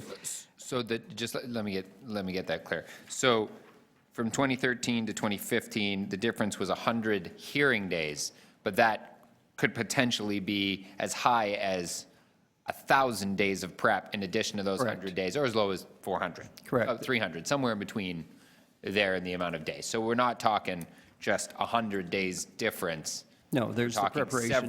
Several FTEs worth of difference to cover that gap. Precisely. And just by way of example, if we just zero in on the Committee of Adjustment Appeals, as the City Solicitors indicated, there's been a increase in those over the years as well. I should say that certainly prior to 2010, we were looking at generally between 40 and 50 Committee of Adjustment hearings per year in terms of being instructed by City Council. In 2010, it was 49, 2011, 57, 2012, 96, 2013, 95, 2014, there was a slight dip to 79, and then last year, 2015, we were back up to a historic high of 119 hearings. So as you can see, the demand on solicitor staff has increased consistently over the years while we've maintained precisely the same number of bodies. I should also point out that over the years, the number of hours being spent by solicitors on a purely hourly basis has increased as well. And just by way of example, between 2012 and 2015, there was an increase in just over 2,500 hours of extra time. I should point out that roughly 1,730 hours equals one full-time position. So you can see the increase in time spent by solicitors on files has increased over the last 3 years, certainly by far in excess of one full-time position. And just very quickly, in non-liquor license OMB hearings that result in us going to provincial court to enforce bylaws, do you have any idea if that's gone up or how much time we spend in court trying to enforce bylaws?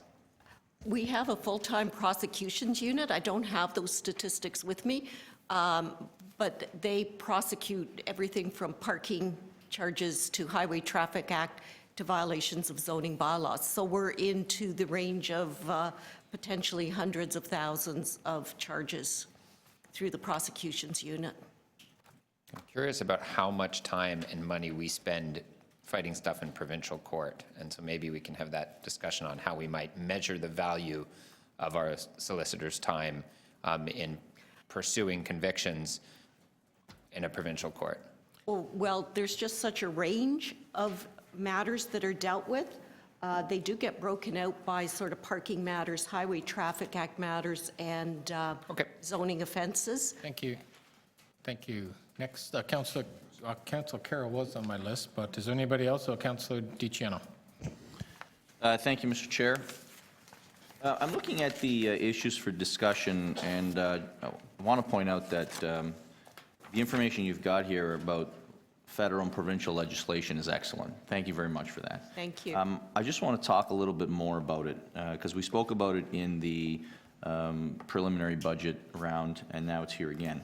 If we go to the joint and several liability, page 11, where you're suggesting that amendments to the Negligence Act be looked at by the province.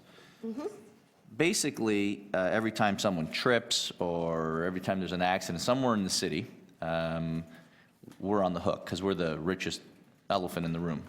We have certainly had a lot of claims come in after an ice storm, after a big snowstorm. All of these things, they do come into the city. If somebody's been injured in a slip and fall, they do come into the city, and it is a substantial amount of money that is paid out. And I know the CFO is very much aware of that. And certainly it would help all municipalities if there were certain changes to the Negligence Act in particular that would help us to defend it. The other issue, and we're very careful because, of course, when you go to court, you're in the judge's hands. But we do see that there is a tendency to look at the municipality as the party with deep pockets. So there is sometimes somebody may be, they may have caused their own accident, but the situation is so sad, so dire. There's such sympathy with the court that we sometimes end up paying when I know people have come back from court and been very disappointed in the decisions. Right. Yeah, I looked at the numbers last year, and in the last 7 years, we paid out over $500 million to lawsuits, $500 million. So it's pretty amazing. So are there other jurisdictions, I guess outside of Ontario then, that don't have a joint and several liability as strict as ours, or as constrictive as ours? There are. I don't have the information here. I think there are some American jurisdictions that have totally different regulations. I would also point out, since you're giving me this opportunity, is expropriations. The city is doing more and more expropriation work. And it's very easy to say, well, let's approve and expropriate this property. It is very expensive to expropriate land. And there are changes that could be made to legislation that would not cost anybody else any money. So it's not taking money away from the province. It's saving us money if there were changes made to legislation. Simple legislative changes would save your department millions of dollars a year. It's not actually our division. It would not show up in legal's budget. It would be a corporate. So citywide? Yes, they would be corporate. Same with, we have been increasing the amount of legal work that's done in-house. For example, a lot of these claims we're trying to do more and more in-house. It's not a savings in legal's budget. It's a savings corporately because our rates are lower. Right. Okay, thank you very much for the great information. Thank you. Thank you, Councillor DiCiano. Councillor Carroll, you had some questions? Well, the city solicitor got there in the end. The issue of whether we keep the bulk of the work in-house and just bring forward on some of the more unique cases external. We actually tried both models. From amalgamation till now, we moved to external and back. So there's lots of evaluation in that regard, is there not? I'm not aware. At amalgamation, all but 2 of the legal divisions of the founding municipalities had internal legal services.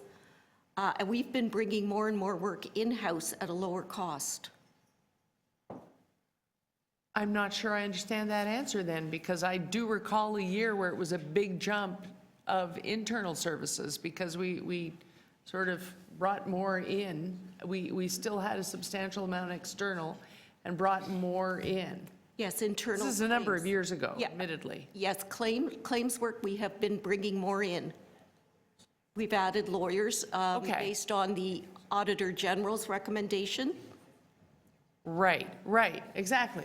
So I haven't lost my mind. For a minute there, I thought you were saying, no, I was wrong. No, I wasn't. I think I was looking at it more globally and you were focused in on claims. Right. So I'm with you now. Oh, okay. Often when this happens, when we get a backlog, it's common on the second floor, we all start ranting about, oh, we must have bad C of A panels. But I having a chat with I was talking to the North York District solicitor on a day when we were passing a lot of motions to send our own inside help to appeals. It's really not a matter of the panel. It's a combination of what he said was it was a combination of volume because, you know, once you completely build out a city, there's a lot of these difficult little infill and appeals cases. But it's also a function of open government that a lot more people exercise their right to appeal. There are a lot more people doing that in the area, not of claims, but in the area of development and appeals at C of A and appeals at OMB. That's creating a lot of the backlog. He said a lot of people just have knowledge that they can do that. Is that your view citywide? I'm sure that's correct. I think it gets trickier when you're developing in infill development is much more contentious. You have neighbors there. Where you're doing greenfields development, there are no neighbors. I don't know if Brian wants to add to that comment. I think that's generally correct, particularly with respect to residential development. And of course, we all know that homes are most people's primary asset, and people get very emotional with respect to any change on their street and any proposals for infill, and that certainly generates a lot of concern and subsequently a lot of directions to City Legal to attend at the Ontario Municipal Board. So people are understanding us as a big, deep pocket to make a claim against. They're also becoming more aware of how to exercise their rights of appeal in development decisions. So if that's the case, if we're talking about awareness in both of the big areas, that's not something where we can improve upon something inside our operation or improve on who we appoint to panels and the number will go down. You need sustainability. Is the bottom line here. Well, we as a legal division, yes, if that's going to be the volume of work, we certainly cannot keep up with it.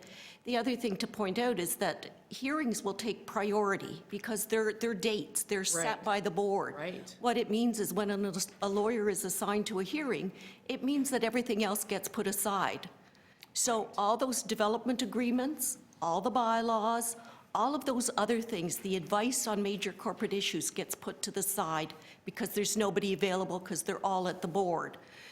What the end result is that you have delays in building permits and delays in assessment growth. Right. So it all feeds on each other. In terms of the panels of the Committee of Adjustment, I think the Chief Planner has presented a number of reports detailing certain improvements and certain steps that could be taken in that regard. Okay. Those are my questions. Thank you, Councillor. Any other questions from members outside? Councillor Davis? Thank you, Mr. Chair. I think it was me who last year asked if legal services could develop service standards. And I note that those have not been done for 2016? We have sort of preliminary ones. We've been working on them. It is in every municipal lawyer and virtually every sort of private sector law firm will tell you it is very difficult when you're not in a profit environment to develop certain service standards. You can't go by wins, losses necessarily because we often give advice saying that it's not that great a case, or we advise against things, but we will do our best anyways. But we are coming up with them, and we will definitely have them together with some statistics in them for next year, because we've had to populate it as well, but we are looking at things that we think will bring value to the corporation. One of the things that we're looking at is training for the staff. So if we can help inspectors, if we can help our staff operationally with how to prepare for cases, how to document things, then we think that's a benefit to the entire organization. Okay. I know that one of the things that's always I've been interested in is prosecutions, and I know that you have to rely on getting court dates and all of that, but from the time we decide to issue a charge, and then to the time it's dealt with in court, sometimes it feels like a very long time, and maybe those are benchmarks that can't be done, but I'm glad you're working on that. But I did want to ask about the MLS special projects. So you are asking for 4 additional staff, 1 for claims work, 1 for MLS. what are the special projects? Is this taxis and? No, the MLS is prosecution of various adult entertainment venues. Okay. And that's a special project? So that you're not putting additional resources into prosecution for MLS generally, like property standards? I am most interested in property standards prosecutions, frankly. And I'm wondering, have you added any resources there? Not from our perspective. This was a special request made by MLS. Okay. That this is a special project they are undertaking. Okay.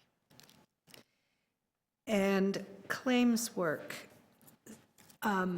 I guess I also am a little bit, maybe you could clarify a bit, the role of the claims adjuster and what they do, because I know we entered into a new contract with a new, well, it was the old adjuster with a new name.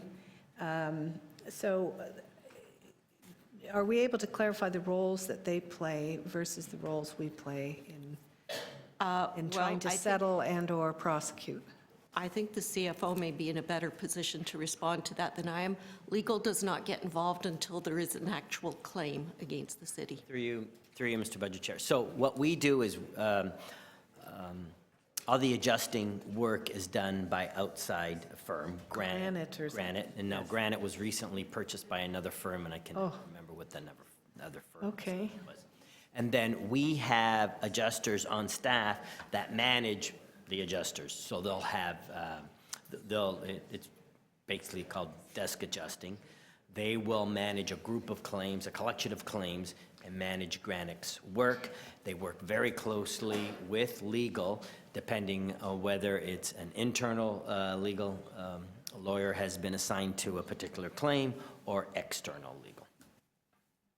So is their function also to try and resolve matters and avoid legal? Absolutely. Do they have performance standards? Yes, so we have recently gone through a pretty significant reorganization of the risk management group. Previously, we didn't have a lot of performance indicators, so we've hired 2 new managers in that area.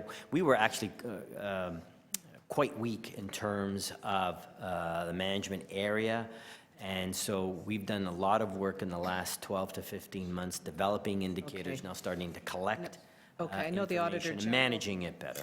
The Auditor General made a number of reports. Finally, the outsourced legal costs, I can't find them. Am I missing them, or are they in each division's budgets, or? There are outsourced legal costs for claims work is in the...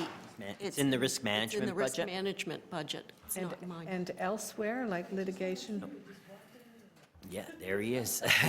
He heard. Jeff can tell you. The question is, Jeff, what is the... Not just for claims. I understand. So I got the answer. Sorry. Claims is there. But May I? We contract out for outside legal services for many things. No, actually, we don't. We often see lawyers come to council, so I know that we have some.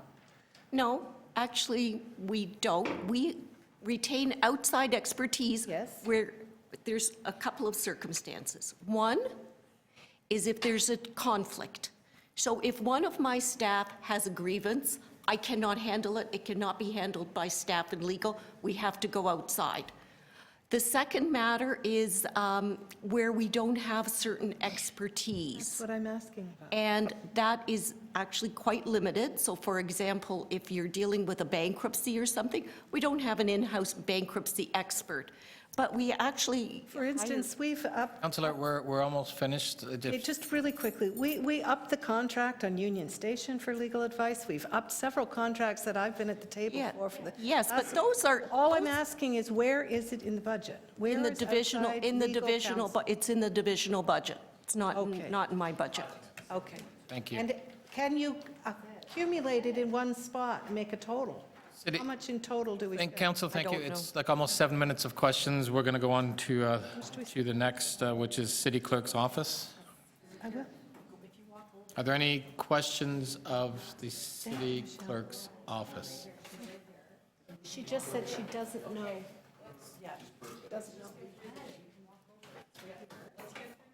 Okay, next, any questions on, can I have everybody's attention, please? Councillors, Deadly serious. councillors, Yeah. You haven't been here enough. Councillor Berardinetti, enough, please. City Clerk's office, are there questions? Councillor Pasternak. Oh, I'm sorry, we're Coming up to the microphone. okay, they're coming up to the microphone. Who else has questions I can take? Anybody else? Questions of, okay, Councillor Pasternak. Thank you, Mr. Chair. Online voting for the disabled, that was to be a pilot project in the 2014 election. Does the budget line of $1 million still sitting there, and can it be rolled out or tried in 2018? Or it has to come back to committee?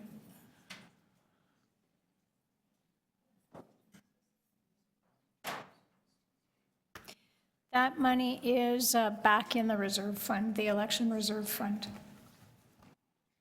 Does it look like it'll be used in the 2018 election, or?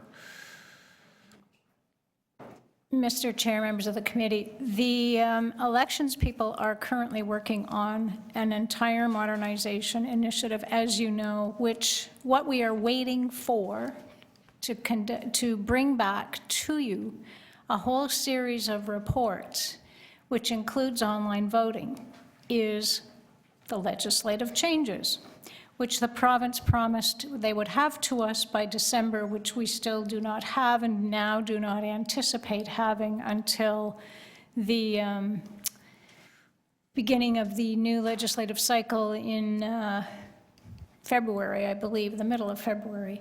So we will be bringing to you at that point, when we understand what is there, a whole series of decisions that council will have to make. We will bring to council certainly a summary of the legislation and what that means. We will also bring with that any discussion of ranked choice voting, which council will have to make a final decision on, depending on what the legislation says. We will also at that point bring to you the decision of whether to proceed with online voting or not. There are still a number of issues around that. And also the discussion of where to go with election equipment for the voting stations. We've taken a good look at what's available on the marketplace and continue to do that. So that will come to you once we have the legislation and can see the context of the province's modernization. Based on the recommendations that we've sent to the province, these are, you're obviously referring to amendments to the Municipal Elections Act. Councillor, we're veering way off budget stuff, so this is not specifically budget. Well, I'll come to my question quickly then. Have we embedded in your budget sufficient funds to meet any positive requests from the province's amendments?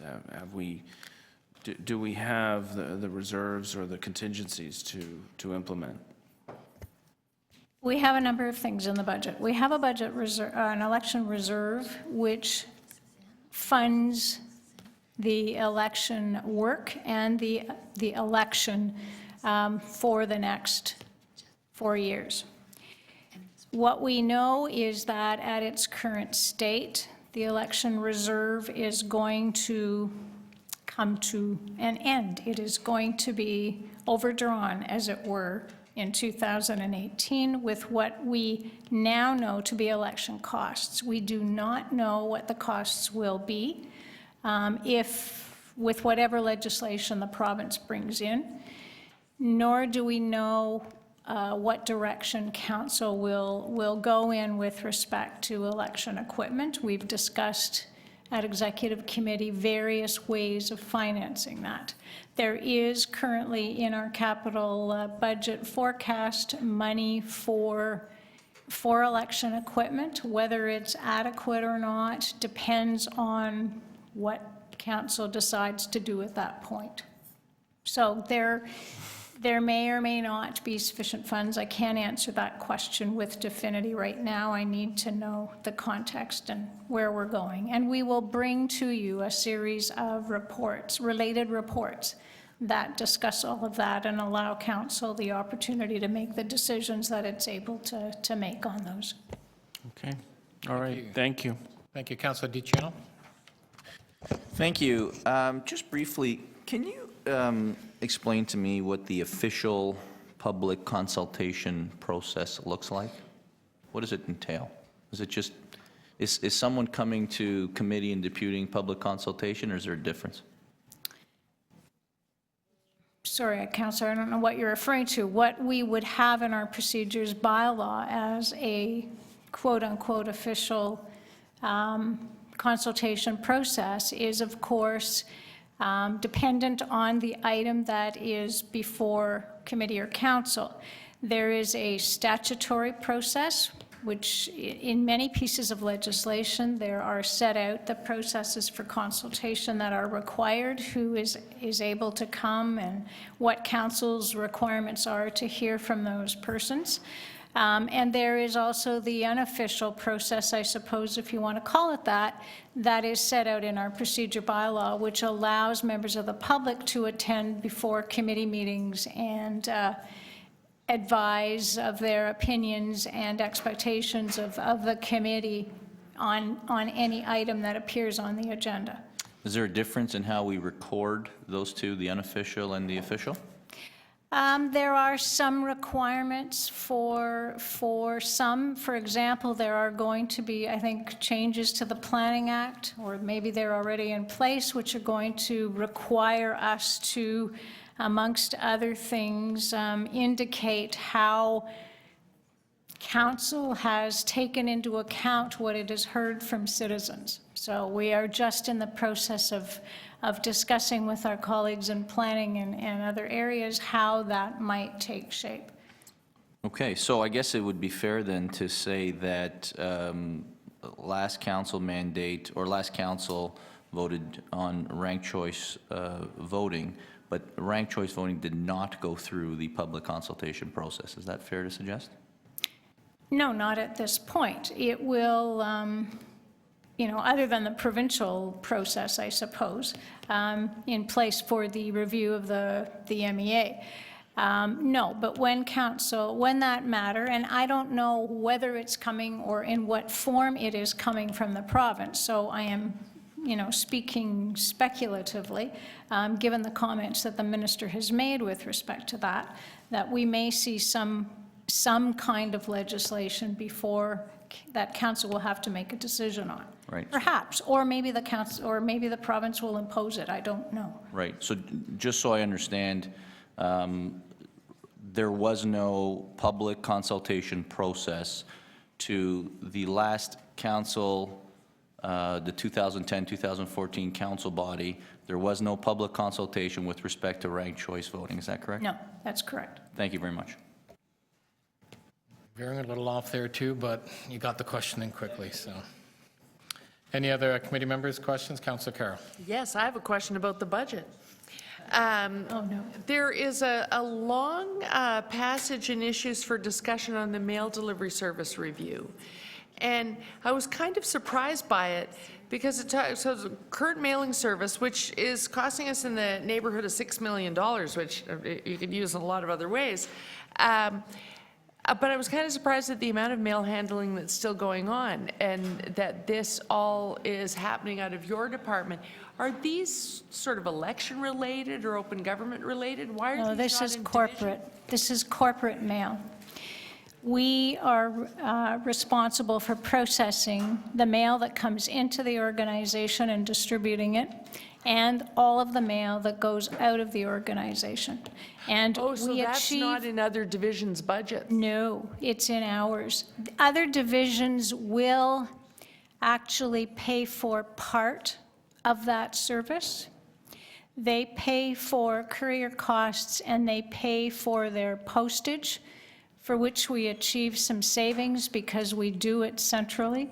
We use the franking machine, which charges us a lot less than the cost of a postage stamp that each of us would use.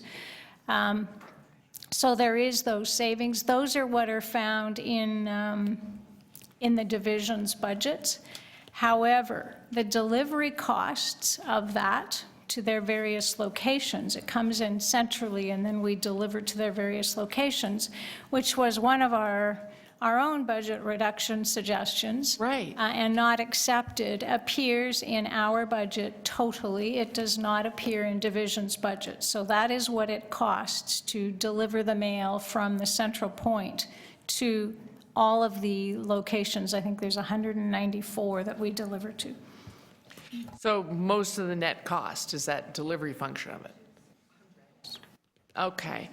Are we making sure to track, though? We joke in North Community Council, I don't know if it's true in other community councils as well, but we're often joking. Sometimes we're extending notice area and we say at the cost of the developer, and we joke to there's a couple of standout councillors will say, what the heck, send it to my constituents too, because they've extended to all of North York. Is there a careful tracking to make sure that we're capturing that and getting those mail delivery costs back from developers? Yes, absolutely. Okay. But at the end of the day, again, you've got this sort of net cost that is a strain on your budget. That's correct. And then under the issue, a big chunk of the budget now is focused on the issue of open government. What does that entail? Because we see it in a big part of operating, as well as, you know, looking for the software that allows us to put up all the lines and young kids to make apps, where it creates a big operating impact. Is that including all engagement opportunities, et cetera, et cetera?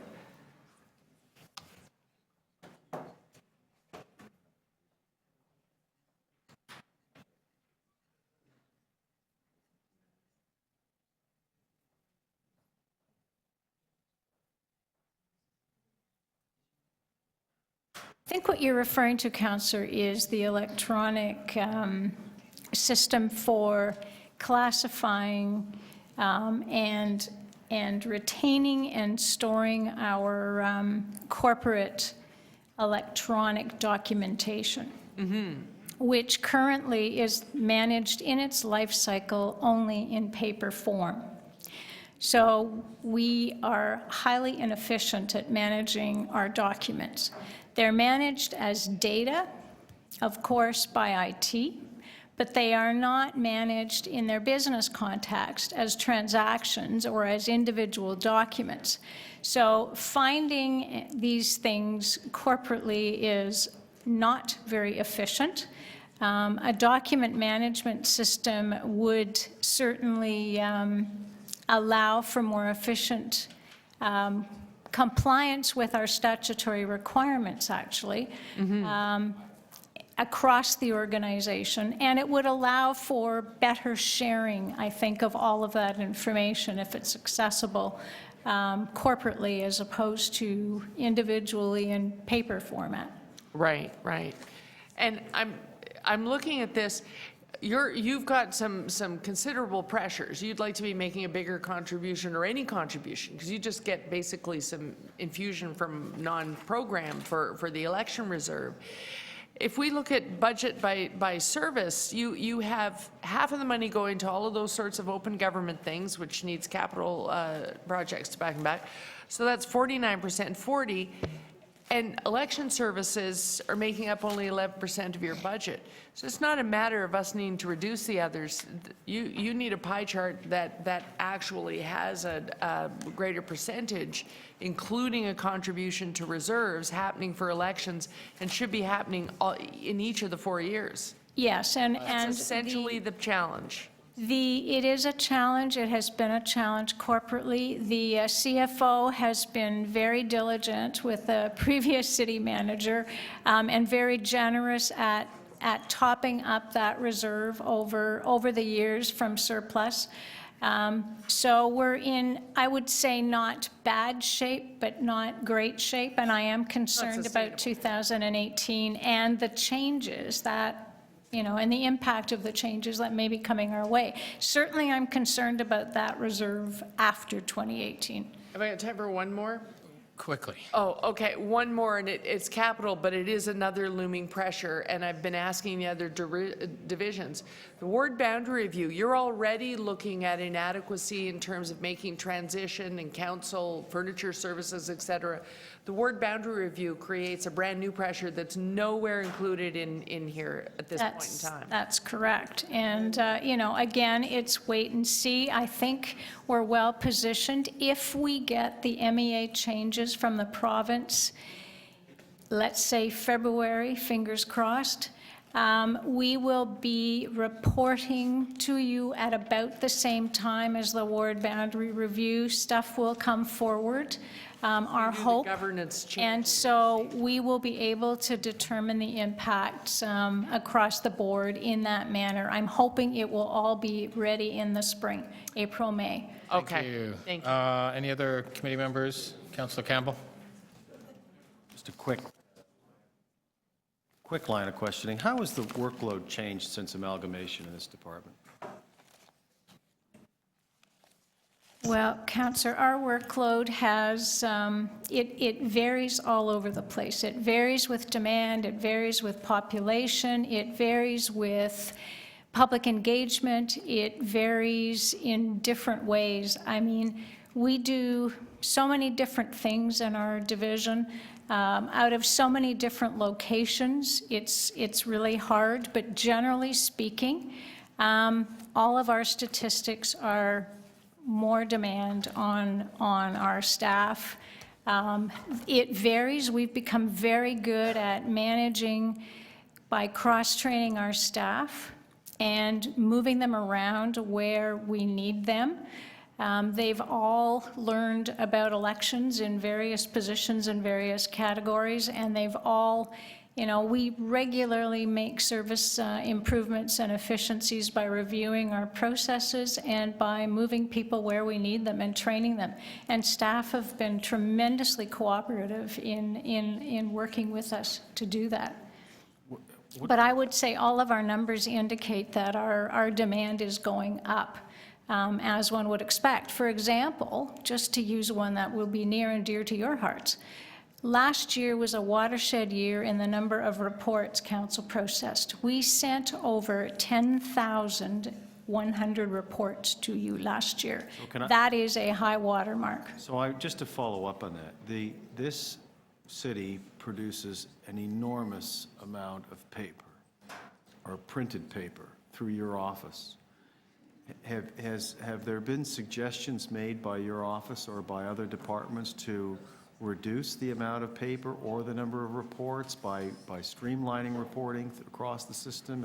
And would you be involved in that discussion, or is your responsibility really just to carry out what the divisions provide? Mr. Chair, we have over a number of years, and I didn't bring the numbers today, but we have made enormous progress in delivering our meeting management services electronically.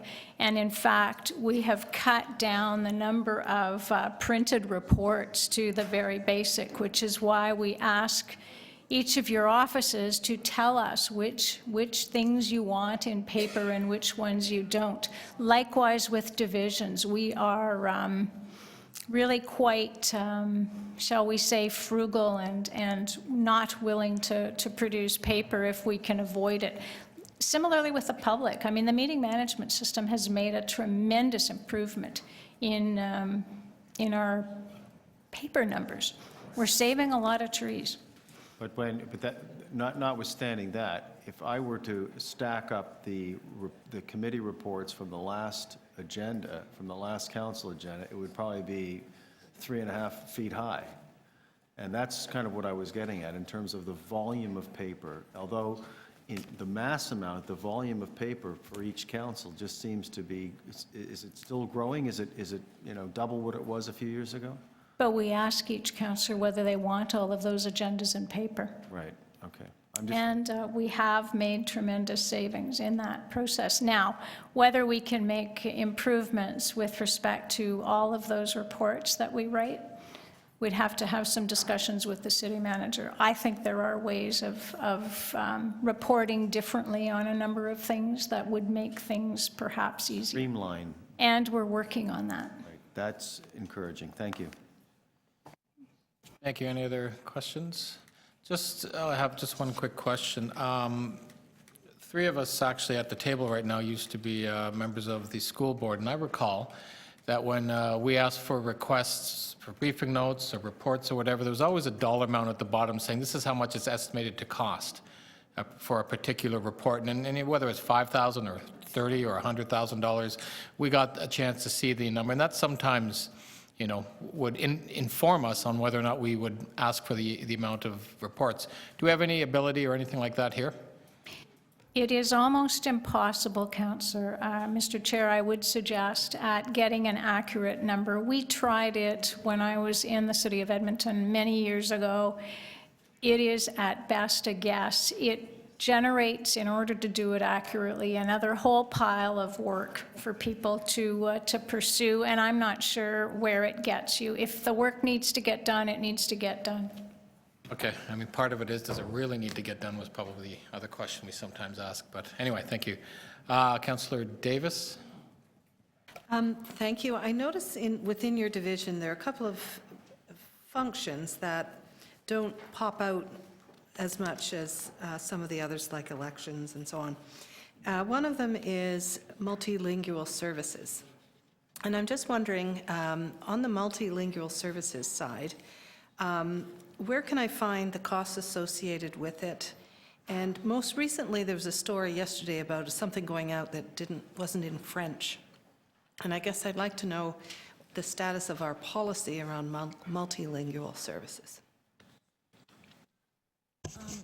So the multilingual services, it's a staff person in protocol services, and that position used to coordinate the corporate blanket contract for the multilingual translation and interpretation supplier.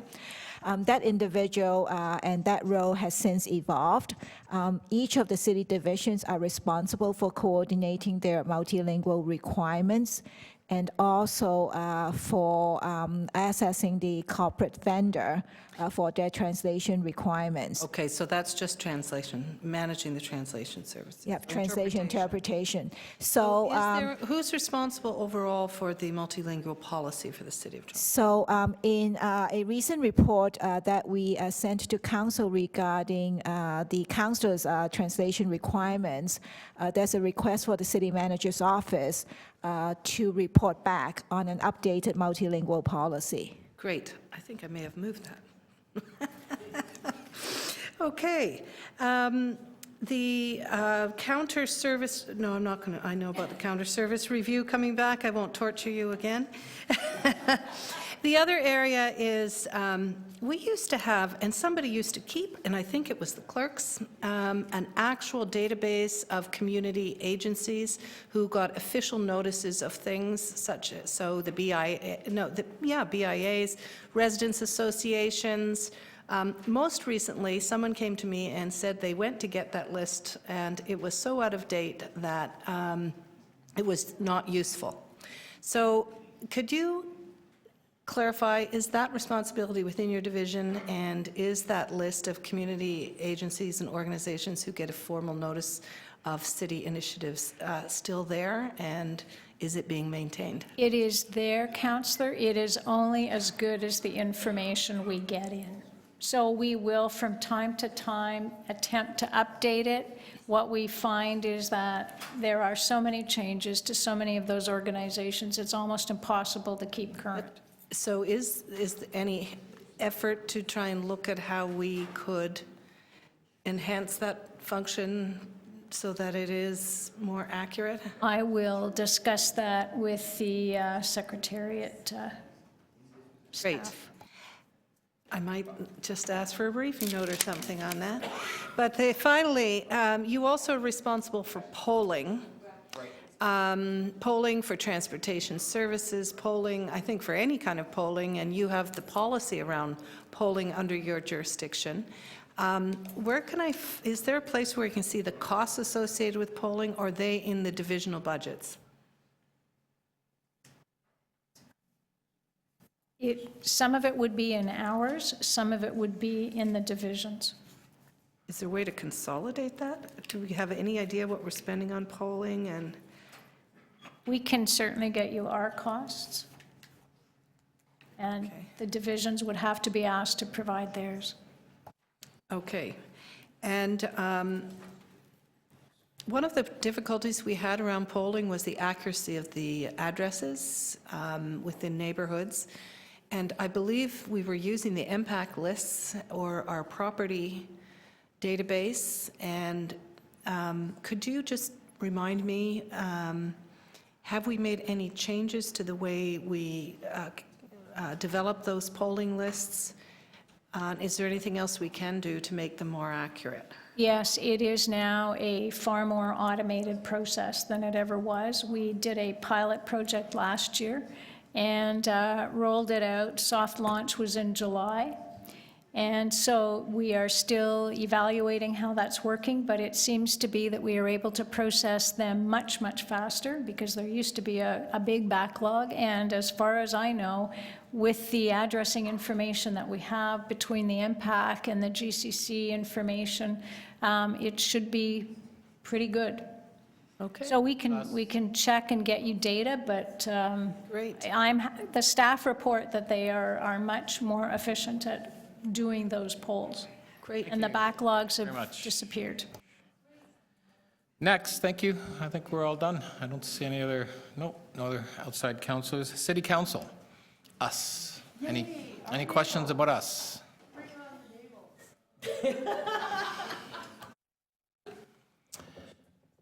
Councillor Campbell will have a question. Yes. Who determines, how is it determined that certain increases in materials and supplies and equipment would be based? For the city council budget. I know how the salaries and benefits is determined. How is the materials and supplies budget determined for 2016, the proposed amount, and the equipment budget and so on? So in general, the materials and supplies cost element would be residing in two sets of budgets. One would be out of the constituency services and office budgets, and the other would be from the council general expense budget. So the quantum is normally a review of historical spending and a guesstimate of the requirements. Okay, so there's no increase in the contribution to the reserves. There is a significant, well, somewhat significant increase in services and rents. So the contribution to reserve is a corporate figure that is provided to each of the city programs, and that one is a algorithm that is worked through corporately. So each of the programs takes the corporate number and puts that in the budget.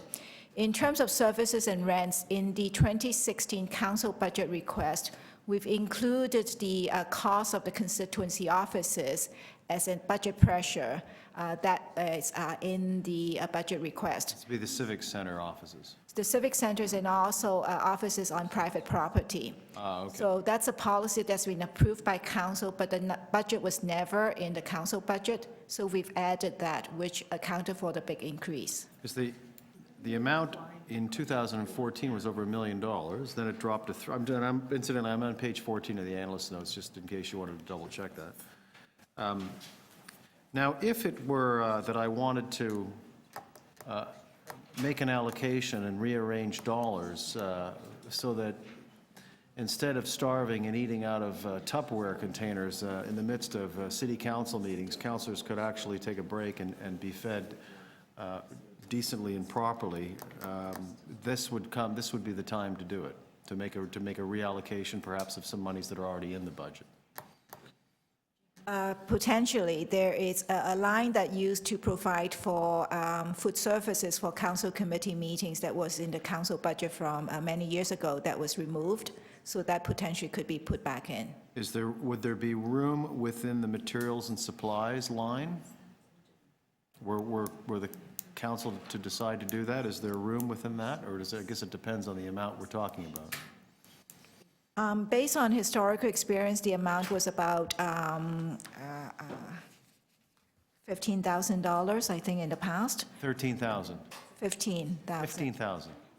This was the gravy, I gather, that was taken out in the prior administration. Yep. Right, okay. Just checking. That's all I have, thank you. Thank goodness we saved that $15,000, because now the city is flying high and clean. Thank you, Councillor Campbell. Councillor Carroll, I think you had a question. Yeah, and it's very specific, and I know that people are going to be mad at me for asking it. We changed the rule, we did the reduction, and then we changed the rule around constituency offices. What shocked me is when we changed the rule, there were 27 people who had various combinations of constituency space, mostly in civic centers. So there were 27 constituency spaces costing us $56,000. Then we changed the rule. We acquired only 3 more spaces, but we went up to 223,000. So where are we putting our offices in Yorkdale or something? How did that happen out of 3 spaces? So when the rules were changed, the council motion was that each councillor be provided with a constituency office in their ward. So we went back to council with on parameters for constituency offices. Under the parameters approved by council, when councillors could not find a constituency office in a civic center or in a city location, then they could look for a private sector space. And the allocation for leases, maximum lease for private sector space was $18,000 a year. Oh, so we do still apply, there is a cap of some sort? There is a cap of some sort. So, and in fact, the $18,000 in some areas of the city, we have been very hard to find actual space for some councillors that meet that requirement. So, so there is a parameter that council approved, and right now we have 9 councillors who have constituency offices on private property. So that accounts for the significant increase. Okay, okay. So has there been any review done? Because that still leaves us with, that would, I would think, create a significant budgetary pressure over time, because they'll be subject to market forces wherever they are. And again, as we infill and make the downtown more vital, we could end up absorbing their inflationary pressure. Has there been any review done? If it is more economical to try and fit them into city space, has there been any review done as to how we might accommodate?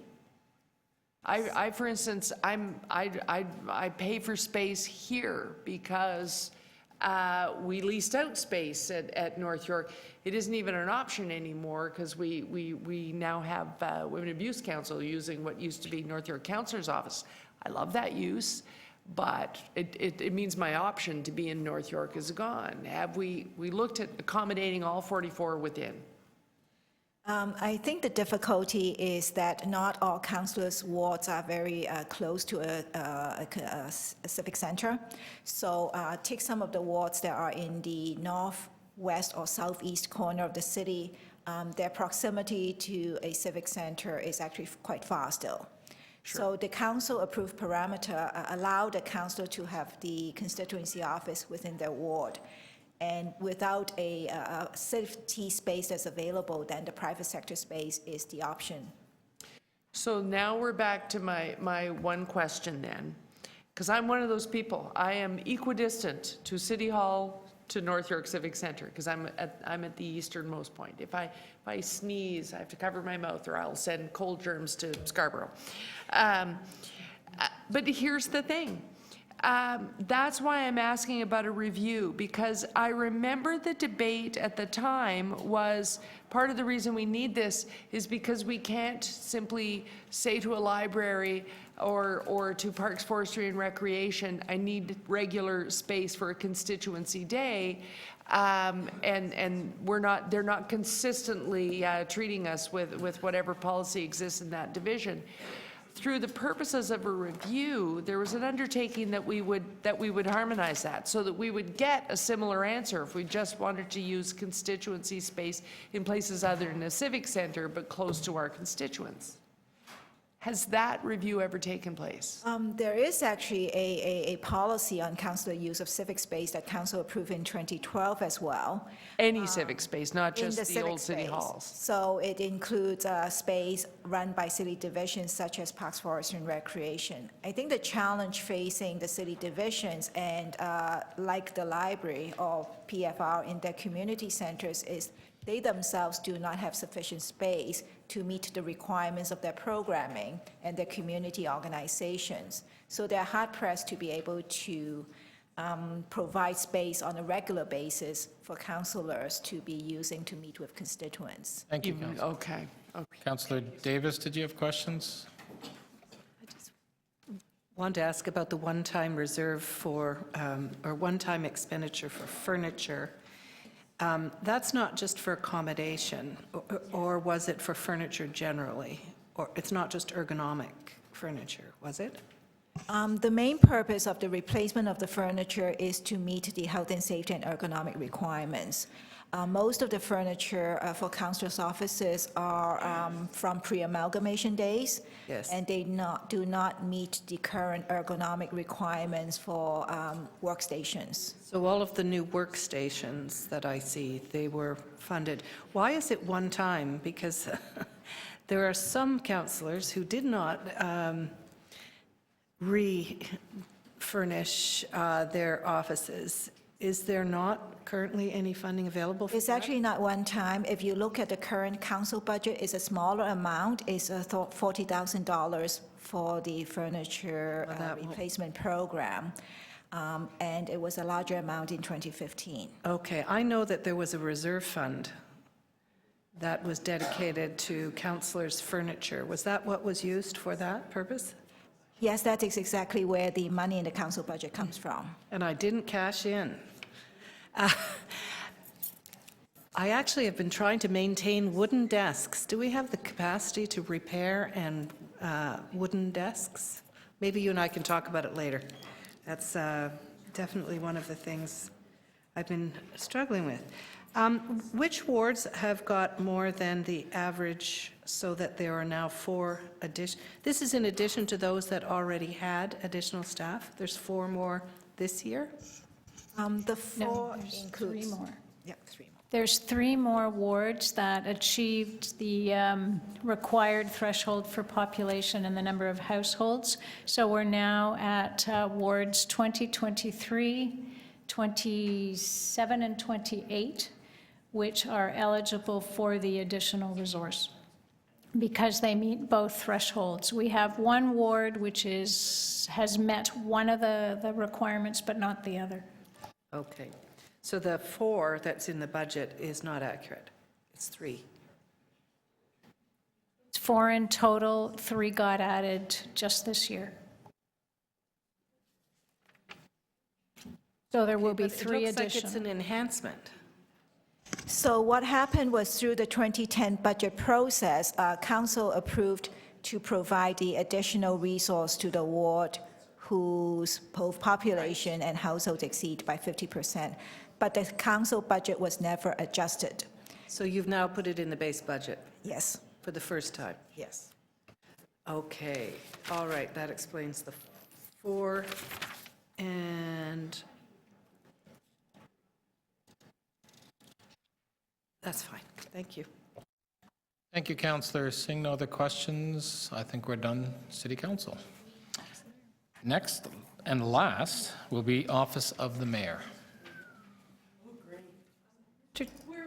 Mr. Chair, We're doing off, were we going to do the general accounts? and that my questions sugge- about I'm sort of- non-program?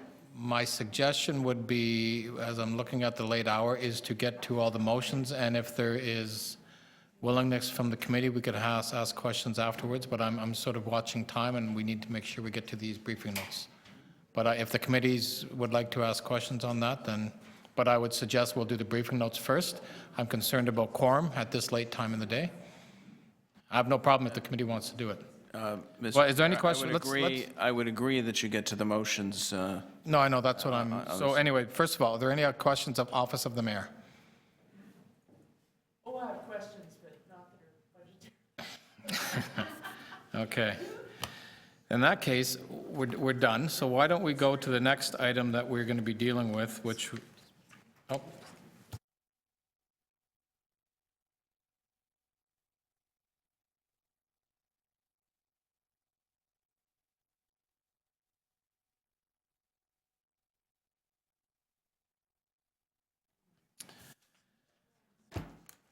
Okay, so we have briefing note requests. I'm just wondering, are all the councillors here for these? I don't know if there's some who don't have. Councillor Barney does not have any. Councillor Barney has them, so everybody else has them. Okay. Okay, so, oh, there's Councillor Councillor Pasnak, we're going to start doing briefing notes now.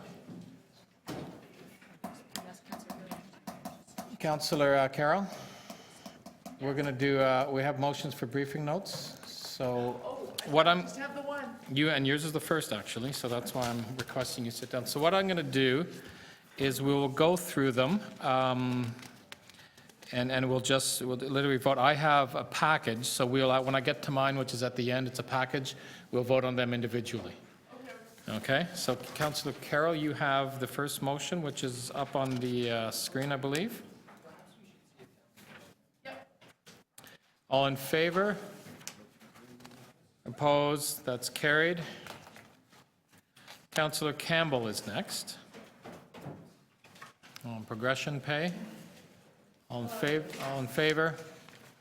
Opposed? That's carried. Councillor Pasternak is next, I believe.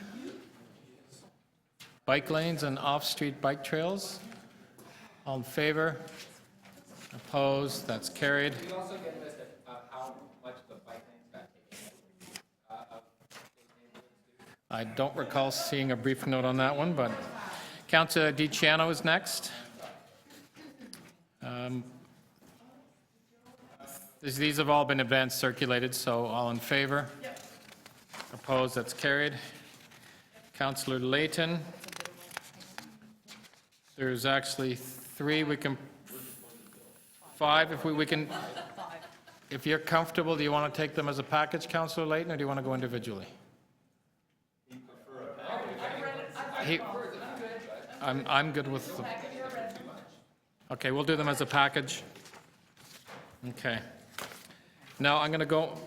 I have mine. Now there's I think, I don't know how many there are actually. There's a few. So we're going to go through these individually by number.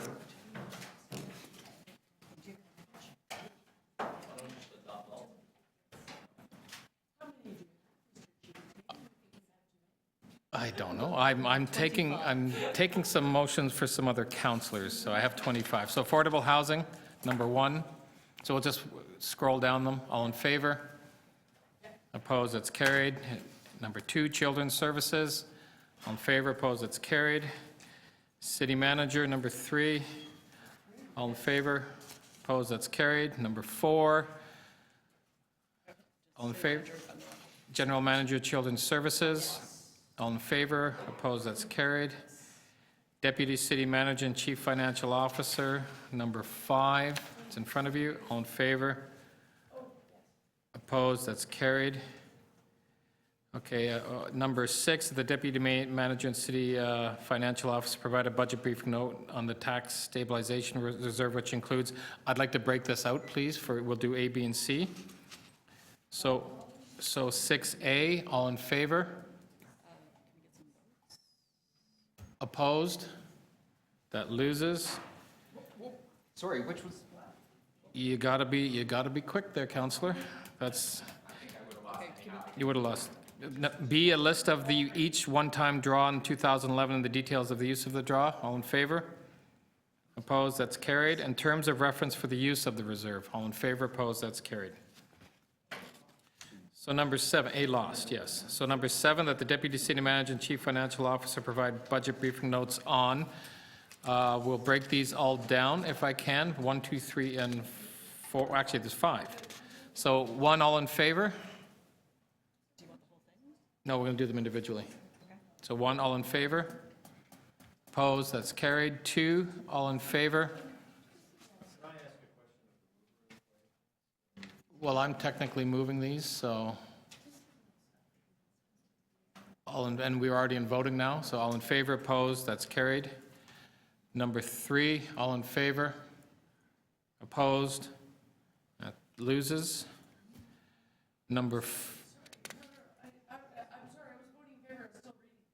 Okay, so the estimated costs of administering interdivisional charges. All in favor, opposed, that loses. Number 4, user fees versus fines, as user fees can only be cost recovery. All in favor, opposed, that's carried. Number 5, revenue and collection model for hotel tax revenue currently being allocated by Toronto. All in favor, opposed, that's carried. Number 8, engineering and construction services. All in favor? Opposed? That's carried. Toronto Public Health. Sorry, number 9, A, B, and C, by the Medical Officer of Health. All in favor? Opposed? That's carried. Parks, Forestry, and Recreation, the General Manager, Parks, Forestry, Recreation, provide budget briefing notes on the following. I will ask for these individually. So Parks, small capital projects backlog. All in favor? Opposed, that's carried. B, potential for a basic suite of free recreation programs for children and there. All in favor? Opposed? That loses. C, consideration for what can be done for hardship cases with respect to fees for lawn bowling. All in favor? Opposed? That carries. Opposed? 1 opposed, but that carries.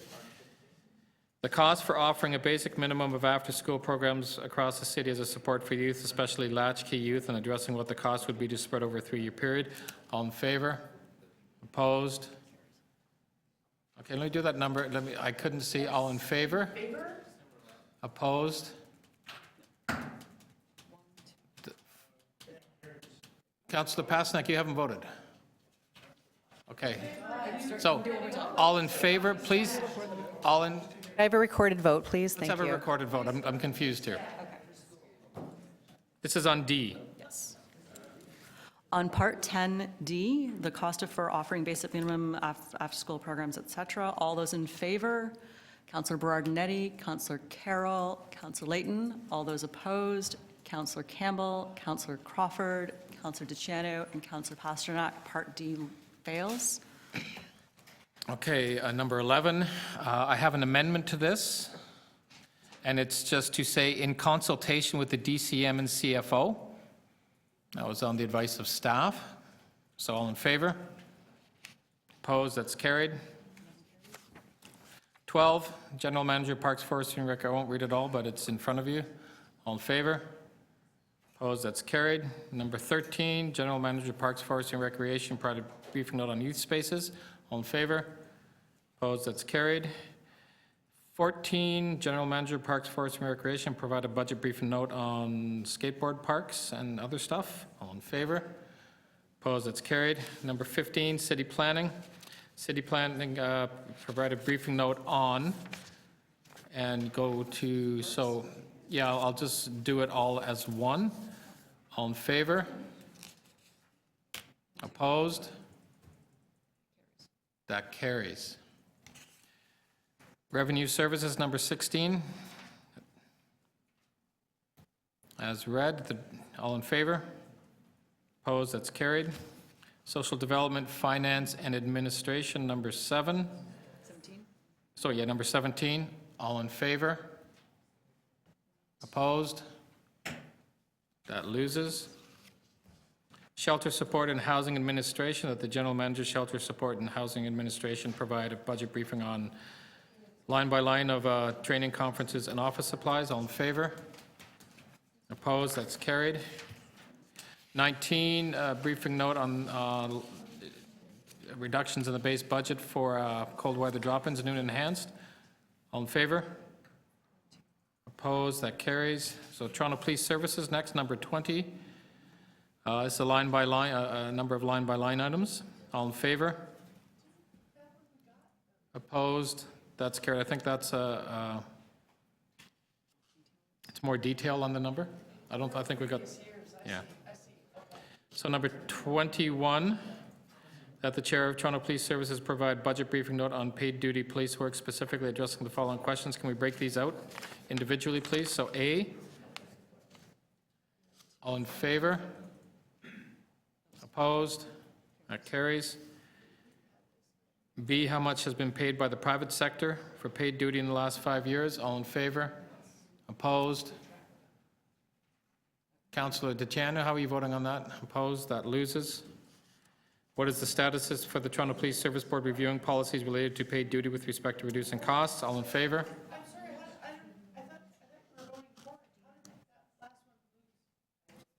One, two, there's 4 that voted against it? Four. Yeah. Well, 3 to 4 as I see it. Did, Lost through a Democratic vote. so. No, that was, I asked, that was, we could take it again, but, yeah, okay. I thought they were saying, yes, I'm in favor of it, so I was behind. Okay. I didn't understand the question you were asking Okay. of them. We can move on. Okay, number C, all in favor? Opposed, that's carried. Transportation services, number 22. I would like to break this down with A and B. So A, 1 and 2 is fine, so what?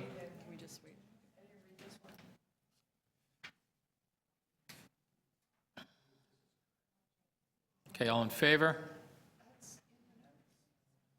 Opposed, that's carried. For B, all in favor? Opposed, that loses.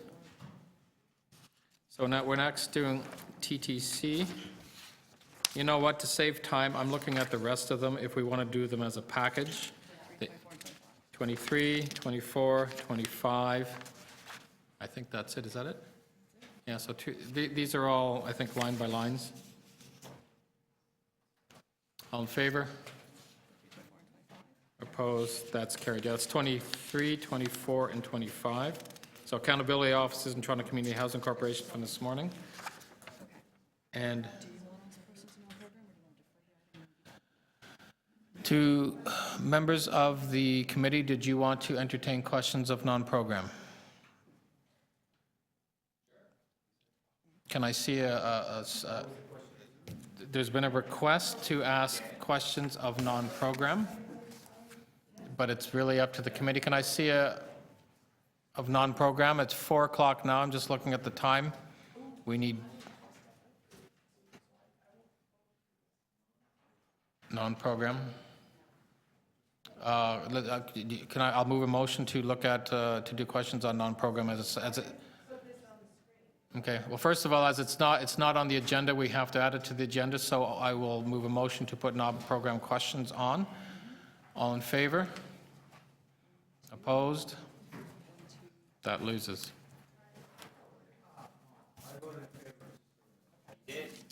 Okay.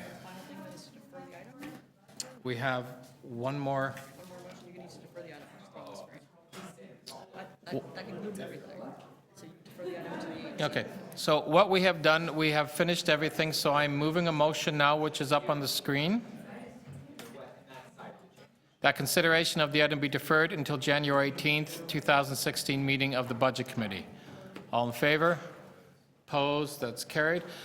I want to thank all the Budget Committee members and, of course, all the staff, even the staff. If you're not here and if you're listening, thank all the divisions, all the agencies, departments. Thank you very much for all the incredible work you did, and the information that you have provided us will be very helpful as we get into our public deputations, and of course, this time next week will be our first wrap-up. So, on the public deputations, my office is going to send out an email to all of the councillors, just reminding them of the times and where their subcommittees are going to be over the next 3 days.